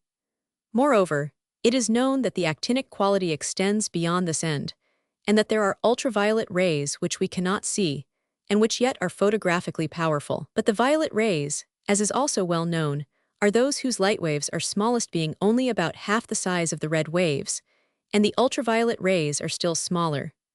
Consequently, by means of the violet end of the spectrum, information can be got about small objects and infinitesimal details which would elude the more ordinary light. A particle, in fact, may be so small that it would reflect the violet waves, while it would be unable to reflect the red, just as a boat floating on the water will reflect and turn back tiny ripples, while it will simply be tossed about by good-sized waves. Advantage has been taken of this in microscopy, and by ingenious arrangements photographs of objects under the 197 microscope can now be taken by ultraviolet light, so as to show the very minutest details. The application of this to the question before us is clear. If there be a spiritual body, composed of particles so infinitesimal as to begin with far beyond the limits of visibility, yet gradually condensing and accreting to themselves other and subsidiary particles, there might come a time when such a cloudform would approach the limit of visibility molecules, of which it was composed, having grown so far. It would be perfectly natural, then, for a body composed of such molecules to come into the region of possible photography in the camera through the ultraviolet rays, before it came into the region of visibility to the human eye by means of ordinary light. And thus the seeming paradox may be accounted for of the appearance of spirit forms, or even thought forms, on the photographic plate which are not yet discernible by the eye. At a later stage of materialization, the form may, of course, yield an image both to the eye and to the camera. Again, in this connection, it is often urged against the reality of spirit forms, ghosts, and so forth, that they cannot bear a strong light, and this is held to dispose of all their claims for consideration. But what has just been said shows that, on the contrary, such an effect is just what might be expected. The delicate growing structure, whose particles were just large enough 198 to reflect the smaller light waves, might easily be broken up and quite disintegrated by the larger and more powerful weaves of a strong glare just, as, in fact, our forms, which can endure light, are broken up and disintegrated by the still larger waves of intense heat. Katie King, who, as before mentioned, appeared so many times in connection with the medium Florence Cook, was frequently seen to fade away if the light was too strong. At the earlier seances, she could only come out of the cabinet for a few seconds at a time, once or twice during the seance. She had to go back quickly into the cabinet to gather fresh power from her medium, saying that the strong and unaccustomed brilliancy of the light made her melt quite away. And Nepenthes, that finely formed and beautiful figure which appeared in connection with MME. Diaspirance, was more than once seen, by a large company assembled, to walk by the side of the medium up to the open French window at the end of the room, and then to disappear as she came into the full daylight. Photographs, it may be noticed, of forms appearing at seances, or in connection with sitters, vary from mere cloud-like masses without or almost without shape, to very distinct human figures with much detail of feature and dress. The 199 same figure being often recognized in various stages of clearness and definition. And this is interesting because it entirely corroborates the observations made in hundreds of seances, and in other cases, in which a form is first distinguished by the eye as a faintly luminous cloud, and gradually grows in distinctness and definition till it becomes visible in all detail and even tangible. MME. Diaspirance, whose book, Shadowland, should be read on account of its intelligent handling and obvious sincerity, as well as on account of the remarkable phenomena reported, describes the first occasion on which a materialization appeared to her. One evening, for some reason or other, we were sitting without a lighted lamp. The daylight had not faded when we commenced the sitting, but though it grew dark, no one suggested making a light. Happening to glance over to the part of the room where the shadows were deepest, it seemed to me that there was a curious cloudy luminosity standing out distinct and clear from the darkness. I watched it for a minute or two without saying anything, wondering where it came from and how it was caused. I thought it must be a reflection from the street lamps outside, though I had never seen it like that before. While I watched, the luminous cloud seemed to concentrate itself, become substantial, and form itself into a figure of a child, illuminated as it were by daylight that did not shine on it, but somehow, from within it darkness 200 of the room seeming to act as a background, throwing up by contrast every curve of the form and every feature into strong relief. And in another passage she says, "As soon as I have entered the mediumistic cabinet, my first impression is of being covered with spider webs.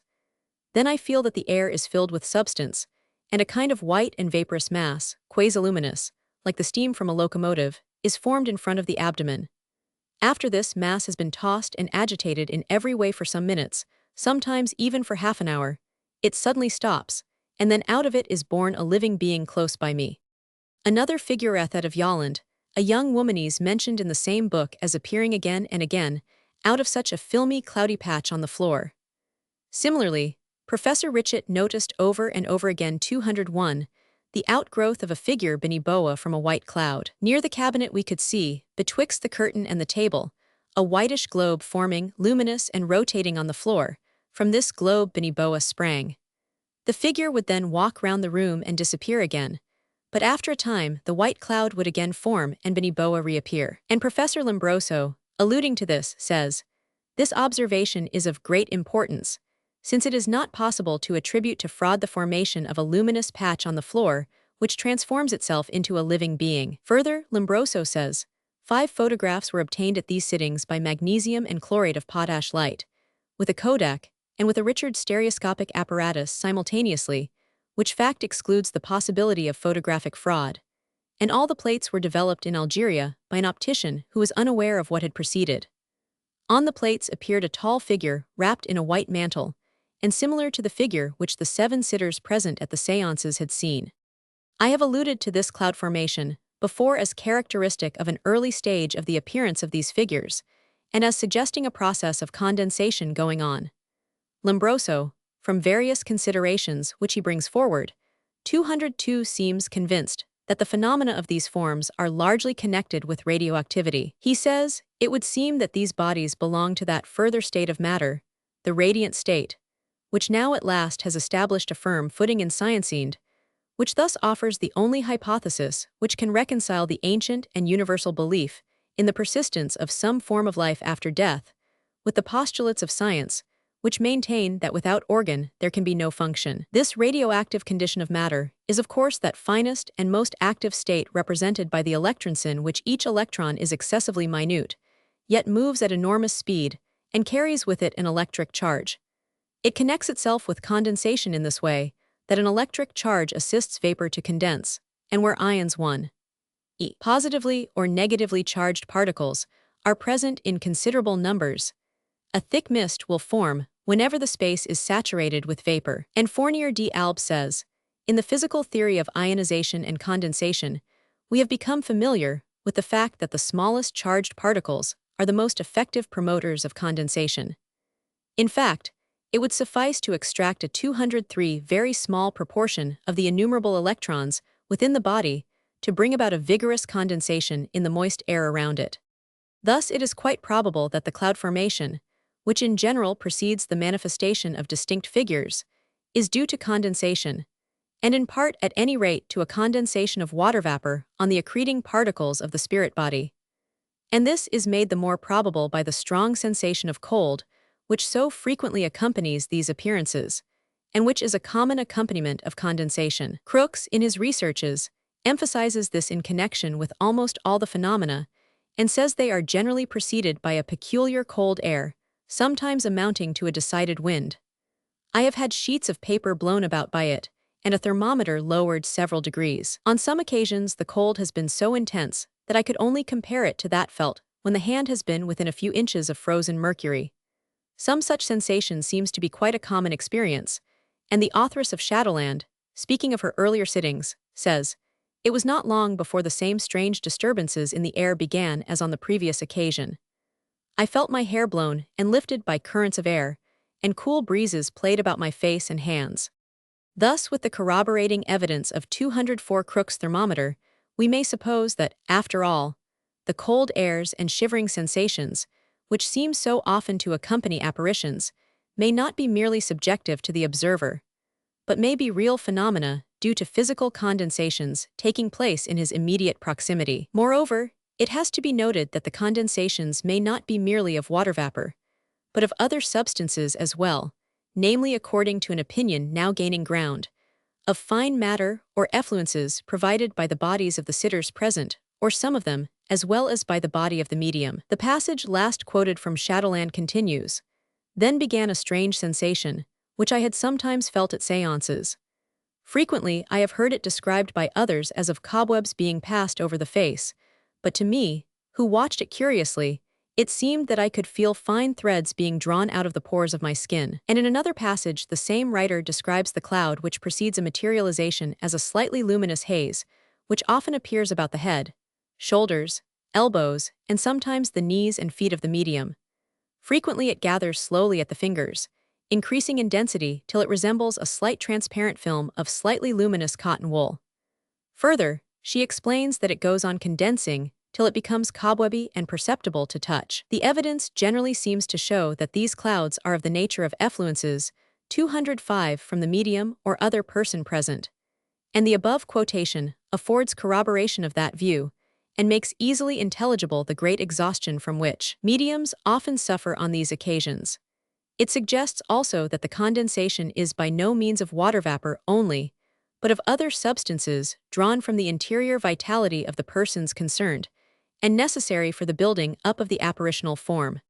It is difficult in the case, for instance, of Katie King, who, as already said, appeared hundreds of times during 2 or 3 years, or of Estella Martha, who appeared to her husband during 5 years, and in 380 or more seances in connection with the medium Kate Fox, not to believe that such figures are, as we should say, really the individuals they profess to be, and not mere thought forms or images projected from the medium's undermind. But whichever view we take, it is obvious that they are centers in some degree of intelligent force or vitality, centers which, though in their essence rare and tenuous as thought or feeling, succeed in clothing themselves with a certain grade of corporeality by the use of the materials at hand, and in so coming into visible manifestation. And this general view is confirmed by the fact, so often observed, that when the same figure appears repeatedly, It does, as time goes on, acquire skill and adroitness in carrying out the process of condensation or whatever it is, which is concerned,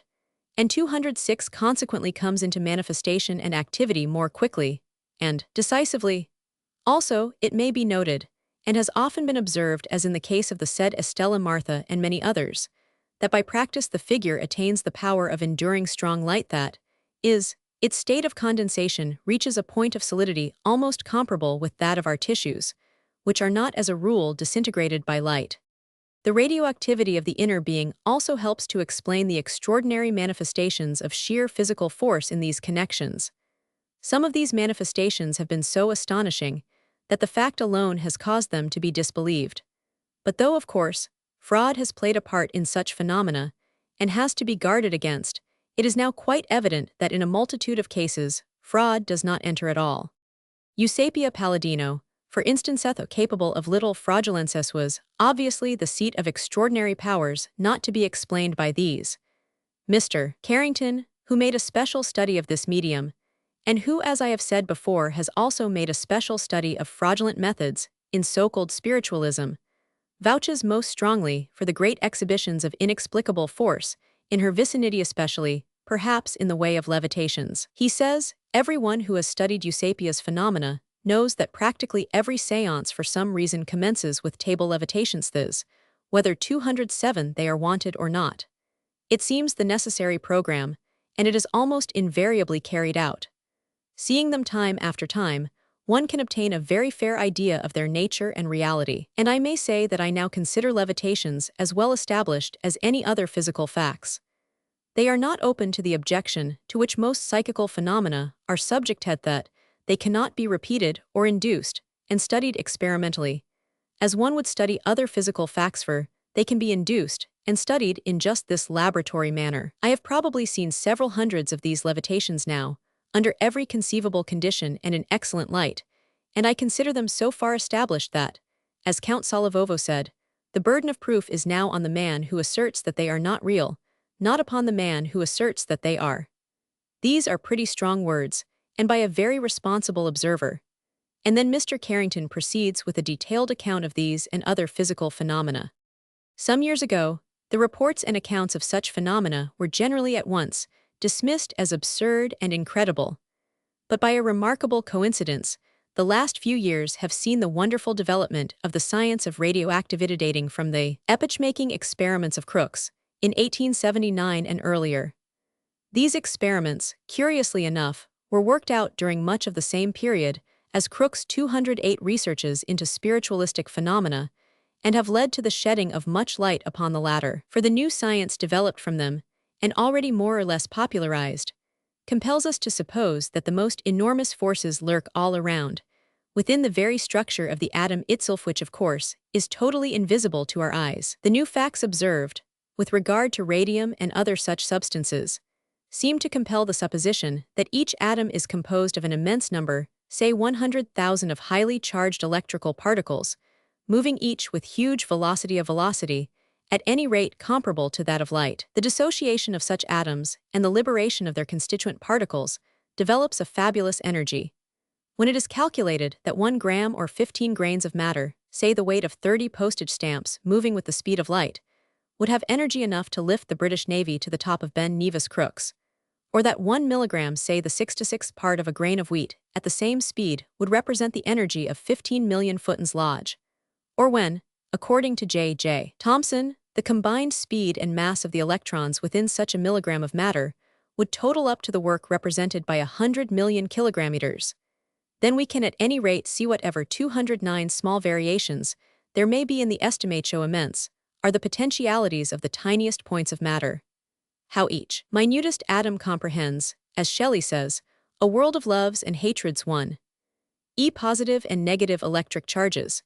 We realize that no manifestations of unexpected power are per se incredible, and we are indeed rather inclined to wonder how it is that these great intratomic energies do not more often force themselves on our attention. It is evident that any such condition of being as we have supposed in the case of the inner or spiritual body might afford means for the liberation even from a single atom of forces amply sufficient for the most miraculous phenomena. And we are led to wonder, and to ask whether it may not be the case that, after all, our gross bodies are really a hindrance rather than a help, whether it may not be true that the powers we could exert without them, and independently of muscles and sinews and hands and feet, would be far greater than those we actually do exert by means of these organs and appendages.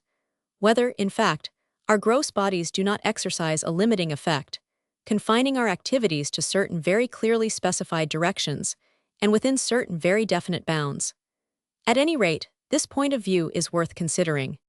Certainly the well-established facts of telepathy, and the equally well-established facts of the projection of phantoms from persons dying, 210, or passing through great danger, to friends even at a great distance, seem to show that the inner self of one person can send out rays or in some way impress itself on the inner self of another far-off person.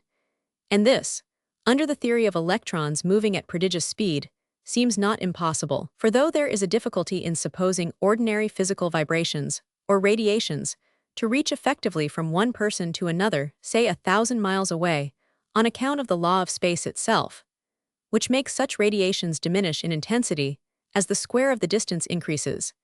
Yet in the case of electrical radiations, it seems possible to suppose two people related to each other as positive and negative polson, which case the radiations of electric charges would pass along lines connecting the two, and with comparatively little loss of intensity.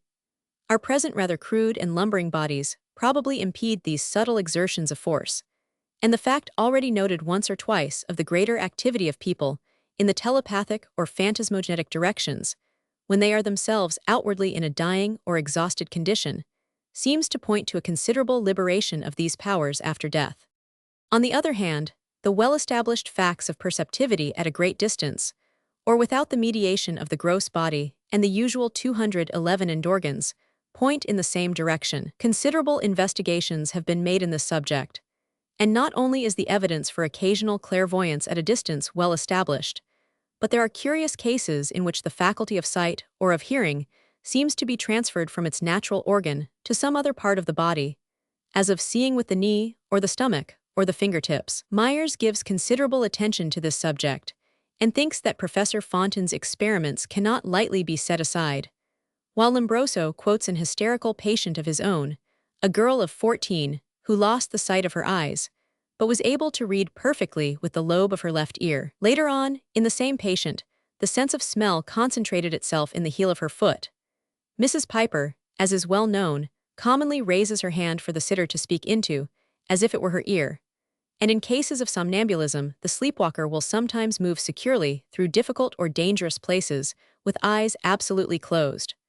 All these things seem to point to an aboriginal power of perception independent of the endorgans. It is obvious that if in the course of evolution our present faculties of sight, hearing, and so forth have been developed from the diffused sensitivity of an amba or some such creature, then those faculties must have existed, in their undifferentiated state, in the amba, or to put the matter another way, 212, the faculty of sight clearly does not reside in the cornea of the eye, or in the crystalline lens, or even in the retina itself, which are merely an apparatus evolved for dealing with the details of the matter. The retina catches the light disturbance, and the optic nerve conveys it to the brain, and the brain cells are agitated by it. But where does sight come in? At some point, doubtless, the agitations of the brain cells, or of their internal molecules, are seen and interpreted. But the being that sees and interprets them, we had almost said, must be capable of directly seeing and interpreting similar agitations in the outer world that is, it may or must by its nature be capable of seeing the events of the outer world without the mediation of the endorgans or the brain. Frederick Myers, dealing with this subject, says, I start from the thesis that the perceptive power within us proceeds and is independent of the specialized sensory organs, which it has developed for earthly use. It is the mind that sees and the mind that hears. The other things are blind and deaf. He thinks that in the development or unfolding of life on our planet certain sensibilities got themselves defined and stereotyped upon the organism by the evolution of endorgans. Others failed to get thus externalized, but may, for aught we know, persist nevertheless in the central organs. 213. It is evident, however, we may explain the matter that activities and sensibilities do persist and manifest themselves in the human organism, quite independent of the ordinary and stereotyped endorgans. And this fact must go far to persuade us, not only that there is an inner, a more subtle, and a more durable body than that which we usually recognize, but that in some respects this latter body is a limitation and a hindrance to the activity of the former, and to the swiftness and range of the perceptions of the soul. What then, it will naturally be asked, is the object or purpose or use of our incarnation in this grosser body? Why, if there is such an ethereal or spiritual frame within, should it thus tend to accrete denser particles upon itself, and ultimately to clothe itself in a vesture of so opaque and material a nature? It would be rash to attempt to answer so profound a question often off one's own bat as it were, and still more rash perhaps to accept any of the ready-made answers which are offered in such profusion, and in so many different jargons and lingos, by the sects and schools, from the Gnostics and Theosophists, to the most Philistine of the chapels and churches. Yet if one may venture a suggestion, it would seem rather likely that the object and purpose and use of this process, by which the soul is entangled in matter, and its operation and perception, so strangely 214 hampered and limited, is limitation. That limitation itself, and even hindrance, are part and parcel of the great scheme of the soul's deliverance. But the further consideration of this I will defer to a later chapter. Chapter 12, Reincarnation. There is a good deal of talk indulged in, on the subject of reincarnation, talk of a rather cheap character. One does not quite see what is the use of saying that the ego will be reincarnated again some day, unless one has some sort of idea what one means by the ego, and unless one has some understanding of the sense in which the word reincarnation is used. If it is meant that your local and external self, approximately as you and your friends know it toddy, including dress, facial outline, professional skill, accomplishments, habits of mind and body, interests and enthusiasms, is going to repeat itself again in 5 or 500 years, or has already appeared in this form in the past, one can only say impossible, and I trust not. For all these things depend on date, locality, heredity, surrounding institutions, social habits, current morality, and so forth, which, though they have certainly played their part in the spirit's growth, must infallibly be different at any other period, short of the whole universe repeating itself. And anyhow to have them repeated again de capo at some future time would be terribly dull. 216. But if you say, of course I don't mean anything so silly as that, it becomes incumbent on you to say what you do mean. Supposing, for instance, you had been planked down a baby in the Arabian desert, and grown up to maturity or middle age there instead of where you are, would any of your present-day friends recognize you? Where would be your charming piano playing, your excellent cricket, your rather sloppy watercolor painting, your up-to-dateness in the theatrical world? Were your morality with 3 wives, of course, or your religion something about Christian dogs, or were your British sang Freud and impeccability? And if it is obvious that in such a case as this you would, owing to the changed conditions, be changed out of all recognition, much more one might say would this be the case if you had been born 500 years ago, or were to be born again 500 years hence. Your whole outlook on life, and its whole impress on you, would be different. Of course, I am not meaning, by these remarks, to say that reincarnation is in itself impossible or absurd. That would be prejudging the question. All I mean at present is that if we are going to study this subject, or theorize upon it, it is really necessary to define in some degree the terms which we use. I do not say that you, the reader, might not be reincarnated, but I think it is clear that if you were, we should have a good deal of trouble in following, and 217 finding you. It is clear that the you, so reappearing, would not be your well-known local and external self, but some deep nucleus, difficult perhaps for your best friend to recognize, and possibly even unknown or unrecognized by yourself at present, and similarly of some friend that you love for 1,000 little tricks and ways. We all have such friends, and at times cherish a sentimental romance of their being restored to us in some future uninhabited in their old guise, and with their well-worn frocks and coats. But surely it is no good playing at hide-and-seek like that. The common difficulties about the conventional heaventh difficulty, about meeting your old friend, who used to be so good at after-dinner stories, about meeting him with a harp in his hand, and sitting on a damp cloudies, no whit the less a difficulty whatever future world may be the rendezvous. He would be changed externally, and we should be changed, and it might well happen that if we did seem to recall any former intimacy, we should both feel like strangers, and be as shy and tentative in our approaches to each other as schoolchildren. What do we mean by the letter I? And what do we mean by the word reincarnation? These 2 questions wait for a reply. The first is a terribly difficult question. It lies, though neglected by the philosophers themselves, at the root of all philosophy. Perhaps really all life and experience are nothing, but in 218 immense search for the answer. What do we mean by the ego? It is a sort of fundamental question, which it might be supposed would precede all other questions, but which as a matter of fact seems to be postponed to all others, and is the last to be solved. All we can at the outset be sure of in the way of answer is the enormous extent and depth of the being we are setting out to define. We sometimes think of the ego as a mere point of consciousness, or we think of the ordinary self of daily life as a fragile and ephemeral entity bounded by a few bodily tissues and a few mental views and habits. But even the slight discussion of the subject in former chapters of this book, chapters 6, 7, and so forth, has revealed to us the vast underlying stores and faculties which must be included: the wonderful powers of memory, the subtle capacities of perception at a distance, or without the usual organs of sight and hearing, the power of creating images out of the depths of one's mind, and of impressing them telepathically upon others, the faculty of clairvoyance in past and future time, and so forth.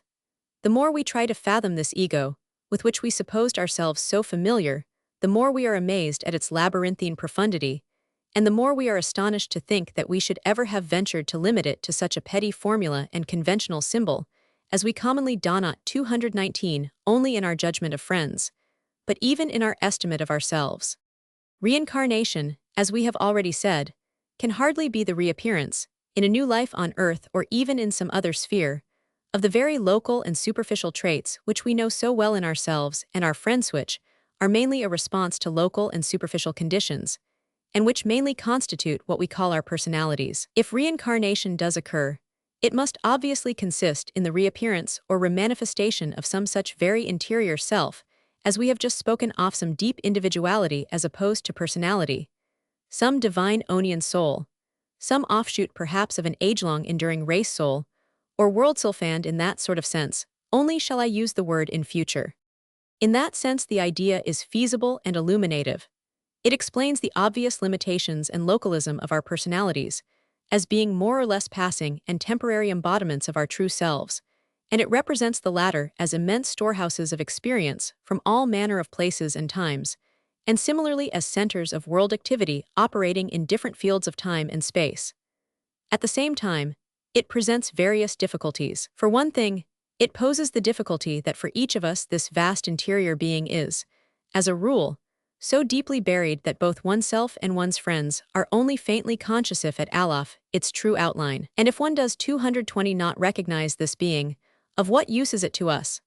It is true that we sometimes meet people who at first sight give us a strong impression of far-back intimacy, but this is only a vague impression and hardly sufficient to afford proof of pre-existence. The only way of meeting this difficulty seems to be to suppose, as residing in this inner being or true self, another order of consciousness, faint intimations of which we even now have, and by which, as it grows and develops, we may some day clearly recognize our true selves and true nature. Another difficulty is that, as already said, for any satisfactory sense of survival continuity of memory is needed, and we should have to suppose that the memory of each earth life was continued into and stored up in this deeper soul or onion self. Memory would not normally pass from one embodiment or incarnation to another, but each stream would flow into the central self and there be stored. And I think we may admit that this is by no means impossible. Indeed, there are not a few facts, some already mentioned, with regard to the recovery of memory, which make the matter probable. Though any given earth life in a given form could not be repeated, the memory of such an earth life, fresh and clear, may survive for an indefinite time in the crystal mirror of the deeper consciousness. And it is 221 perhaps allowable to suppose that in this way, and with the lifting of the opaque veil of our present consciousness, we may some day come clearly into the presence of friends we have lost. Here again, however, one has to be on one's guard. The mere fact of remembering or thinking one remembers, in this our terrestrial life and with our terrestrial consciousness, some detail or other of a previous terrestrial life proves little for aught we know, quite apart from our psychic selves. A streak of memory of more physical origin from some ancestor may have come down even several generations, and may be surviving in one's brain. Indeed, it is extremely probable that all organic matter carries memory with it, and not unlikely that inorganic matter does so too. If you thought, For instance, that you remembered seeing Charles I beheaded if you had a rather distinct picture in your mind of the scene at Whitehall, which you afterwards found by investigation to be corroborated in its details. You might at first jump to the conclusion that you had really lived at that time and witnessed the scene. But after all, it might merely be that an ancestor of yours had been 222 there, and that the vividly impressed picture had somehow persevered in some subterranean channel of memory and emerged again in your mind. Even then you might contend that, since it was your memory, you must have been there or at any rate some fraction of yourself in the ancestor, which now has become incorporated in your personality. There are a good many stories of this kind going about, which point to the possibility of the transmission of shreds of remembrance through hereditary channels, and suggest the idea of an active recememory, or earth memory, in itself continuous a storehouse of experiences, but fed continually by the individuals of the race, and coruscating forth again in other individuals. Indeed, one can hardly withhold belief in the existence of such a larger life, or identity, reincarnated if one likes to use the expression, in thousands or millions of individuals. But to be satisfactorily assured of the reincarnation of one distinct and individual person is another thing, and would almost demand that there should be forthcoming not only shreds and streaks of remembrance, but a pretty continuous and consistent memory of a whole former life. Thus the whole question which we are discussing is baffled, and rendered the more complex by the doubt as to what is meant by the word one. It is clear, from what we have already said, that one person may use it to indicate the quite local and superficial self, while another may have 223 in mind, a much profounder being the underlying self, whose depths and qualities we have by no means fathomed, while others, again, may be thinking of the self of the race or the earth, or the all-self of the universe. I present these questions and doubts, not as I have said for the purpose of discrediting the possibility of reincarnation, but by way of showing how complex and difficult the problem is, and how much some exact thought and definition is needed in dealing with it. At the same time, in pleading for exact thought, I would also urge that in avoiding the whirlpools of sentimentalism, we should be careful not to fall upon the rocks of a dry and barren formalism. Systems of hard and fast doctrines on these subjects, though issued with all the authority of ancient tradition, and enunciated in a long-dead jargonaire, the most unfruitful and uninspiring of things. They seem to contain no germ of vitality, and are liable to paralyze the mind that feeds upon them. Besides the drawbacks, I have pointed out before that all such systems are inevitably false. Nature does not, in any department, work upon a Gutenberg system, and while at the outset of an investigation, we often seem to discern something of that kind, further study invariably discloses an astounding variety of order and method. It may be well, therefore, to be prepared to find a general principle of reincarnation in operation in the world, but worked out, in actual fact, in a great variety of ways. Certainly there comes into our minds, at a certain grade of their development, a deep persuasion of the truth in some sense of reincarnation, that the soul that rises with us, our life star, hath had elsewhere its setting. It blossoms, this persuasion, in a curious way in the very depths of the mind, and in moments of inner illumination or deep feeling, is discerned in a way that seems to leave no room for doubt. At the same time, it not only has this intuitive sanction, but it commends itself also to the intellect, because at a certain stage, we perceive very clearly both how vast is the whole curve of progress which the soul has to cover from its first birth to its final liberation, and how tiny is the arc represented by a single lifetime of two thoughts, almost compelling us to believe in a succession of lives as the only explanation or solution. We are compelled towards a practical belief in reincarnation, and yet as above we have to confess that our conception of what it really is, or what we mean by it, is only vague. This, however, is no more than what happens in 100 other cases. The young bird starts building a nest for the first time, driven by some strange instinct to do so, and yet it can only have a very dim notion of the meaning, and uses the nest will subserve when finished. And we found our lives on deep intuitions of social solidarity, of personal responsibility, of free will, and so forthand, yet it is only later, and by degrees, that we learn what these things actually mean. Referring, then, to the 4 alternative forms of the self given 2 or 3 pages back, and taking the last first, we may say definitely, I think, that as far as the self of each one of us is identified with the all-self of the universe, its reincarnation is assured. Its reincarnation indeed is perpetual, inexhaustible, multitudinous beyond words, filling all space and time, Though the consciousness of this self is deeply buried, yet it is there, in each one of us. Occasionally, if even only for a moment, it rises to the surface, bringing a sense of splendor and of joy indescribable, the absolute freedom and password of all creation, the recognition of oneself everywhere and in all forms. But this phase of the self-I need hardly say is for the most part hidden, and more common is it perhaps for the race self to rise into our consciousness with more or less distinct assurance that we live again and are re-embodied in other members of the race to which we belong.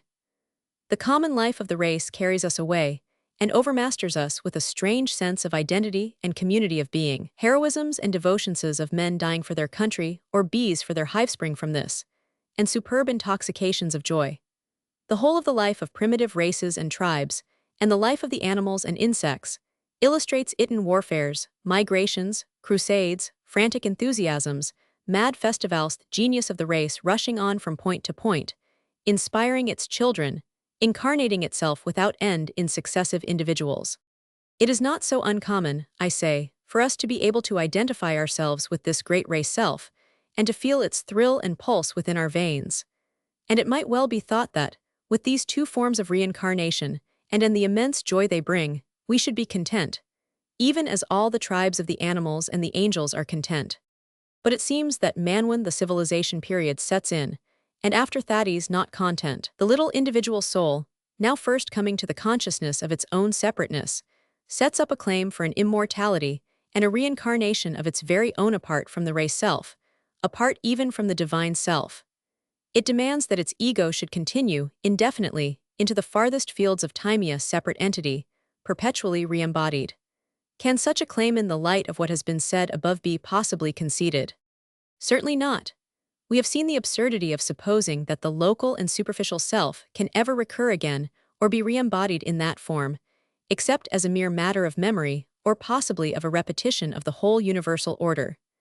And as to the underlying self, whatever exactly it may be, there are 1,000 reasons for seeing that as a wholly separate entity the same must be true of that. I may refer the reader to the art of creation, the whole argument of which is to show that even the mere attempt to think of itself as a separate entity involves the human soul in hopeless confusion and 227 disintegration. And I may remind the reader that we know nothing in the whole universe which is thus separate and apart, and that the conception, whether from a physical point of view or a psychological point of view, is impossible to maintain. That being so, there remains only to consider the possibility of the underlying self or individual soul being re-embodied not as an absolutely separate entity, but as affiliated to some greater life, which shall afford the basis of successive incarnations. The problem is narrowed down, practically to the question whether the individual may not obtain some kind of individual reincarnation through the race self, or possibly through the all-self of the universe.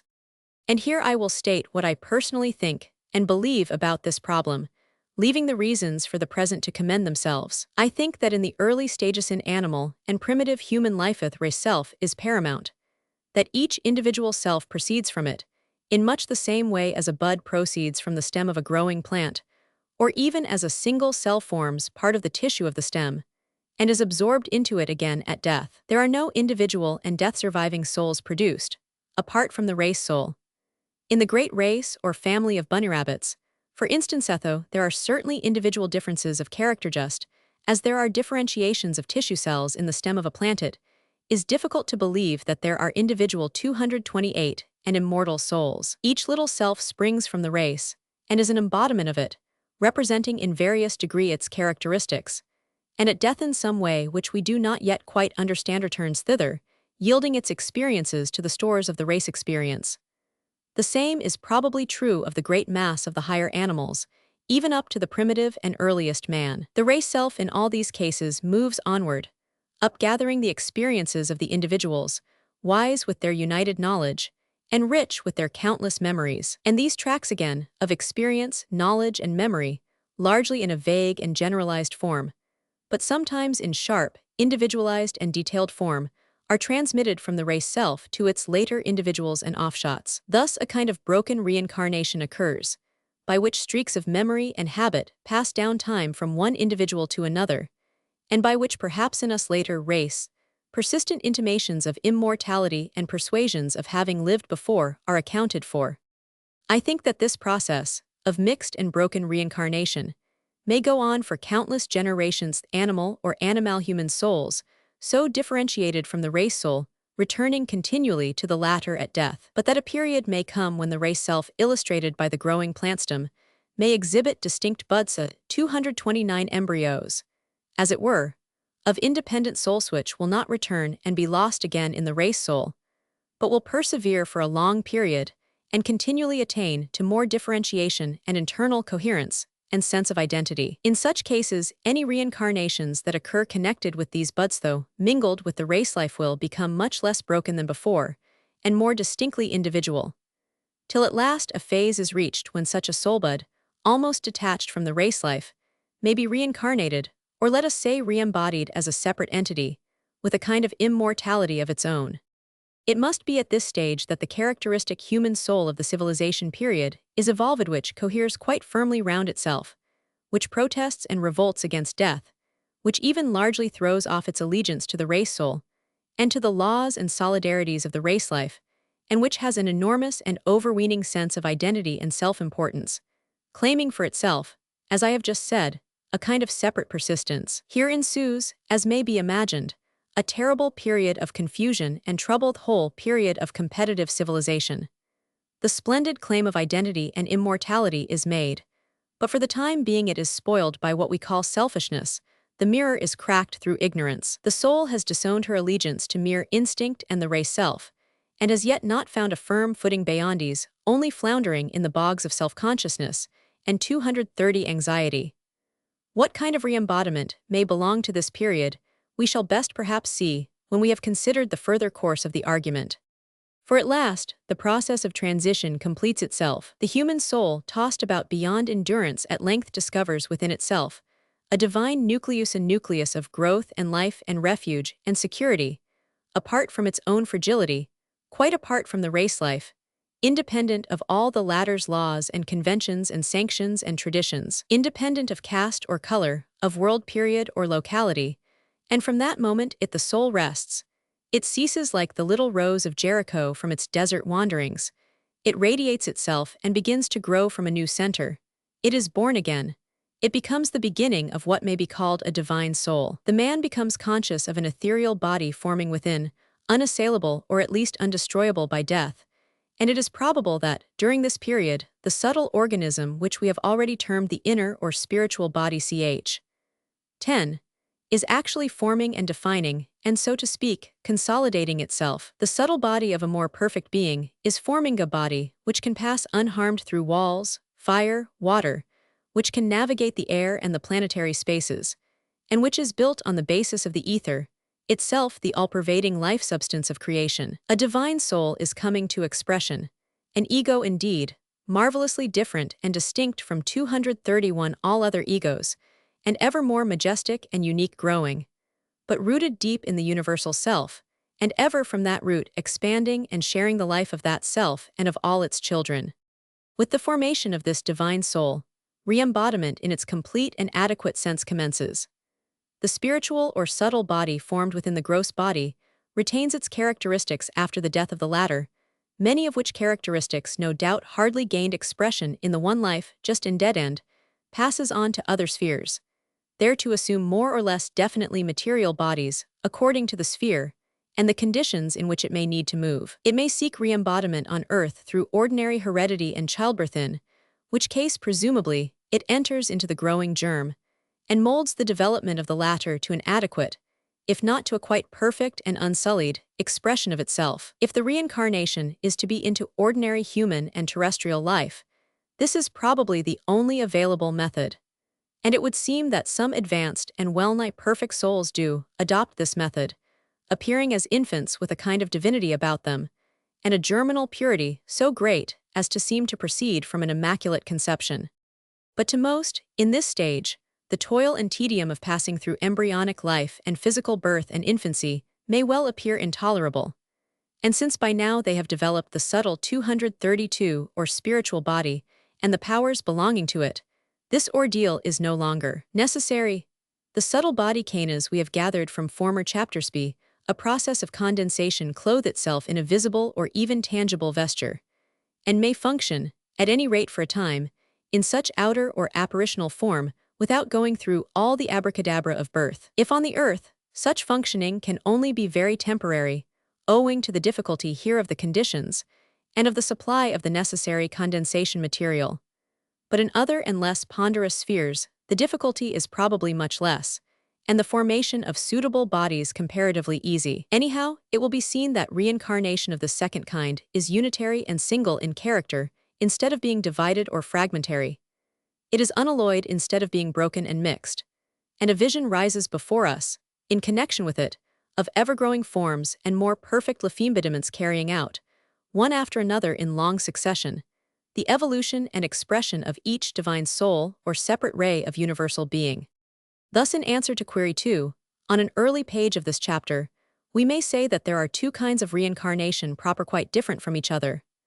That of the race self 233, in which the individual members of the race share only in a streaky fashion, each going back at death into the race soul, and emptying its memories and experiences into that soul for general sporadic inheritance, but not for transmission in mass to any one later individual. And that of the individual who has found his divine soul and evolved his inner body to a point where it cannot be broken up again, and who is thus reincarnated or re-embodied complete through successive materializations or condensations in other spheres, and without again undergoing the ordinary race birth and death. But though these two represent the normal forms of reincarnation, a third kind should be added, which represents the transition from one to the other, and which is important for us, because it mainly covers the period in which we now ereth great period of civilization. We saw how the soul of the animal is so close to the race self, and so little differentiated from it, that it probably returns quite easily into the race self at death.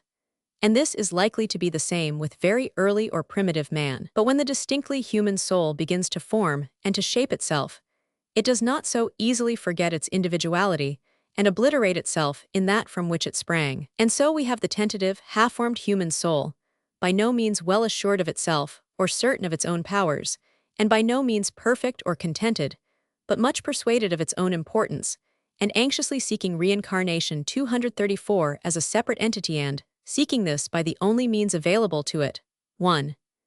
Through heredity and birth as a member of the race.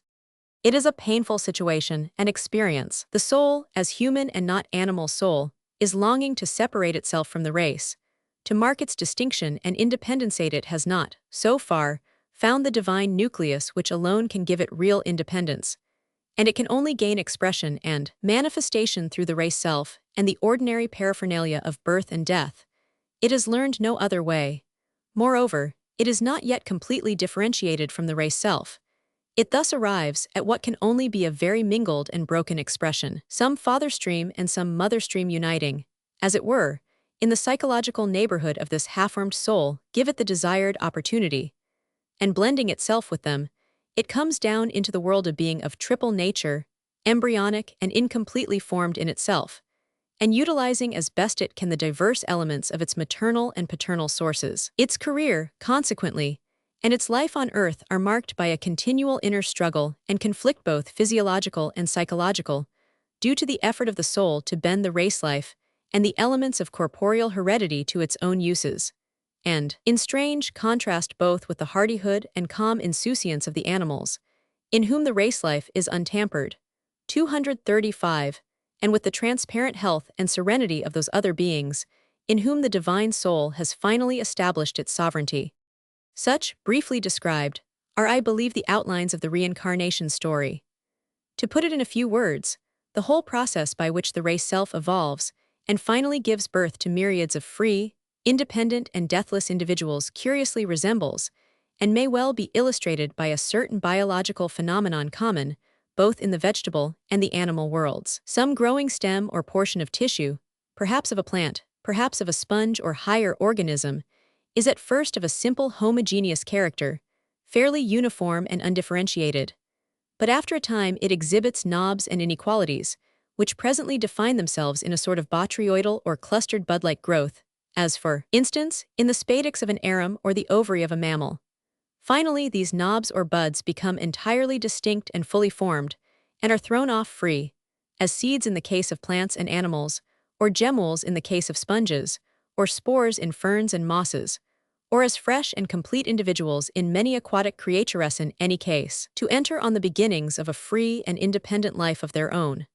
This kind of process, anyhow, is found in every department of biology, and it may well be that it extends upward even into the highest domains. The growing stem proliferating cells without number, which are born and die in a kind of even 236 uniformity within the limits of the stem, corresponds to the ray self in its early stages. The formation of knobs and buds in various degrees of clustered development corresponds to the partial growth of human souls out of the race soul, and the liberation of the buds and germs corresponds to the liberation of the human souls into the freedom of a universal life. Chapter 13, The Divine Soul. The liberation of buds and germs, as in the biological processes alluded to in the last chapter, is in general connected with sex and brought about by its operation. And similarly, I think we may say that the liberation of human souls and their disengagement from the Ricci matrix is brought about by love. I have already pointed out ch. 9.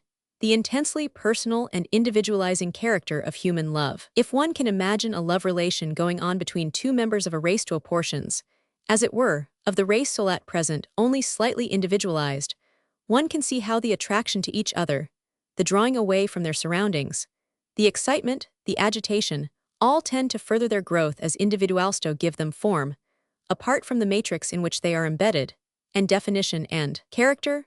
Of course, all experience does this, but most of all and most deeply does love. It breeds souls out of the race self, and finally brings them away to an independent life. It is for this that the body exercises its tremendous attraction, that mortal love torments and tears asunder the successive 238 generations of mankind, that underneath, and after all the true men and women may appear, by long experience emancipated. As said in an early chapter, in love, though we do not know exactly what is happening, we are persuaded that something very profound and far-reaching is working itself out. And one such thing, I am sure, is the liberation of the soul of the loverand, in less degree, the soul of the loved one. The tremendous experiences and convulsions, the profound stirrings, and the wrenchings from old ties and associations, do at last not only build the soul up into a distinct individuality, but they dig it up from its roots in the race, and plant it out in the great Eden garden of emancipated humanity, beginning of a new career. Another thing that I think is happening is that when love is strongly reciprocated, the elements, as we have seen several times already, whether physical or psychical, pass over from one to the other, and are interchanged, regenerating and immensely enlarging the life and capacity of each individual. This happens, I believe, in all grades of the universal life, from the protozoa 239 upwards. Two individuals drawn together interchange some elements of their being and grow thereby into a larger and grander life, or may even in cases fuse completely into one individual person. As Swedenborg says somewhere, those who are truly married on earth are in heaven one angel. Thirdly, I think that the reciprocated love of two sometimes creates a new soul. We are familiar with the idea that the love sexual of two bodies commonly creates a new body, and there is an age-long tradition that the same is true in the world of souls. There is in that world also, not only regeneration but generation. Love is the desire of generation in the beautiful, both with relation to the soul and the body, says Plato, and Ellen Key, in a passage already quoted above ch. 4, says that two beings through one another may become a new being, and a greater than either could be of itself alone. By love a new soul is sometimes generated which takes possession of both persons, and which suggests as in the Swedenborg phrase above that in some other sphere they really become one. And by love, we may also think, between man and wife, a new soul or soulbud is sometimes created, which may descend into and vivify the physical germ of their future child. To consider this last point a moment, the connection between heredity and the individual self is very mysterious. We acknowledge our 240 descent, and what we owe, both mentally and bodily, to our parentage, but we are fain to think of our ego as something apart, something not to be confused with parents, and by no means merely derivative from them. Sometimes indeed there is great harmony between this ego and the parental inheritance, sometimes much the reverse. Sometimes the line between the two is doubtful and uncertain. What is the explanation of all this? And what are the true facts of the relationship? Does it not seem likely that, in the intense organic excitement which attends sexual union, this excitement, especially if strong love be also present, reaches right down into the soul depths of each person, stirring these also, and the race oversoul at that point, most profoundly. So that, at the same moment that the germ of a bodily child is being fertilized, there is formed in the race soul a soulbud corresponding, which consequently descends into the physical germ and becomes its organizing lifeth soulbud, thus being related to the souls of the parents, somewhat as the physical germ is related to their bodies. It springs, in fact, from a related portion of the race over soul. Or again, does it not seem likely that in some cases, instead of a quite new bud being formed, the profound stirring of the race life in that vicinity causes some older and more developed soulbud which has perhaps already had some earth experienced wake into activity and take 241 possession of the germ. In the first case mentioned, the child born will be singularly like the parents, and in nature harmonious with them, with very little extraneous in its character, and with the fair prospect before it of a smooth and even career. But in this latter case, though the child will be harmonious with the parents, it will have great depths beside, of authentic character of its own which will show out as time goes on. And again, if deep love be absent, and consequently there is no special birth or awakening of souls in that region where they should be related to the body, which is being born, what is likely to happen? Is it not likely that some other soulbud, or soul which chance or other indication of destiny may bring that way, may enter in and possess the developing organism? And is it not likely, then, that strife and conflict and doubt may also enter in, causing a character of mixed elements, possibly leading to heroic developments, but also probably to a broken or tragic life story? As in the earliest and most primitive developments of life, so in the latest and most exalted, the soul is born through love, and through love it grows and expands. It may indeed be asked whether any other way is possible. Oppositions and conflicts may give form to the growing thing and help to carve its outlines, but this gives it expansion. Every profound attachment necessarily modifies and enlarges the man. It 242 pulls him out of his little orbit into a wider path of an, if for the moment with some amount of eccentricity. Something is incorporated in his life, which was not part of it before, something possibly, which he did not before appreciate or understand. What we now arrowheather mentally or physically is an epitome of multitudinous loves in the past.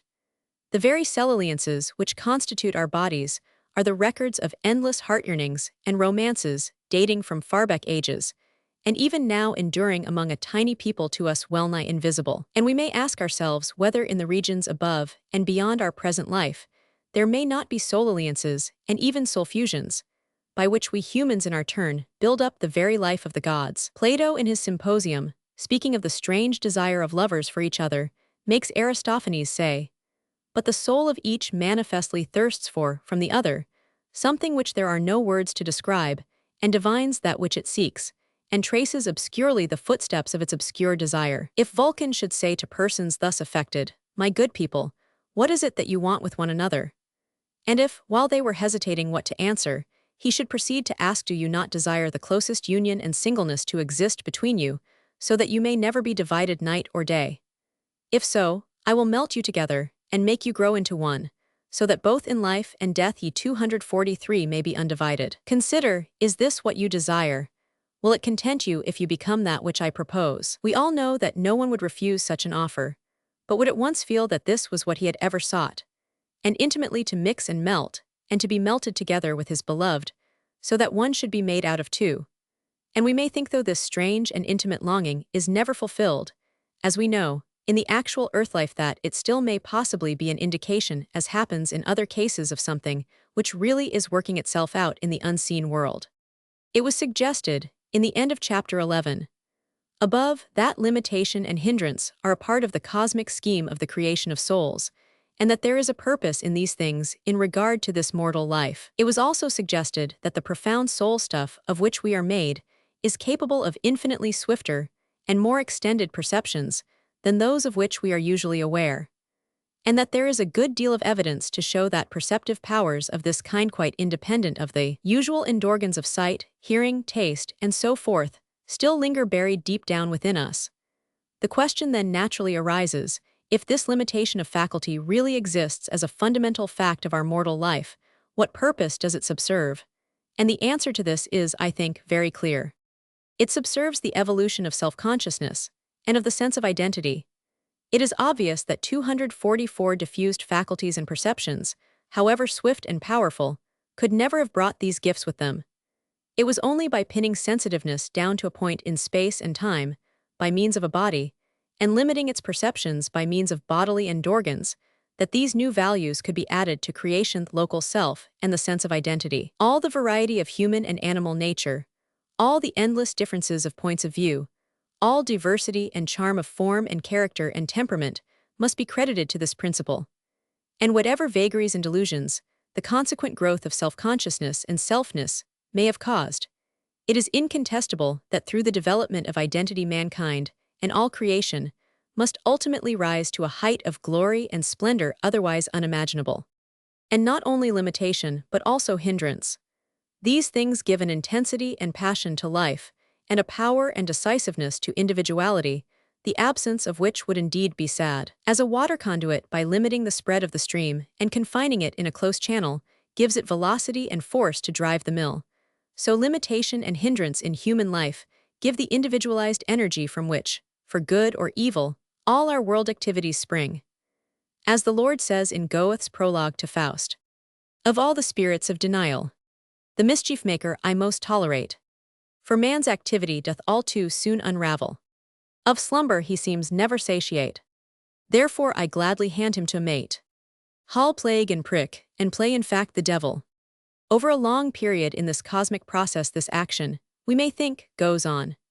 The vast and pervasive soul stuff of the universe, in its hidden way omniscient and omnipresent, suffers an obscuration and a limitation, and is condensed into a bodily prison in a point of space and time, but with a consequent explosive energy incalculable.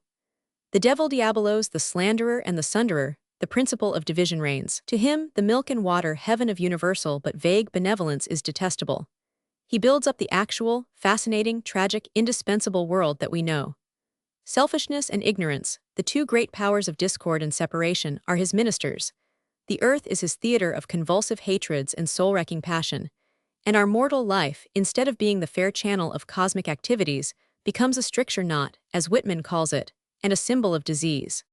But this diabolonian process is only one segment of the whole. After the long descent and condensation and imprisonment of the spirit, in its most limited and inert and self-regarding forms, after its saturation in matter, and its banishment in the world of death and suffering, the rising curve of liberation sets in, and the long process of its return.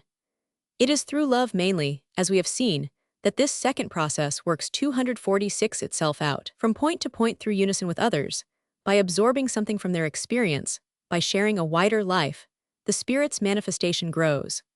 By this the great tree of organic life spreads upon the earth, by this each racem multiplies its tissues and expands, by this the buds of human souls are formed, and by this the souls themselves are freed to independent life, and ultimately to circle again dancing and sporting, as Plutarch says, like joyous satellites round about their sun in heaven. There is continual transformation, but there is also continuity from end to end. For every being there is continuance, but continuance only by change. Each soul is a gradual rising to consciousness of the all-soul, a gradual liberation and self-discovery of the divine germ within it. First the race soul rising toward this consciousness, and then the individual souls thrown off, rising each independently toward the same. It is when the latter are moving over from their instinctive, and so to speak organic community with the race soul, to a distinct and separate knowledge of and allegiance to the divine germ now declaring within themselves, that all this period of confusion and dismay, naturally enough, occurs this that we have called the period of civilization, and the fall of man the period in which indeed we are now so fatefully involved. But it is in this period too that divine souls are formed, and their feet first set upon the path of splendor. Love indicates immortality. No sooner does the human being perceive this divine nucleus within himself than he knows his eternal destiny. Plunged in matter, and the gross body, he has learned the lesson of identity and separateness. All that the devil can teach him he has faithfully absorbed. Now he has to expand that identity, forever unique, into ever vaster spheres of activitito become finally a complete and finished aspect of the one. Chapter 14, The Return Journey. We have seen that there is some reason for believing that, simultaneously with the birth, or coming to consciousness, of what we have called the divine soul, there occurs within us the formation of a spiritual or very subtly material body. This body, if only composed of atoms, may easily be so fine and subtle as to pass practically unchanged through ordinary gross matter walls, for instance, and other obstacles that surround us. At this moment, there is an astronomical theory current that the stellar universe consists of two vast star systems which are passing in nearly opposite directions right through each other. If composed of electrons, its subtlety and pervasive powers must be much greater. Moreover, its fineness and subtlety would make it difficult of destruction. The ordinary agents of death, physical violence, water, fire, and so forth would, as already pointed out, hardly reach it, and it is easy to suppose that it might continue onwards and perdure in stability and activity for thousands of years. Even the atom of matter, which is now regarded as a complex system of electrons, is supposed to have an immensely 249 extended lifetime, nearly 2,000 years in the case of radium, and much longer in the case of all other substances. And if 2,000 years or thereabouts is the minimum lifetime of an atom, it is not difficult to suppose that the lifetime of a subtle body composed as above described may be equally or much more extended. During its lifetime, the radioactive atom, slowly disintegrating, pours out a prodigious amount of energy, and in the process apparently is transformed and takes on other characters and qualities. Radium, for instance, or rather some products of its disintegration, are thought to take on the characters of helium and of lead. And similarly, we have every reason to believe that the subtle body of man is continually pouring out energy on all sides, radiating like a sun pouring out mental states, sensible forms, influences of all kinds, even images of itself, and so continually entering into a wider life and touch with others, and undergoing a slow transformation of its outer form. At the same time and leading to the same results, it is continually storing up in its recesses impressions and memories for the seed of future expression and development. It may be imagined that the gross terrestrial body, though splendidly necessary for the localizing of the self, and the establishment of the sense of identity, and for the electric accumulation of stores of emotion and passion, and so forth, acts on the whole in such a way as to greatly 250 hamper and limit the activities of the inner body.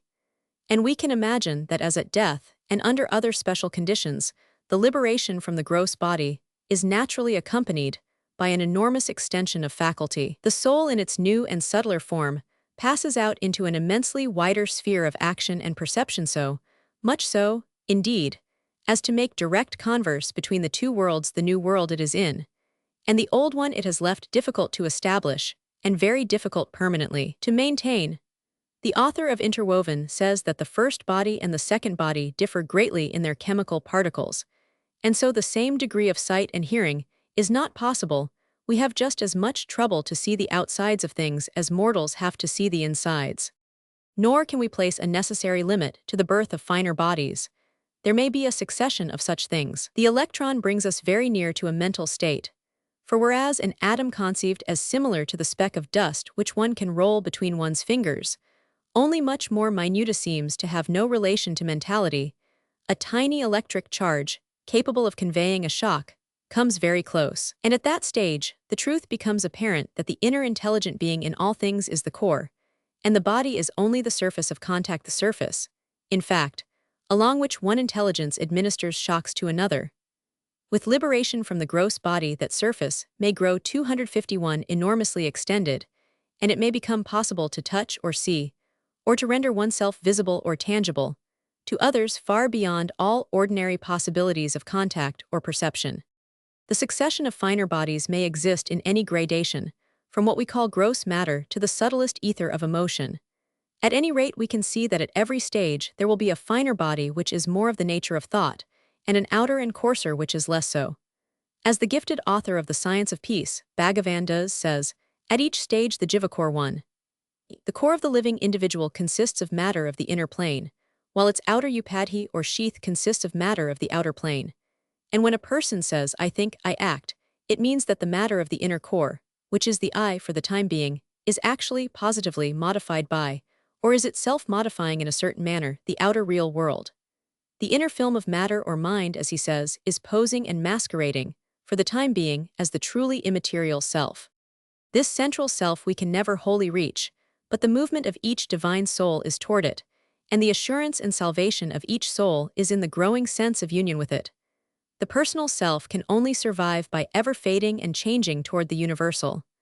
Our inner identity is fixed, but our outward identity we can only preserve by, as it were, forever losing it. After life's fitful fever, after the insurgence and resurgence of passions, after the heartbreaking struggles which are forced upon some for the sake of a mere material footing upon the earth, after the deadly sufferings which others must undergo in order to gain scantiest allowance and expression of their inner and spiritual selves, after the mortal conflict and irreconcilableness of material and mental needs, the battles with opponents, the betrayal of friends, the fading and souring of pleasures, and the dissipation of ideals, the consent of mankind goes to affirm and confirm the conclusion that sleep is well, sleep is desirable. As after a hard day's labor, when the sinews are torn and the mind is racked, nature's soft nurse commends a period of rest and healing, so it would seem fitting that a similar period should follow, for the human soul, on the toil and the dislocation of life.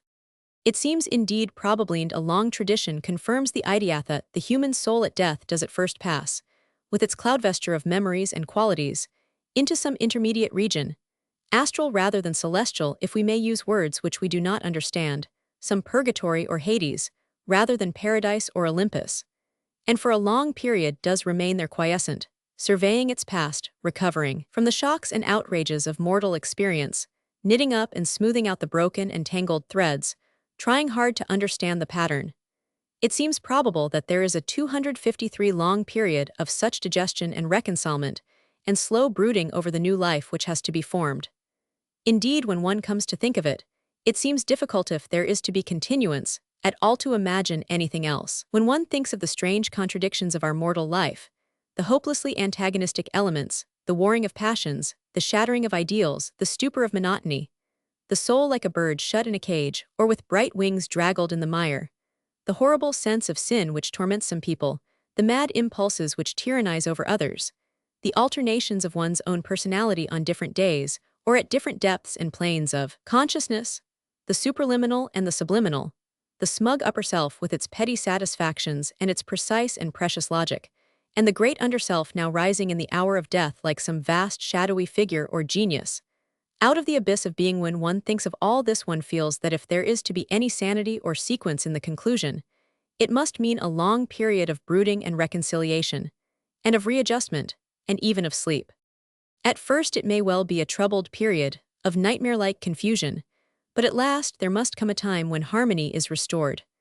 The past lifetime is spread out like a map before one, all its events fall into their places, composed and clear. The genius, rising from the depths, throws a strange light upon them.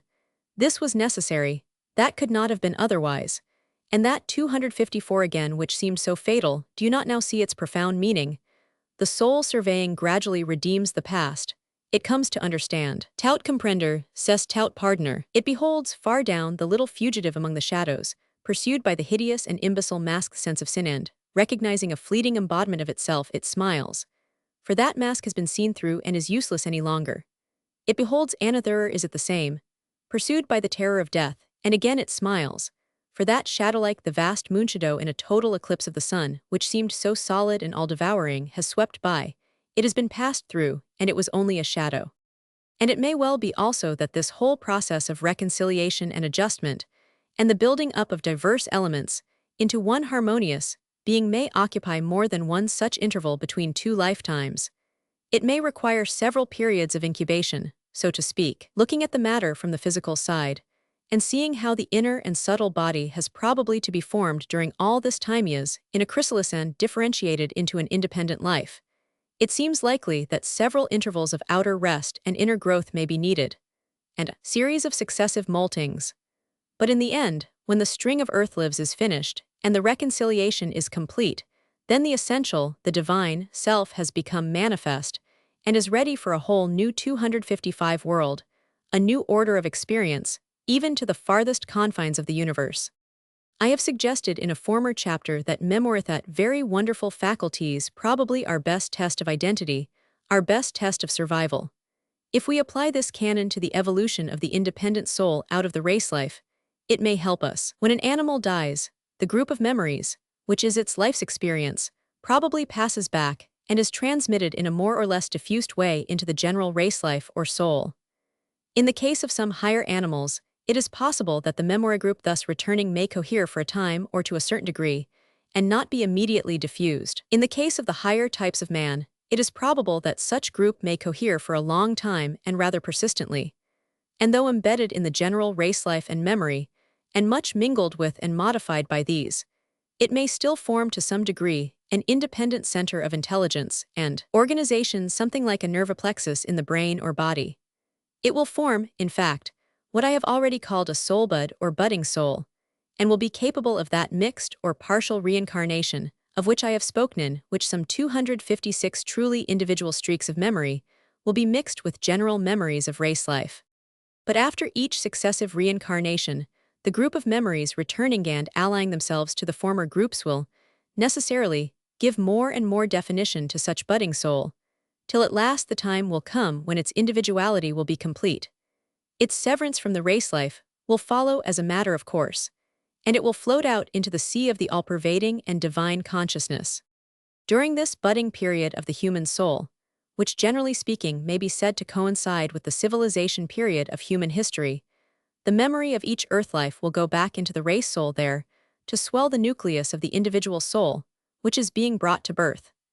But it will not generally revive into evidence in the next earth life, for being so deeply buried within, it will be too much overlaid by external layers and happenings to come distinctly into consciousness. It is not probably till the completion of the whole series of its earth lives that the soul will resume all these memories and come into its complete heritage. Then, at some deep stage or state, all its incarnations clarified and comprehended will become manifest to eat a glorious kingdom, beyond the imagination of man at present to conceive.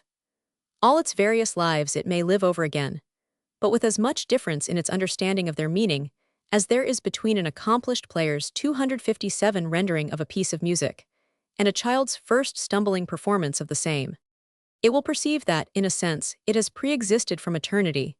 For though certainly there was a time when it first sprang as a bud from the race, and entered into a gradually evolving and self-defining series of personal lives, yet that first bud was itself but a particular limitation and condensation of the race self. And that again, far back and beyond, a limitation through many intermediate stages of the all-self. The human divine soul will perceive that it pre-existed from eternity as the all-self, that it suffered in its time the necessary obscurations and limitations, that it abdicated the high prerogative of universal consciousness, and that it was born again as a tiny Cinderella spark, destined to rise through all the circles of personal and individual life, and the enacting of the great drama of love and death, great cycle of evolution and transfiguration once more to the eternal throne. The glory of that heaven where the all-self dwells radiant as the sun, and each lesser or partial soul knows itself as a ray conveying the whole light, but in a direction of its own we need not dwell on or attempt to portray. As the emancipated soul just described may include the personalities of many earth lives and bodies, so there may probably err larger inclusive selves, special gods, having troops of souls united 258 to them in the bonds of love and devotion. Telepathic radiations, traveling as it were on lines of light, and with the velocity and directness of light, bring each unit into possible touch with every other, and over an enormous field. As the modern theory of electricity supposes that every electric charge, however small, or associated with the smallest atom, is connected by lines of force with some other, and complementary charge somewhere even perhaps at a practically infinite distance, negative with positive, and positive with negative. So the idea is suggested that in the free world of the spirit, every need felt by one atom of personality, anywhere, is felt also and answered to by some complementary impulse and personality somewhere. In the bringing together of these needs and affections, in the recovery and the building up and the presentation in sensible form of all the worlds of memory, slumber infinite possibilities, and the outlines of endless situations and developments, the individual is clearly not lost in any happy mass, but may contribute to the formation of such a thing in the sense that he comes into such wide and extended touch with others as to have a practically unlimited range of experience, memory, knowledge, creative power, and so forth to draw on.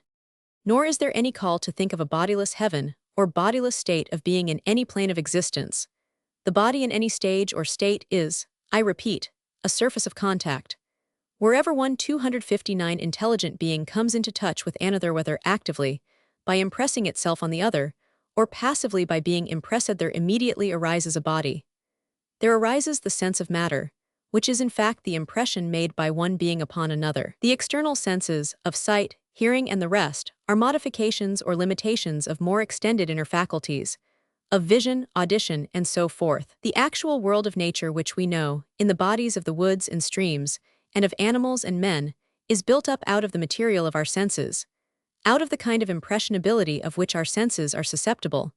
But if these materials, of our sight and hearing and touch and taste, were altered but slightly in their range, the whole world would be different. They would create for us another world. And so, if these present end organs of sense were destroyed, the soul, furnished with the inner faculties corresponding, would create another world of sense and of nature, which would become the medium of expression and communication on that new plane, and the material of its bodily manifestation there.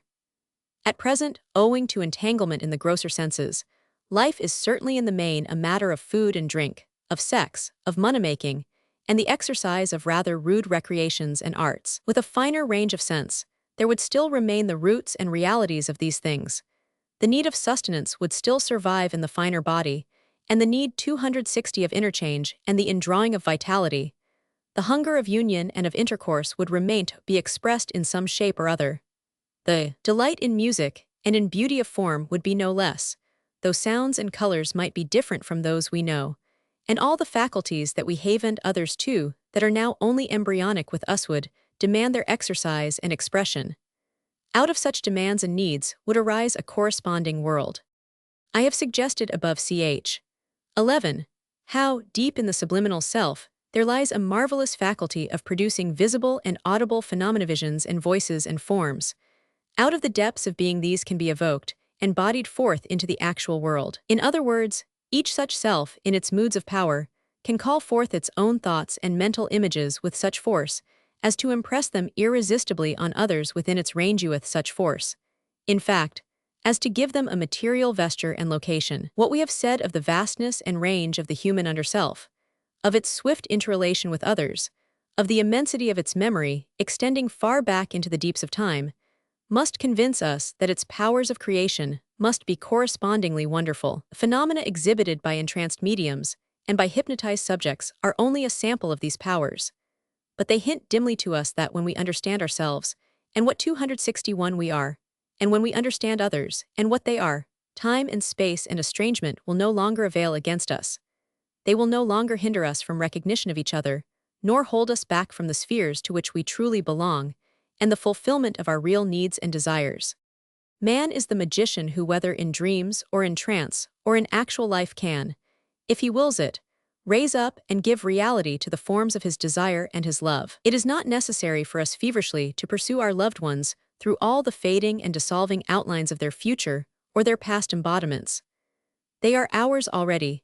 In the deepest sensing, one day, we shall wake up to know we can call them at any moment to our side. We shall wake up to know that they are ever present and able to manifest themselves to us out of the unseen.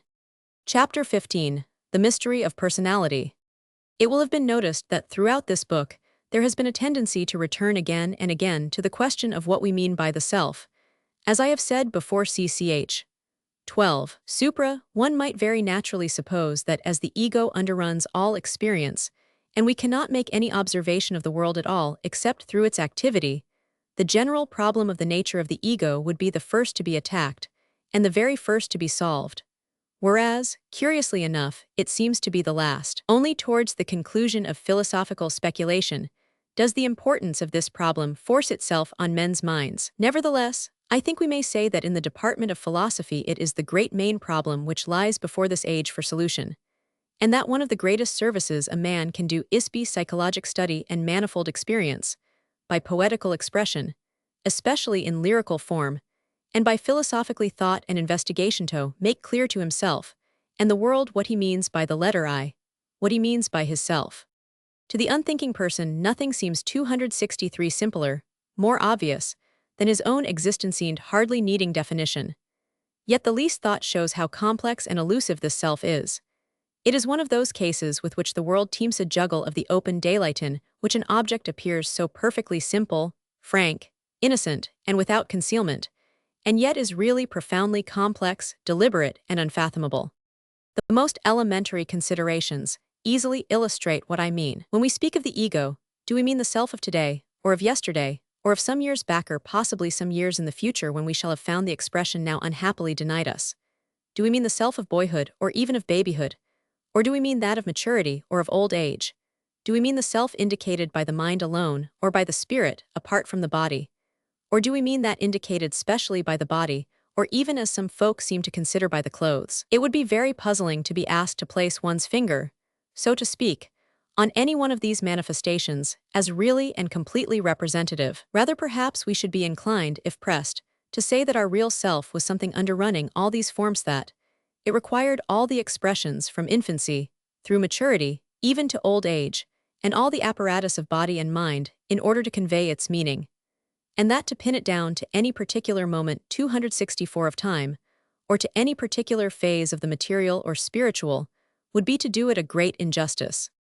If so, we seem at once compelled to think of the self as something greatly larger than any ordinary form of it that we know, as something perhaps on a different plane of being underrunning, and therefore in a sense beyond time, and similarly underrunning, and therefore in a sense beyond both body and mind.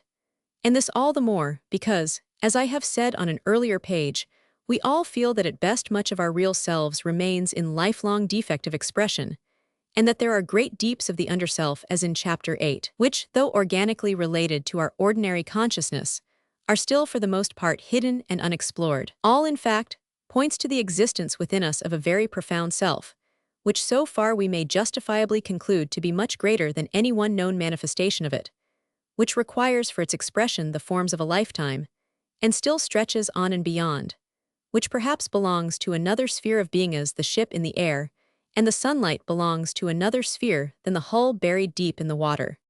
But we may go further in our exploration of the abysmal deeps. We have once or twice in the foregoing chapters alluded to the possibility of the self dividing into two personalities, or even more. We have supposed, for instance, that at death the psychic organism may possibly split up some more terrestrial portion, remaining 265 operant and active on the earth plane, and some other portion removing to a subtler and more ethereal region. Are we, who may ask, and those others, who propound the same ideas, talking nonsense in doing so? Is it anyhow possible for a self to be active in two bodies, or in two places at the same time? It may indeed seem impossible and absurd until we envisage the actual facts. But when we do so, when we study the facts of the alternation of personalities, so much in evidence at the present time, when we find that two or more personalities or coherent bodies of consciousness may not only succeed each other in one human organism, but may simultaneously be active in the same, when we find that there is such a thing as bilocation, and that the apparition of a person may come and deliver a message, while the original person is far away and otherwise engaged, when we notice carefully our own internal psychology, and find that we not unfrequently talk to ourselves, and in other ways behave as two persons in one body, see that the absurdity or unlikelihood of the suggestion may not by any means be so great as supposed, and that we may after all be forced to largely remodel our conception of what personality is. That one personality should divide into two or more may seem to be foreign to our habitual views. Yet we must remember that worms, annelids, and mollusks of various kinds commonly so divide, and though it is puzzling to think what becomes of the I or self of a sea anemone when the latter is cut in twain and each part goes its way as a new creature, we must not therefore refuse to envisage the fact, and the problem thus flowing from it. As to the protozoa, which certainly exhibit signs of considerable intelligence, fission of one cell into two or more is one of the most normal and frequent events of their lives. The same, of course, is true of the elementary cells of the human body. The fission even of whole organs of the body is not uncommon, though more pathological in character. And the fission of the personality, as just mentioned, is quite frequent, and in some cases, in the well-known case of Sally Beauchampfrey, striking, on account of the furious apparent opposition developed between one portion and another. The conception, therefore, of personality must, it would seem, include the thought of possible bilocation, that is, of possible manifestation in two places at the same time, and it must not refuse the thought of inclusion Roman 1e, of one personality being possibly included within Anathura's 267 of living and intelligent cells within the body. Furthermore, we must not only allow division of self as one of the attributes of personality, but also, apparently, fusion with other selves. This may seem far-fetched and unreasonable at first, but on consideration, we cannot but see that in one degree or another, it is quite in the order of nature. The protozoa, of course, quite frequently combine with each other, and so make a new start in life. In the higher organisms, the sperm cell and germ cell fuse completely for the conception of the offspring, and the organisms themselves fuse partially and interchange elements during the process of conjunction. And in the psychology of love among human beings, we notice a similar fusion, and sometimes also almost a confusion, of personalities. The little self-conscious mind of the civilized man no doubt protests against all this. It desires to think of itself as a separate and definite entity, distinct from and perhaps superior to all others, and it finds any theories of possible fission or fusion of personalities quite baffling and impracticable. Yet in the light of the all-self, the key thought of this book, the whole thing is obvious, and there is really no difficulty, except perhaps in the linking up through memory of the continuity of each lesser self. What we said in the last chapter, namely that the personal self-consciousness can only survive 268 by ever fading and changing toward the universal, must be borne in mind. Continual expansion is a normal condition of consciousness. Time is an integral element of it. Consciousness must continually grow. Through memory it preserves the past, through the present it adds to its stores. The author of The Science of Peace illustrates the subject by asking us to consider the spheres of consciousness of various officials in a country whose departments more or less overlap each other.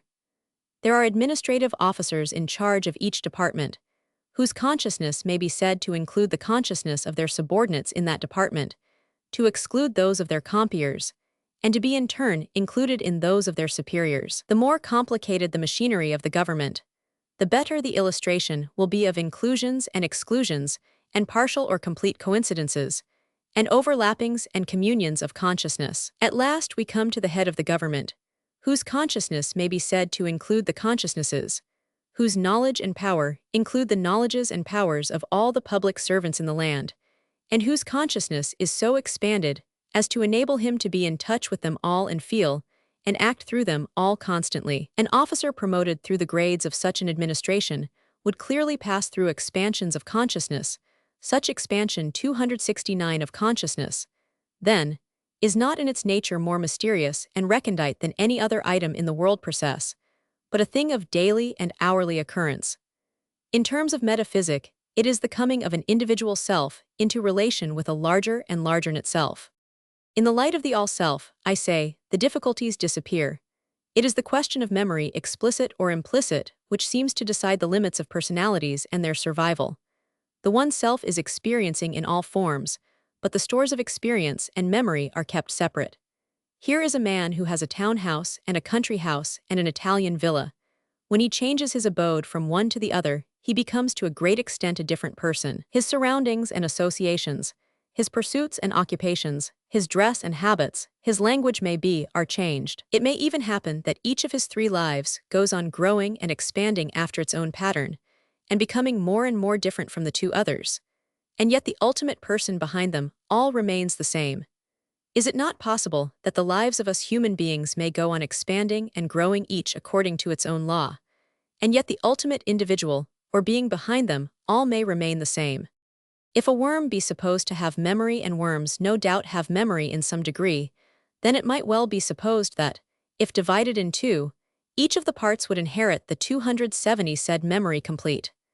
But from that moment the experiences of the two portions, moving in different directions, would bifurcate, and the future stores of memory would be different. Thus we should have a bifurcation of the stream of memory, and a bifurcation of personality ultimately, as time went on, and the common memory faded into the background.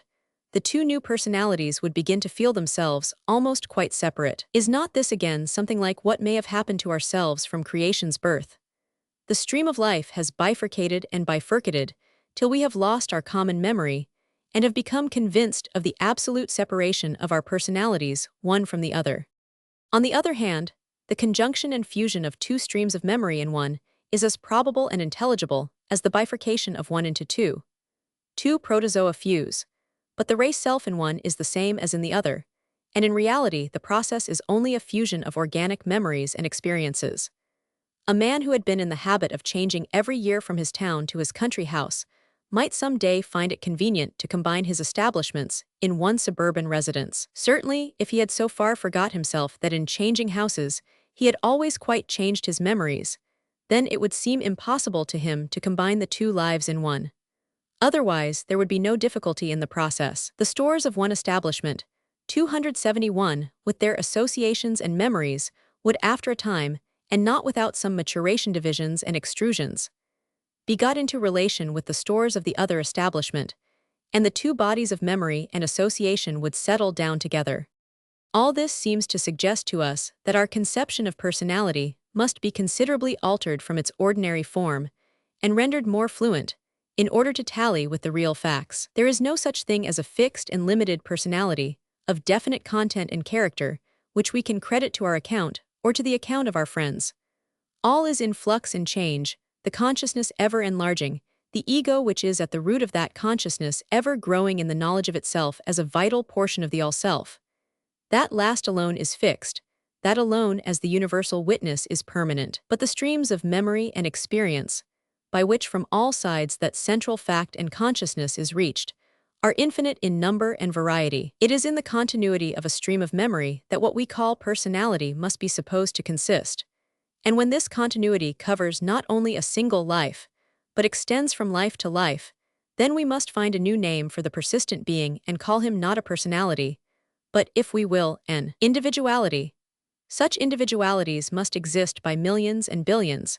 They must be as numerous as all the possible lines of experience, and these are 272 quasi-infinite in number, by which the soul may grow from its birth in the simplest speck of matter to its realization of divine and universal life. The author Bhagavan Das of the Science of Peace illustrates this infinitude of individualities, and how they are all contained in the all-self, and each in a sense as an aspect of the one, by the simile of a museum or gallery. If a spectator, he says, wandered unrestingly through the halls of a vast museum or great art gallery, at the dead of night, with a single small lamp in one hand, each of the natural objects, the pictured scenes, the statues, the portraits, would be illumined by that lamp in succession for a single moment, while all the rest were in darkness, and after that single moment would fall into darkness again. Let there now be not one but countless such spectators, as many in endless numbers as the objects of sight within the place, each spectator wandering in and out incessantly through the great crowd of all the others, each lamp bringing momentarily into light one object, and for only that spectator who holds that lamp. Then he goes on to say that each line or succession of experiences might represent an individuality. Each individuality in the end would reach the totality of experience, but in a different order and in a different manner from any other. And all the individualities would all the time, though changing, themselves remain within the unchanging intelligence of the Absolute, and would only be 273 exploring that intelligence, each in a different order. For, he again says, an individuality can no otherwise be described, discriminated and fixed, than by enumerating the experiences of that individual, by narrating its biography. We may also illustrate the matter by the conception of a tree. A single leaf at the end of a twig may seem to have a little separate self of its own, but it is very ephemeral. It perishes with the season, and another leaf takes its place. There is a deeper self in the twig which endures and from which new leaves spring. And again the twig springs from a small spray, which is the source of other twigs and leaves. Should the leaf desire to trace its complete and total self, it would have to follow its lifeline through the twig and the spray to the branch, and so right down to the central trunk. It could not stop at any halfway point and say, "This is my final self." But on its way to the trunk, at different points, it would find that its sap or life was flowing into other twigs and leaves, as well as the twig and leaf first mentioned. It would come into relation, so to speak, with other bodies beside the first. If we were to call the first leaf and twig a personality, we should have to call some deeper self, involving many twigs and leaves an individuality, and so on to the all-self of the tree. The self of every leaf would approach the main trunk along a different line, and through various ranges of individuality, but all would ultimately participate in one whole. I think some such view is clearly the most satisfactory way of looking at the matter. We are all essentially one. Our differentiation from each other does not consist in differences in the central ego, but in the different lines of experience and memory. We can none of us boast, at any point, of a rounded, definite, and stationary self, apart from all others, but we are all approaching the universal from different sides. Yet also, it is perfectly true that consciousness is born in us first through our very limitations, through the very obstacles that surround us, and through the things that seem to divide us from others. First simple consciousness, and then self-consciousness are born. Then comes a time when the limitations and the barriers become intolerable. The soul that at first gloried in them comes to find the burden of self-consciousness too great. Why should it be forever John Smith? As Mrs. Stetson says, "What an exceeding rest 'twill be, when I can leave off being me." Done with the varying distress of retroactive consciousness. Why should I long to have John Smith eternally to struggle with? When the consciousness arises of this fact, that we need not be tied to John Smith forever, that our real self is far vaster, and essentially one with others, then in each of us the divine soul is born. A vista of glory and splendor opens in front, and 275 on all sides the barriers fall to the ground. On the way to this supreme conclusion, the stream of memories which one calls oneself may of course take on form after form. It may bifurcate, or it may fuse with other streams. That does not very much matter. The real identity, once established, can hardly be lost. For every leaf there is a channel of sap which connects it with the main trunk. Personality is real, but it yields itself up in the greater individual of which it is the expression. And the individual or divine soul is real, enduring perhaps many thousands of years, but it yields itself up ultimately in the all. Finally, in that union, memory itself in its mortal form ceases, for it is swallowed up in actual realization, in the power of actual presence in all space and time. The divine soul which has thus completed its union needs memory no more. It is there wherever it desires to be. As the author of Siderische Geburt Berlin, 1910 says, we mortals are separated from the divine all-embracing universal vision, and memory is only a first glimmering reawakening, beginning of renewed seraphic life, and a coming into relation with all that lies beyond the little world corner of our presence. At first sight, and to one who does not yet realize the inner unity of being, these views on the nature of personality and individuality may 276 appear strange and even painful. For such a person, the thought of the dissociation of his self, of its separation into two or more parts either in life, or in death hand the divergence of the two parts from each other, must be grotesque and terrible, and verging even towards madness. And so also must be the thought of the possible dissociation of the personalities of his friends. And yet it may be necessary for us at length, and by degrees, to understand and assimilate such a view. Certain it is that, as we come to understand it, we shall see that any dissociation that may occur can only be of the superficial element, something of the nature of a divergence of the chains of memory, and that dissociation of the real and intimate self is a thing quite impossible. We shall see that by degrees the self may learn to deal with such dissociations, and to express itself in various guises, and in more than one personality at a time. If, for instance, there does occur at death a certain breakup of the psychic organism, if the animal soul, and the human soul, and the divine soul do to a certain extent part from each other and go along different ways, we may see that it is quite possible that the personal stream of memory may correspondingly branch in different directions.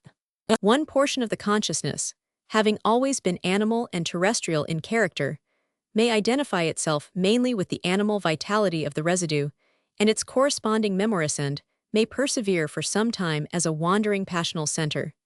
277, liable to attach itself to the organisms of living folk, or to figure as a ghost of very limited activities, and occupied with eternal repetitions of the same action.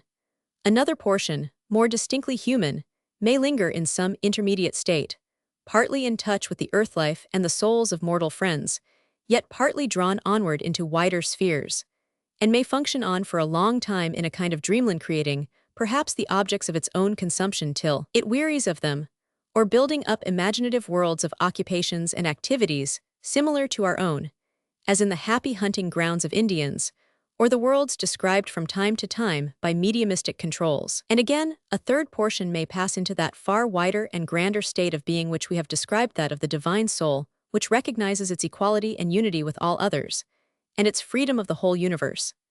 In all these cases, the main stream of memory, branching, must pour itself into the section of life which follows, and render the latter quite continuous with the former, though naturally with some differences, both in the memories transmitted and in the degrees of community in each case.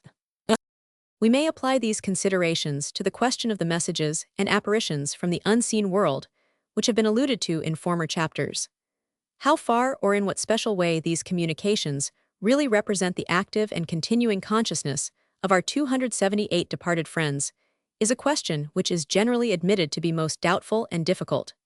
And its difficulty is not lessened, I think, by our conclusions so far on the nature of personality. If the stream of a man's earth-life memory may diverge at death into two or more streams, then it must remain difficult for us to say whether the communication which is coming to us proceeds from a mere overflow of that stream, which has edited itself, so to speak, into the brain of the medium, or from some astral shell of the departed one, which has already begun decaying and dissipating in our atmosphere, or again from the true soul of the man, which is pushing forward into the world beyond. Probably we do not yet know enough about the matter to form decisive judgments. In either case, the memory exhibited may be surprisingly perfect, and it seems to me that in most cases nothing but personal evidence and personal detail, even down to the minutest points, can decide, and even then not in such a way as to decide for others. And perhaps it is best and most natural so. In our world of ordinary life it is so. If an apparent stranger turns up from the other side of the earth and claims a far-back acquaintance, if another makes the same claim over the telephone, if a known friend behaves strangely, and we are in doubt whether to attribute his conduct to bona fides or to incipient madness, in these and 1,000 other cases, personal relationship and personal understanding, though by no means 279 unerring, count for more than all science and legal proof. And perhaps this is the healthiest way to take the subject, not to be over-curious or speculative or sentimental, but where solid help and a permanent and useful relationship seems to be gained, there to accept the communications as so far commending and justifying themselves. If, as I have just said, there is something a little disquieting and even terrible in the thought that our personality may thus be subject to rupture or dissociation into two or more portions, that matter after all depends upon how we look upon it, whether from below, as it were, or from above. There is nothing particularly terrible in the thought that our bodily organs and parts are little Marys, and so forth may probably do have very distinct personalities of their own. We look down upon them, so to speak, and include them, and we shall one day, no doubt, and in the realization of our greater selves, have the splendid experience of including two or more bodhisattvas, having them at our service, and available for command and expression. Even now we are sometimes conscious of having one envelope of a more ethereal and intense nature, swift and far-reaching both in movement and perception in the innermost regions, and another more local body, in touch with terrestrial life. And there would be nothing surprising or dreadful in finding, after death, that an ethereal and a terrestrial body were both still at our 280 command, though both perhaps more developed and more differentiated from each other than at present, or even that we might be capable of inhabiting several such bodies. It is of course puzzling, under our ordinary conceptions of space and time, to imagine how it could be possible to deal with several bodies at the same time.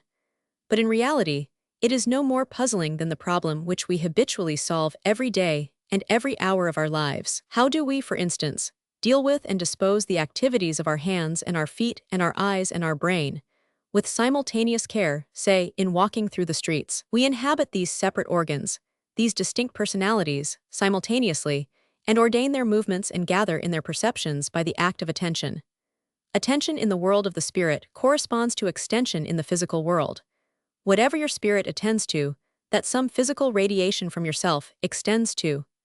And similarly, if you had bodies in different worlds and regions, by the simple act of attention your spirit would reach them. Nevertheless, to return to the one body, and the various organs, like hands and feet and eyes, which we seem to have under control, it is clear that our minds could not possibly overlook all the details of their management, unless there were some general ordaining spirit in the body which was in close touch and sympathy, and ready to act with and aid us.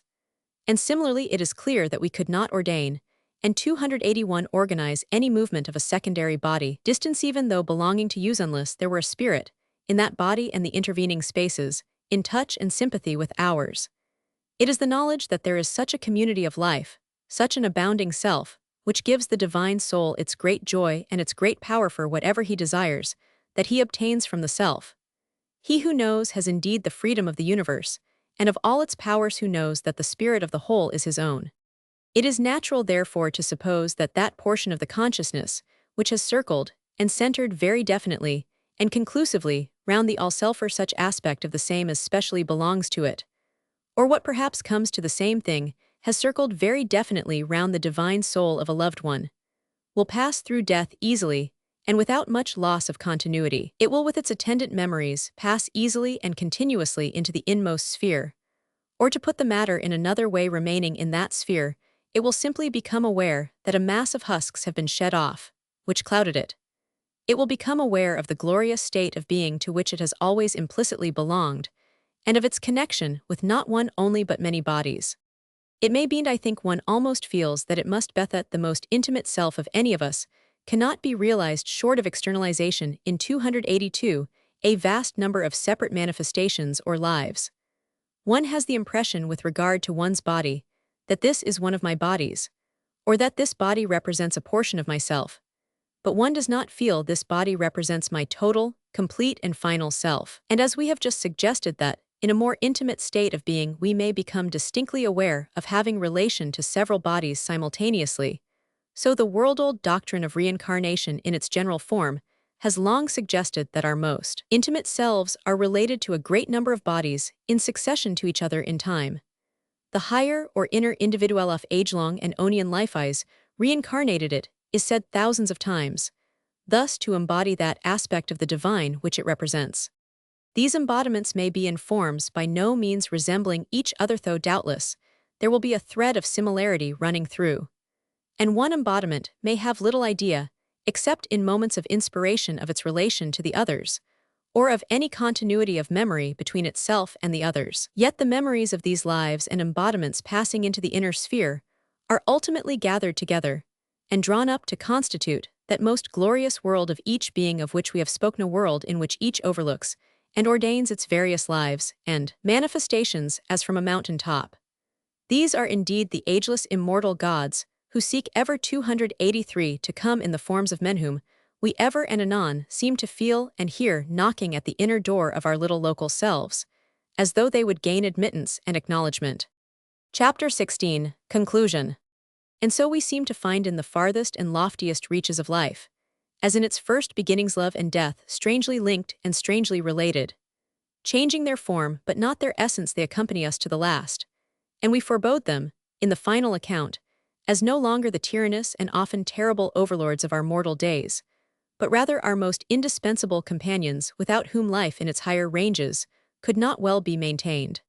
For a time, certainly, we cling to our limited and tiny self-life and consciousness, and deem that all good resides in the careful guarding of the same. But again, there comes a time when the bounds of personality confine and chafe beyond endurance, when an immense rage sweeps us far out into the great ocean, when to save our lives we deliberately lose them, when death becomes a passion even as love is. The mystery of mortal life clears or dissolves away by our passing in a sense beyond personality, and the hour arrives when we look down on these local days, these self-limitations, as 285 phases of some far vaster state of being. Death is the necessary door by which we pass from one such phase to another, and love is even a similar door. Growing silently within there emerges at last something which has its home in the great spaces, which dives under and through death, and is the companion of titanic and cosmic beings, something strangely surpassing all barriers and limits, and strangely finding identity by fusing and losing it in the life of others. Something which at times seems almost mockingly to abandon its own identity and rise creative in new form, sporting in the great ocean, and yet can somehow instantly recall its past and the tiny limits from which it first sprang, trailing forever with it the wonderful cloud wreaths of earth memory and association, and the myriad fragrance of personal remembrance. What art thou then? Says the poet, addressing his departed friend. What art thou then? I cannot guess. But though I seem in star and flower, to feel thee some diffusive power, I do not therefore love thee less. Even in the farthest spheres, the poignant syllables I and thou will surely still be heard, and 1,000 deaths shall not avail to exhaust their meaning or to make of love a pale and cold abstraction. The memory of the earth life and of personal 286 identity is never lost, but it passes out into that far greater form, the memory and resumption into a coherent whole of many lives, and the sense of an individuality which has value because it is merged in and is an expression of the all. Memory indeed changes from being the faint dream shadow that we know of things in the past to being the things themselves, actual and ever-present at our command. And with this finding of the inner soul and heart's core of all beings, it becomes possible to live over again with them the days gone by, in all detail and with ever deeper understanding of their true meaning. The supraliminal returns into harmony with the subliminal. The individual life and the mass life are reunited. With the overpassing of the local and terrestrial self, we are liberated into a fluid region where 1,000 personalities yield their secrets and their cooperation into our hands. With the releasing of our attention from personal objects and terrestrial gains, materials and people correspondingly cease to obstruct. They find nothing which they can obstruct. The body moves freely about the world. Life ceases to be the obstacle race and the queer perpetual vista of barricades which it mostly now is.